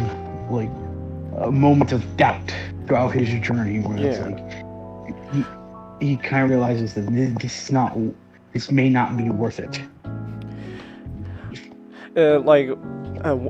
One of the interviews with Robert Eggers, he straight up said he just straight up said that it's a movie about where it's so ingrained in Viking culture that you must take revenge, or you will never reach the big dining hall in the sky.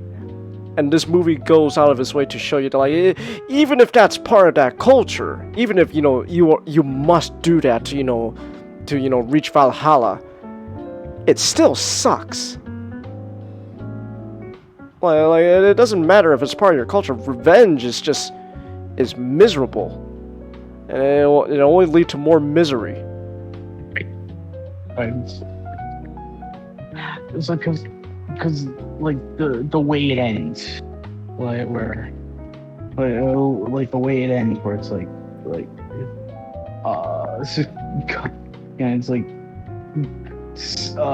Elmeth succumbs to his ultimatum.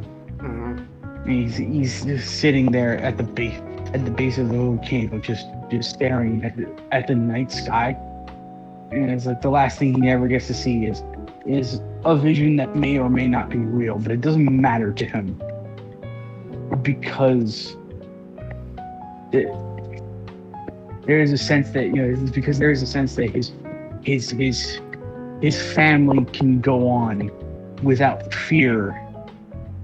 But His without- journey is complete. It's like it's like the single tear he shed. Mhm. It's not an answer to being sent up to paradise. It's a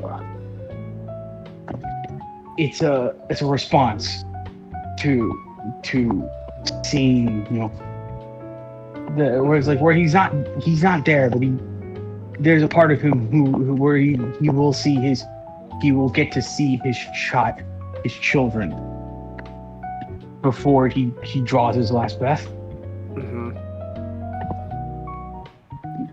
And it feels like the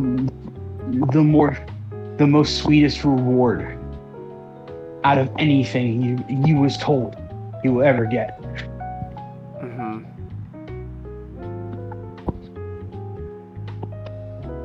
And then, yeah.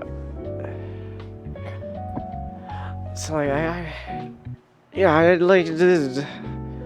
I've been rambling long enough now about this movie. It was like I don't know, like just this movie to me, like again, like for me, this movie has topped the Batman, which isn't an easy feat to do, because the Batman was such a great movie of its own, and it still is. It still is. Like to me, like the Northman barely tops the Batman. Man, this year in general has just been really great for movies. Yes. This is it's like I told you guys. It's like I don't know if I told you, Nick, but it's like I think I told you, Changhis. It's like this year, out of the longest, I felt happy going to the theater. Yeah. Yeah.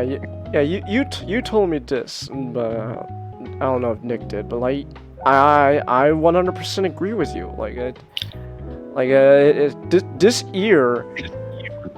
year has. I've never been more excited to go back to the movie theater and sit down. Especially this year, like when they decided, when my state finally decided, okay, you know what, we're gonna loosen up on the mask mandate, so you could go to, you don't have to wear a mask in the movie theater.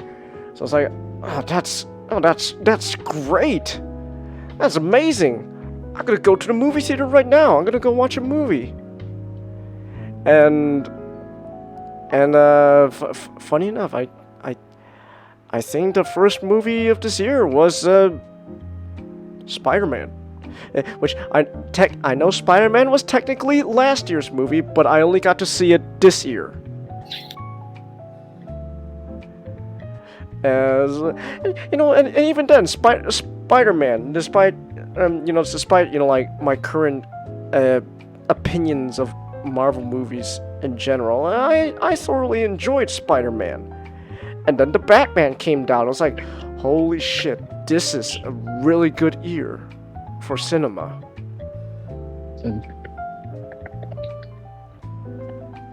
And then, oh my god, it's like Matt Reeves, you didn't have to do this for us, but you brought us a movie. I know this was too much to ask for, but I thank you for this. You brought us a good, an honest to goodness film. So, and then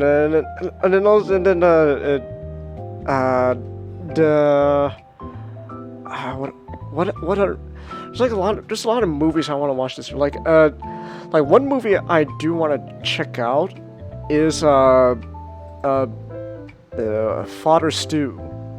Like that came out recently, and I was like, huh, You know what? That actually looks kind of interesting. I kind of want to check that out.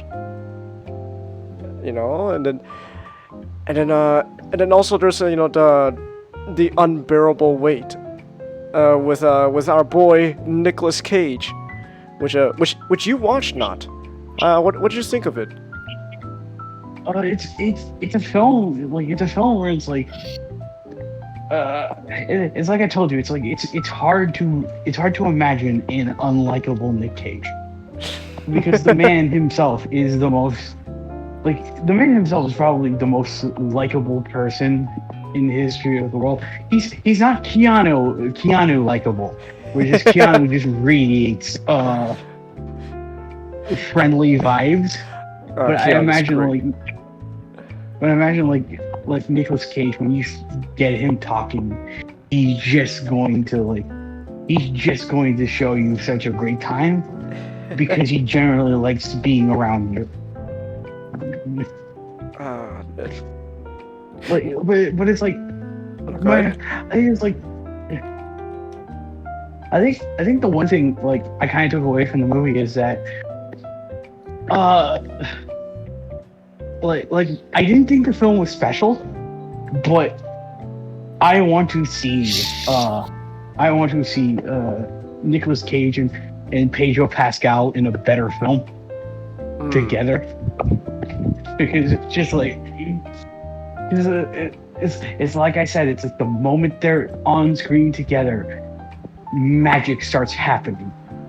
And it's just there's this great moment where I just started like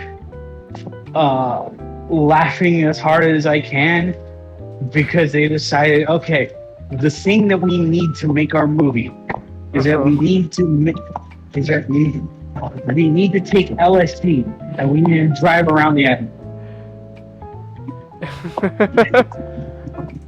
And it's like Nicolas Cage gives him that look. So gives him that look and it's like, are you fucking kidding me? He realizes like I'm gonna have to do it anyway, so might as well do it now.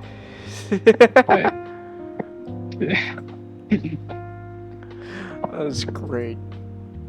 I need to go watch that movie.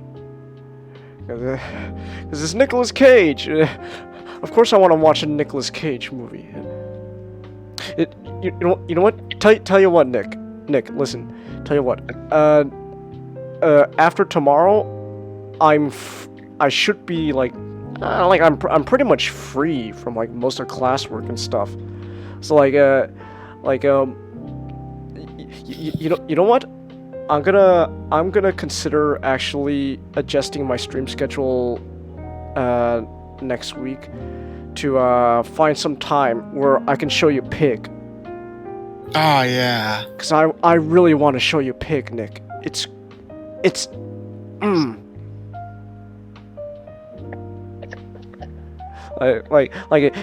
if my opinion doesn't convince you, that you could trust not, because as we've learned throughout this year, we will never ever question Not's taste in cinema again. Exactly.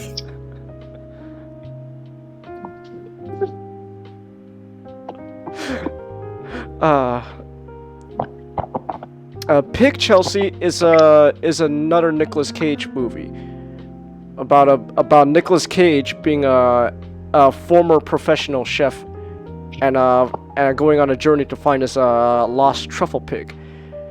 And it's funny because like you like the trailers you watch like give you off the feeling, so it's like John Wick but like Nicolas Cage and a pig, but like no, it's not. And honestly, it's amazing. Like I cannot express how much I would highly recommend Pig. Like it's great. Oh no, go ahead. I think we need to set aside another Nick Vember. Nick Vember. That'd be awesome. Is that what we're calling? Is that what we're calling November now? Nickvember. If we're watching Nicolas Cage movies, yes. Yeah, so we're watching, And because it could be in our own server, we can do more than just once a week. Ah, that is true. we can watch 8mm. We can watch Adaptation. We can watch Leaving Las Vegas. It's endless. There's so many Nicolas Cage movies. Oh, it's great. Yes, Chelsea. Nicolas Cage was in Astro Boy. We know that. That's one of the reasons why we even watched that movie in the first place. Because yes, Nicolas Cage as Astro Boy's dad. Sold. I think I'm done talking about Norsemen by now. Like, you go watch Norsemen, and like again, there's a lot of movies this year that I think is gonna be great. Except most likely Avatar, because I have no idea what the hell's going with Avatar. Like they're and ready. Thor: Love and Thunder. That's true. Well, Thor is a byproduct of just Marvel in general right now. Like, yeah. Because again, you know what? I could make. You know what? Actually, you know what? This is just like the Green Out all over again. I'm gonna keep pushing back Gundam X to the week after next week. I think next week I'm gonna talk about the state of Marvel movies. All right. It's like they ever since the end of the Infinity Saga, they lost their identity because they don't have anything they want to build themselves towards. Like, you think they're trying to build themselves towards like something revolving around like either like the Celestials or maybe like the multiverse, but no, they're just throwing ideas at a corkboard and they're just seeing the one that sits. Like it's like okay, we got the you know what not send and like and it's like Loki, you know, we got a Deviants now or something like that, and then like the new Thor trailer, like to me, like the biggest thing that like is just really like, I don't know, I'm not feeling this. It's like Thor apparently just completely forgets the lesson he learned in Endgame. Yeah, it's like maybe the world's not ready for her. Maybe the world's not ready for me here. I'm like, dude, entire journey throughout you were in was that you were still worthy enough to call yourself a hero. But it's like what I wrote down. It's like, I can't believe we actually need an editor-in-chief to keep these movies fucking consistent. And then, you know, of course, you know, the big other thing is how the hell did Natalie Portman get Mjolnir when, you know, Mjolnir got crushed to bits in Thor Ragnarok? No, technically, Steve. Yeah, but that was a Like, Mjolnir from a different timeline though that he returned. Like the Yeah. So like how the hell did Natalie Portman manage to get all the crumbs and remains of this universe's Mjolnir and put it together to become Thor? It's like how the hell did that happen? I don't know. All I know is that like throughout that entire trailer, we don't know anything. Like, we haven't even gotten to see Gore the God Butcher yet. So it's like, I don't know who the hell our villain is, or how our villain is going to fit into this movie. Like from that trailer, the vibe I get is just okay, like I know, like wait, hold on, let me just check something real quick, just to make sure I'm right about this. Yes, I am right. So like I know you guys have your really big qualms with Thor Ragnarok. I still enjoyed Thor Ragnarok. I completely understand. I completely understand where you guys are coming from. Just me personally, because again, I never really read the comics. Thor Ragnarok's fine for me, but like watching the trailer for Love and Thunder really feels like Taika. I do love you, but I think honestly at this point Marvel just decided to go, okay, just do whatever you want. I don't know, go ahead. I will say, there's a fan comic I read that made me really enjoy Thor Ragnarok if it was told through Bionicle. And it's amazing. Changhis, Lee Khan is Thor, and Nadiki is Loki.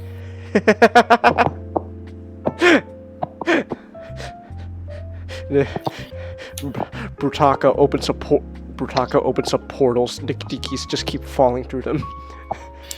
Brutaka, I'm gonna need. Actually, no. They actually confirm. It's actually Kitangu who made the portals for some reason. For some reason. Kitangu, I'm gonna need Nadiki back. Okay. You've been following for 30 minutes. Here is my loot. I enjoyed Thor Ragnarok myself, but it's a lot of Marvel movies with me. Like I never have the desire to watch it again, and I enjoy it, but I don't think it's a good movie. It's sort of camp. I think like to me Thor Ragnarok is it's a fun movie. Like to me, it's one of those movies where I don't really think it's good. I don't really think it's bad. And I don't really care. I think just about. I just think it's fun. So like, I think it's fun too, but I don't think it as great as many people say it is. Oh no, I understand. Did you see the anime guy's comment from earlier? Hold on, I gotta scroll all the way up. So. Hey, do you know why Lego rebooted Bionicle rather than just telling Baromagna's past before people left the place? Because Bionicle wasn't making money. Well, no. Hold on. I think he means why didn't the reboot carry on from the previous lore? I don't know what happened with the reboot. Is he talking about G2? Well, I don't think it would have worked because they also have to try and get new people invested into Bionicle, and that wouldn't have worked when 10 years of story were already told. Well, and people getting into it were like, what the hell is this? And that's actually one of the reasons it got canceled in the first place. Well, Baromagna was supposed to be like a soft reboot. Like they had plans to do a brand new story and all that, but then. But Lego decided it was too late. They decided to just let's just end it. Yeah. And so the next year after that, everything culminates. Oh, there's Makuta again, and then you got to defeat him. you got to beat Makuta by literally caving a planet through his head. So there's that. It sounds like an unfortunate thing of long-running brands. There's a lot to keep up with. Like you look at certain big brands and they have things divided. Like Pokemon has a different region every game, so you don't need to worry about the lore of other games. Gundam has its timelines. Digimon doesn't have a proper central lore. Transformers. So where do you start with Transformers? Oh, you can start with G1, or you can start with Robots in Disguise, or Beast Wars, or Animated, has its or Armada. Sort of continuities. But then, you have this one really long-lasting franchise, and you need to stay up to date with it. That's going to be a big ask as a barrier to entry. I agree with Thunderbolt when he said that TMNT was kind of the perfect sort of movie for that idea. Where it's like it is a movie that is continuing off of the live action films. You don't need to know the live action films were a thing because I think like Teenage Mutant Ninja Turtles just sells itself well as a brand where you just know all the characters and everything without really needing to watch the show. But it's just like It's in the theme song. It's in the theme song. That's all you need to know about Teenage Mutant Ninja Turtles. They even tell you the turtles and everything, and even Splinter.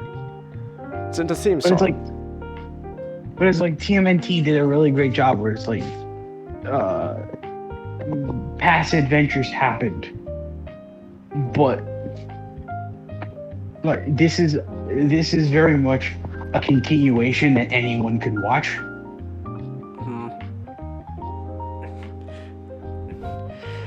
Teenage Mutant Ninja Turtles, Teenage Mutant Ninja Turtles, Teenage Mutant Ninja Turtles, heroes in a half shell, turtle power. And then They're the world's most Some fearsome fighting team. We're really hip. They're heroes in a half shell, and they're green. Hey, give it a grip. When the evil Shredder attacks, these turtle boys don't go no slack. Teenage Mutant Ninja Turtles, Teenage Mutant Ninja Turtles. Splinter taught them to be ninja teens. He's a radical rat. Leonardo leads the test machines. That's a fact, Jack. Raphael is cool, but rude. Give me a break, Michelangelo. It's a party, dude. Party! Teenage Mutant Ninja Turtles, Teenage Mutant Ninja Turtles, Teenage Mutant Ninja Turtles. Heroes in a half shell, turtle power. Fun fact, believe it or not, that theme song was created by the man who created Big Bang Theory. Wow. Weird, right? Wow, you went from such a banger to Big Bang Theory. wait. Is it? Are you talking about Chuck Lorre, the creator of the show? Yep. Or the bear? Wow. Chuck Lorre. Because at the same time I was thinking, wait.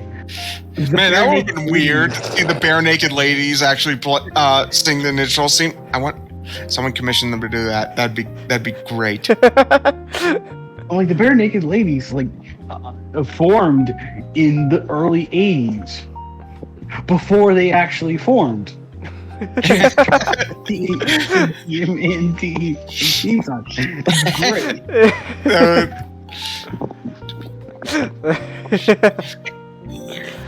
Yeah. Alright, so I think with that said, we can move on. Though, we should actually cover something. We should do a TMNT special sometime. Really? Yeah. Huh. Can I talk about the live action Michael Bay movies? I suppose, if you want to. I call dibs on the not Michael Bay movie. The one with the immortal guy. Ah, that's true. The Michael Bay films in which all the turtles just look like Shrek. So the Michael Bay movies did eventually have some kind of impact, at least design-wise, because then Rise of the Teenage Mutant Ninja Turtles, they had designs taken a lot from the movies, which by the way, actually, maybe I'll cover that, because Rise of the Teenage Mutant Ninja Turtles is actually underrated. Oh yeah. It is different. I will say that it is different, but it's still a pretty good show. At least in my, if not good, at least it's a fun. Again, it's a fun show. It really is. God, I'd say it's probably the best animated, quality-wise, oh the yeah, animation. Oh yeah, definitely. My God, you watch some of the animation, it's like, wow, people really slept on this show, and that honestly makes me sad. I just thought to myself, I'm not very interested in the show. I still have the 2012 show, so it's like other people can have their. Well, yeah, the 2012 Oh, show. I love the 2012 show. I grew up on the 2012 show, though me personally, the show that always sticks with me is the 2003 one. I love that one too.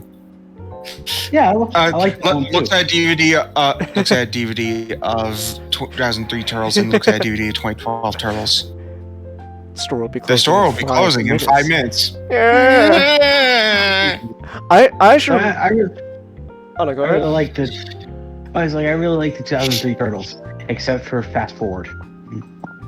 I mean, yeah. Yeah, but you know what? I'll be honest. I enjoyed Fast Forward. Like obviously, you know, it's not the greatest in quality, but it's like I enjoyed Fast Forward. I think the one thing that gets me with that iteration, that seasonal iteration, is not just like it's not only like a lot of the story doesn't really make sense. It's also the fact that it's like they had to change the theme song, and I hate the theme song to Fast Forward. Okay, that I agree on. Yeah, I don't like the Fast Forward. Though the 2003 theme song absolutely slaps. I love that. Turtles counting off. 1, 2, 3, 4. Turtles. Turtles, Mutant Ninja Action. Turtles living underground. Turtles. Turtles ninjutsu action. Turtles, it's a show of a time. Turtles, come on. 1, Leonardo's always in control. 2, Michael's guy. Is Michelangelo. 3, Donatello is the brains of the bunch. 4, count on Raphael to throw the first punch. I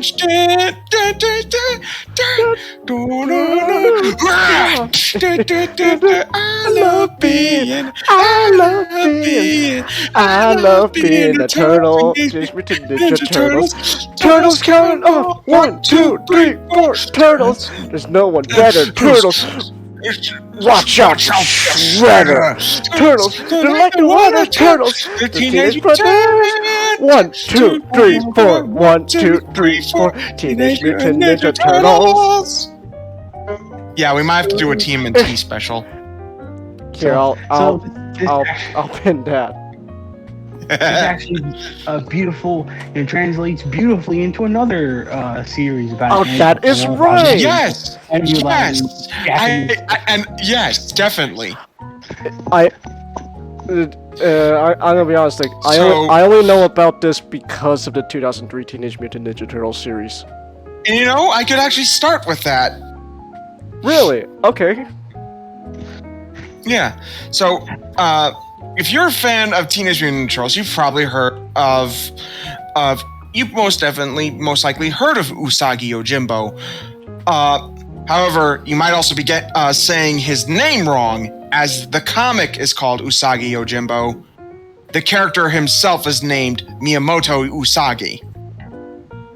So, like, that's something that the 80s show actually got very wrong. Because he was, they called him Usagi Yojimbo, not Miyamoto Usagi. The 2003 and 2012 cartoon managed to get that right, though. Why he appears so often, though, is actually because Stan Sakai, the guy who made Usagi Yojimbo, was actually good friends with Kevin Eastman and Peter Laird. So, like, they pretty much, you know, like worked close enough that they had crossovers in the comic. Like, Usagi would show up in the Turtles comic, and the Turtles would, through like teleportation, travel to Usagi's world in his comic. And so oh my gosh. Okay, so now I've established that. Where do I begin with this comic? So I should probably state that this is probably most likely my favorite comic, if not at least my favorite independent comic. So, Usagi Yojimbo tells the story of so Usagi, Chelsea, if you're watching, you probably already know that Usagi means rabbit. Yojimbo means bodyguard, so the comic translates to rabbit bodyguard. Usagi Yojimbo tells the story of Miyamoto Usagi, who was a samurai, but now acts as a ronin after his master was slain. And basically what he does is go around feudal Japan and basically... there's not really an overarching story as it is chronicles the adventures and like happenstances that Usagi tends to go to when he's on like this part of a journey. Also, fun fact, if you look at Usagi right there, you could see like this little, you see like that, there's a part of his face, you know, that looks like an eyebrow. Right. Like he's always has that perpetual eyebrow going on. That's not an eyebrow, that's actually a scar. It's actually a scar he has. Ooh. Nice. And, man, where do I begin with this comic? 'Cause it's so good. Well, I should probably establish that despite taking in feudal Japan, it is a world entirely populated by furries. So, I mean, if you don't mind anthropomorphic characters in your book, it's gonna be fine.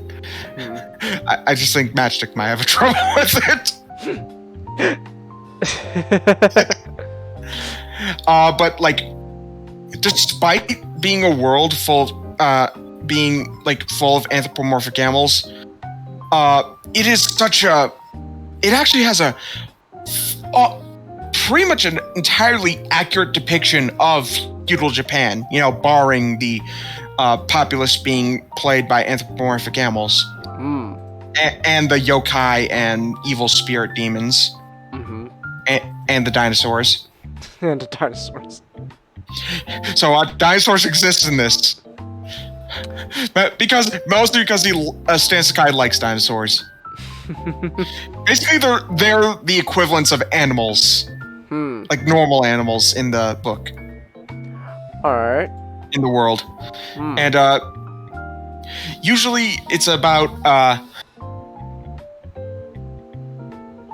this comic is so good. So it's extremely accurate to feudal Japan. Like you could just so like other recurring characters in it are like a bounty hunter named Gen, who is a rhinoceros. And basically he's like a jerk with a heart of gold. He's canon Anawa. Think that. Canon Anawa, not the monster we created. Oh, thank God. That would have been Ooh. That'd be a way more messed up comic. There's Kitsune, who while acting as like a stage performer, she actually is a thief. However, she's not like malicious. Like she steals mostly from the rich, and because it's kind of like that's how she actually gets like food, like pays for food and stuff like that. There's also Tomoe, who's a female samurai who tags along with Usagi sometimes.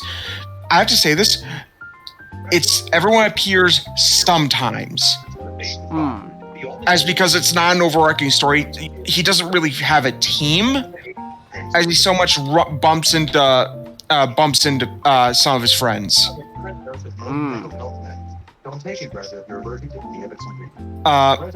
Also, he also has a son. However, he doesn't know it's his son. And the son doesn't even know it's his father. Because he had this fling with this one woman. But years later, after reuniting with her, he learns she actually remarried. However, the son they have is actually Miyamoto's son. Huh. And he has no idea. He has no idea, by the way. So, Miyamoto, this is your illegitimate child. What?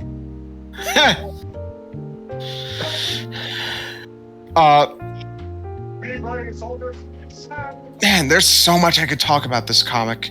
By the way, despite being like having like the very cartoony like art style and filled with like animal characters, remember I said this is an accurate depiction of feudal Japan. Oh, Mr. Blood. Oh yeah. Ah. It is a violent comic. Ooh. It is pretty violent, actually. Oh. Okay then. But it is really good, though.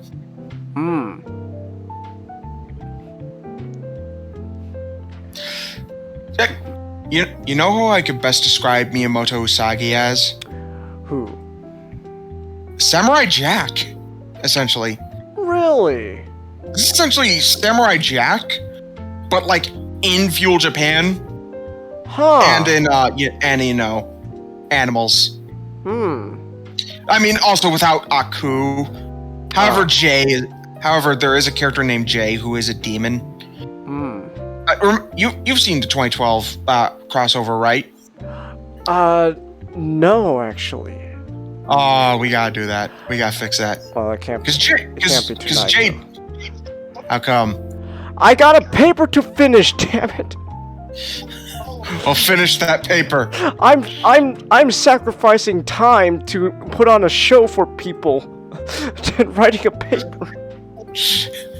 God damn it, Changhis.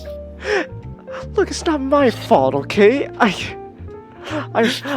Look, Nick, look, do you think I want to write this paper? No. Do you think I want to be in this class? No. But I already paid I didn't pay because my parents paid because you think I can afford college tuition? No.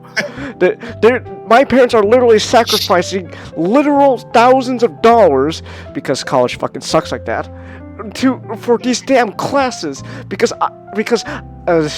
just so that way because you're admittedly from an Asian family, I just want to get at least some. I don't even care if what type of degree. I just want some kind of damn degree, so that way I could get my parents to stop breathing on my neck, so I could just do what I want. I don't know, maybe stream all day or something like that. So, Nick, I am sacrificing a lot here to put on a good show for people. Okay. We can watch it next week. I'm free next week. Oh, that'd be no joke. It's great. Just what do I get to? Where was I? Oh yeah, just this show. I mean, this comic. So good. It is so good. Do you have time to at least read one story? One story. There is one story I want to show you after this. What time is it? Oh man, it's almost 1 o'clock. Yeah, you know what? Fuck it. One story. I will allow one story. Okay, and 10 Family Guy clips. Too late. You're already doing it. No, fuck the family. I can't do the Family Guy clips, damn it. We'll read one story and then I have to call it a night, cause then tomorrow I'm just spending all day finishing this damn paper. Where was I? Gosh. Like this is like literally one of my prized comic artifacts is this one giant omnibus full of Usagi Yojimbo stories. Because again, I love this comic. And anyone watching this, you guys gotta watch it too. you guys gotta also watch it too. I mean, read it. Read this. Well, you know what? Also watch the crossover specials with the TMNT. But read this comic. Well, I mean, like, crossover TMNT, like, the 2003 series, like, that was, like, a full-on, like, arc. Yeah, do it. And they gotta do the 80s one, the 2003 one, and the 2012 one. I don't make the rules. I'm just enforcing them. You're just enforcing them. Okay. And you know what? Despite, like, you know, you see that, like, that hardened grin Miyamoto has? Mm-hmm. He's actually very kind. However, obviously, when things get, he needs to, he puts on, like, it's like, much like Jack, he can be kind, but when things get serious, it's like a flip of the switch.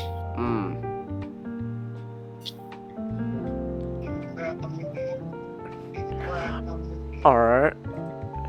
I could also, you know, because it's part of it, I could also talk about Space Usagi. Space Usagi. It's a spin-off comic talking about a descendant of Miyamoto Usagi, but in space. See, Jews in space. It's essentially, it's like the whole where mixing up my words. Space Usagi is essentially just, you know, Usagi Yojimbo, but Star Wars. Huh. And it also, while sharing elements of the source comic, there are shocking twists that you don't expect if you're, like, a diehard reader of the comic. Also, fun fact, Space Usagi was originally supposed to have a cartoon. Really? Yeah. Oh. It even has a pilot made. But then Bucky O'Hare got canceled, so the plans for that got thrown out. Ah.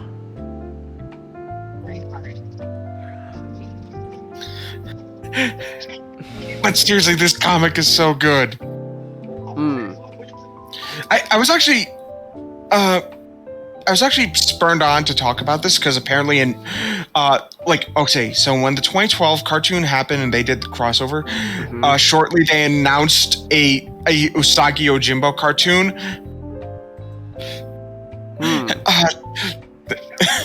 And I was like, yes! And then we waited for years with nothing announced. And then I learned 2 days ago it got released. I didn't even know about that. It's actually called Samurai Rabbit, the Usagi Chronicles. And if you're expecting like a straight up adaptation of the comic, yeah, don't. Wait, why is Google telling me it's a movie? Well, it's wrong. It's on don't Netflix. expect. Yeah, well, don't expect it to be a straight adaptation. Ah. First of all, it takes place in modern day, or something like that. Okay. Yeah. Is it not good or? No, I'm not saying that. It's just it's very much like, how can I say this? It's not going to be anything, despite having similarities to the source comic. It's not really anything like the comic.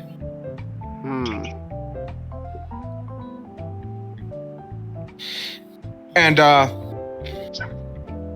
mean, like, okay, so it doesn't. The main character isn't even Miyamoto Usagi. From what I'm reading, this actually sounds more like Space Usagi. Yeah, because it's actually about another descendant of Usagi, named Yuichi. I think that's how you say it, Yuichi. And then also, apparently, some of his cast members are also named after characters from the comic, but it's not confirmed that they're descendants or not. despite having roles similar and being named that way as well. But the show's okay. You've seen it? Yeah. Also, the bear in that show, he fucking cracks me up. I say watch it just for the fucking bear because he is hilarious. Also, Kitsune is actually voiced by Peridot. Huh. So that was a plus. One of the best. She and the bear are actually the best characters in that show. They get there's a B plot in one episode where they get to hang out. It's fantastic. So she's found a better relationship than what was going on in Steven Universe. Yeah, pretty much. Okay, good for her. Peridot, the one redeeming factor in that show. Good for her. Hey, she found a better relationship. Yeah. The show's okay, but first of all, it's like also one of the things you gotta know that despite Usagi Yojimbo obviously having animal characters and stuff like that, and having a cutesy cartoony art style, it is definitely not a kid's book.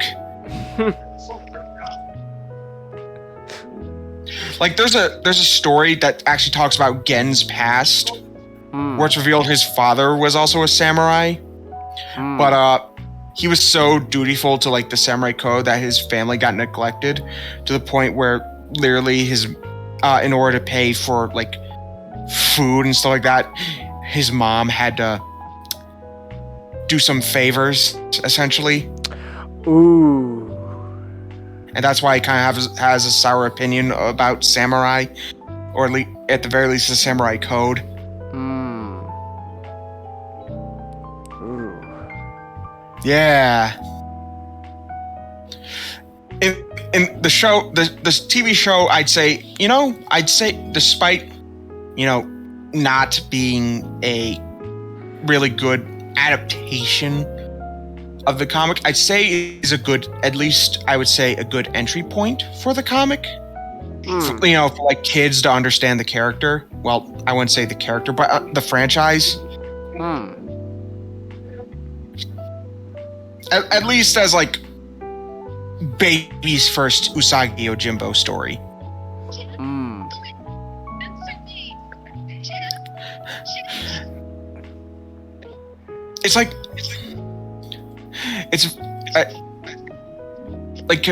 How do I explain this?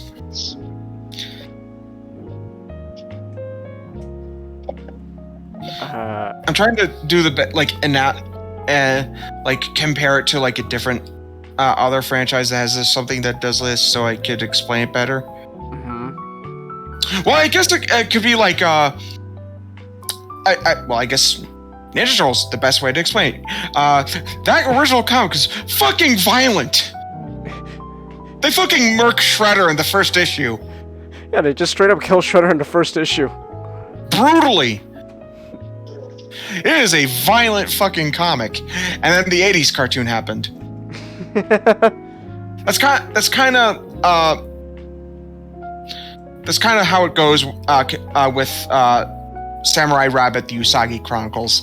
It's very much a kidified version of a very adult thing.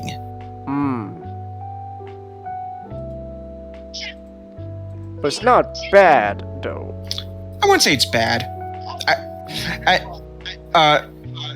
It can be. It's entertaining. If you're looking, but as an adaptation of Usagi Yojimbo, not that good. However, I won't say it's bad.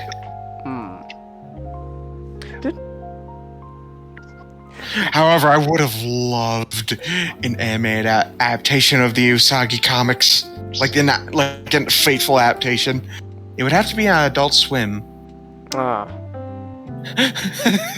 Because it is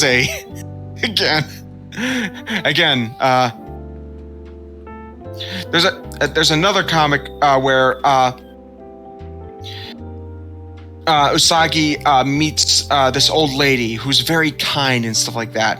However, her son is like this like jerk and like runs like working with a mob or something like that, and very mean, and even like disrespectful to his mother.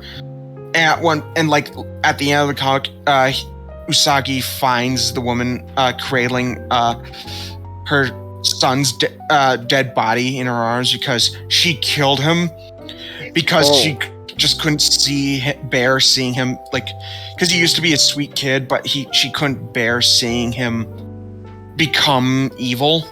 Oh. And basically just asked Usagi to kill her because she just could not live with this pain.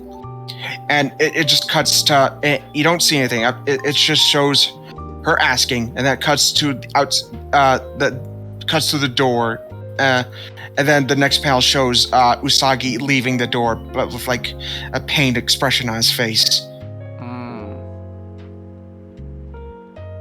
I don't think I need to tell you what he did. Well, it's left kind of ambiguous. You could it's most likely he did what he did, but like it could be. There's always the chance though, like, you know, maybe he didn't. His hand was he face palmed. Yeah, no, he did it. Ooh.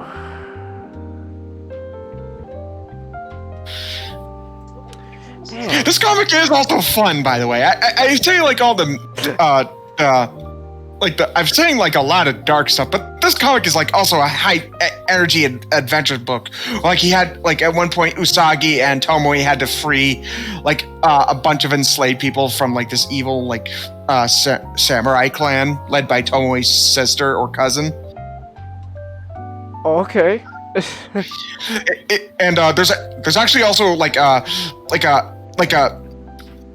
while obviously the system hasn't been made yet, there's Agatha Christie like death on Murder on the Orient Express kind of deal where like Usagi and this one detective character have to figure out who killed this one guy in like this house.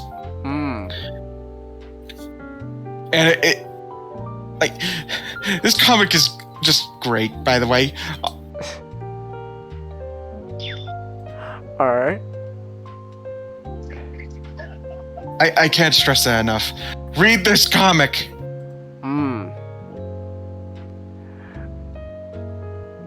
Okay then. Yeah. Well, that's hardcore. Oh yeah. Damn. Okay then.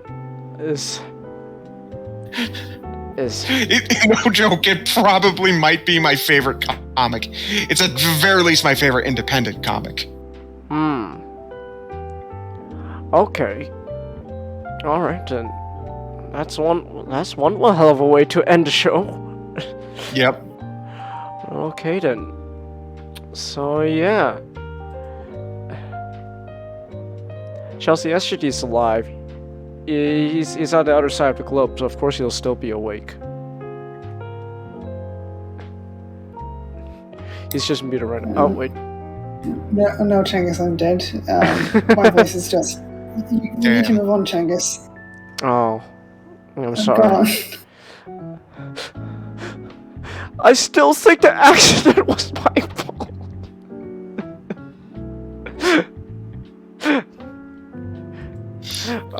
You still what? You still what?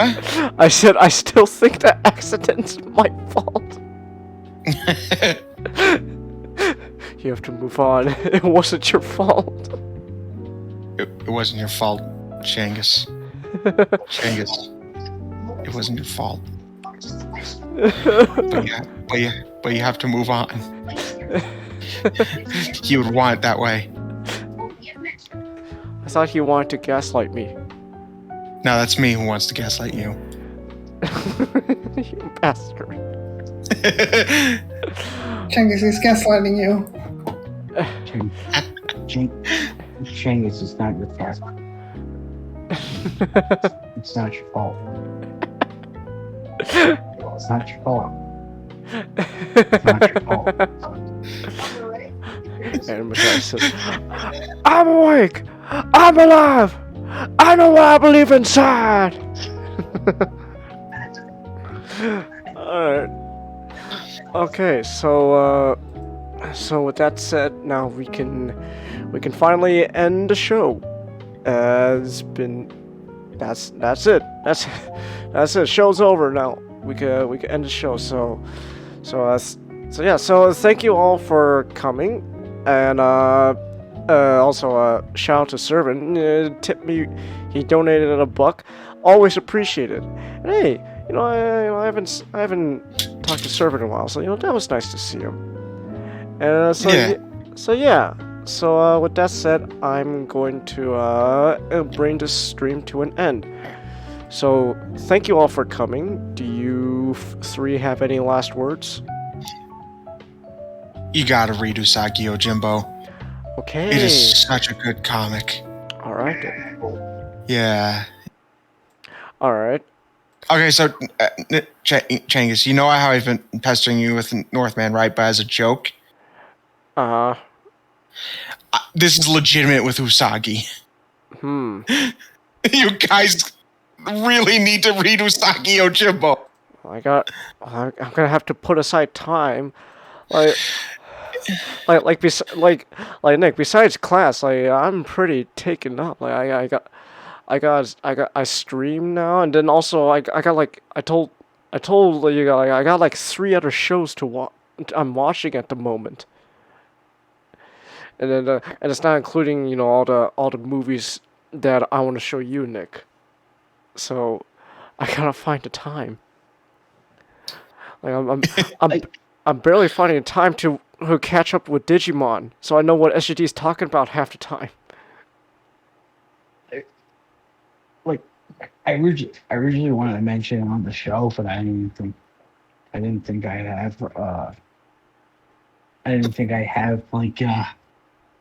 the way to smoothly crowbar it in. There's a moment in Metal Gear Solid 2 that it still hits very hard. I think it could have been effective if they were allowed to use the original elements of the thing. So it was like the ending of any of the game when it's like you beat Solidus and he falls onto the steps of the what is it? Forgot it was like. I think it's the oldest of the hall. The very hall that where George Washington was sworn in, because April 30th. A damn patriot. Patriots. So basically, one thing you will notice from this game is that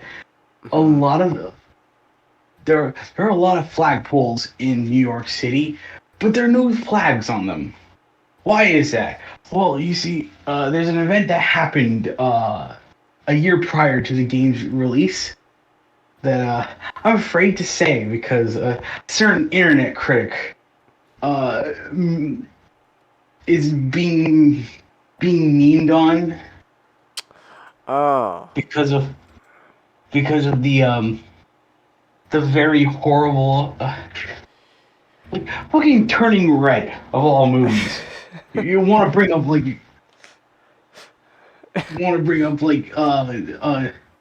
the tragic event. Man, what the hell does that have to do with a girl turning into a panda? So someone unironically take that meme seriously, like they didn't realize it's a joke. Oh, that's. And they're talking like, oh, this show is set after this time and it's not America. It's like, why are they walking around like this? Like, dude, it's a joke. It's But like the reason why they're not like this is because it didn't really affect them. It's like, whoosh. it's not relevant to the movie. It's a movie about a girl turning into a panda. Changhis, don't you understand? It's in 2002. Everything, like every event, horrible event that happens, should be relevant. That's why the entire world, it's like that. Movies are escapism, especially children's movies. Yeah. But it's like, okay, so it's like we know the event. Like, I'm pretty sure we all know the event that happened. Yeah. Like all the flags, they had to remove the flags from all of the flagpoles. And we know that they did this because there is a floating there's a floating flag texture on all of the flagpoles, specifically one on the assembly hall, because what was meant to happen was when Solidus fell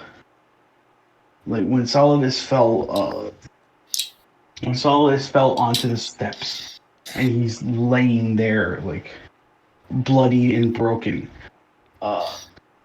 What Raiden does before sheathing his blade is that he thrusts upwards and he cuts it, like he does a swiping motion before putting it back into the scabbard. And what we found out about this scene was there was supposed to be an American flag attached to the like there was supposed to be an American flag there where Raiden cut down.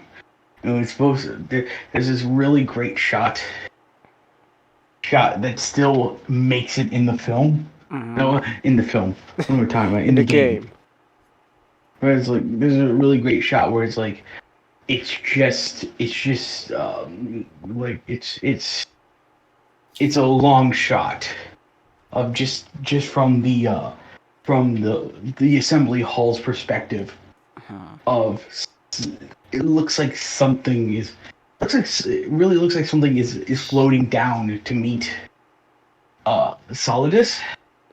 And we didn't know until like very like I think it was like 2015 that was Raiden paying respects by covering up his shame with the American flag. And it's like I really feel like that should have been something that was added in with the HD remaster, because I bet Bluepoint Games could have done it, because the texture there still, the texture map still exists. You just need to apply the appropriate decals.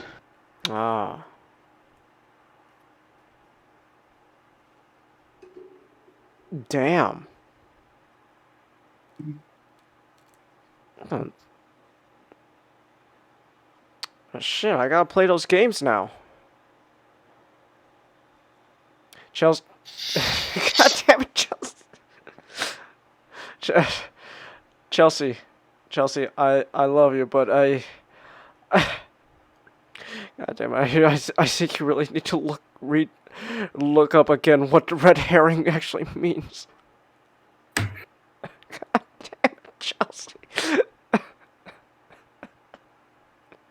Oh, Chelsea. Metal Gear Solid 2 is the most American game ever created by someone who wasn't American. All right. Oh, that was quite a few final words there. Damn. All right then. SGD, any final words? Oh, today's joint card game reveals my predictions for the next set have basically been confirmed. Ah. Alright then. So, thank you all for coming, and then we'll be streaming again next week when I'm more free and available.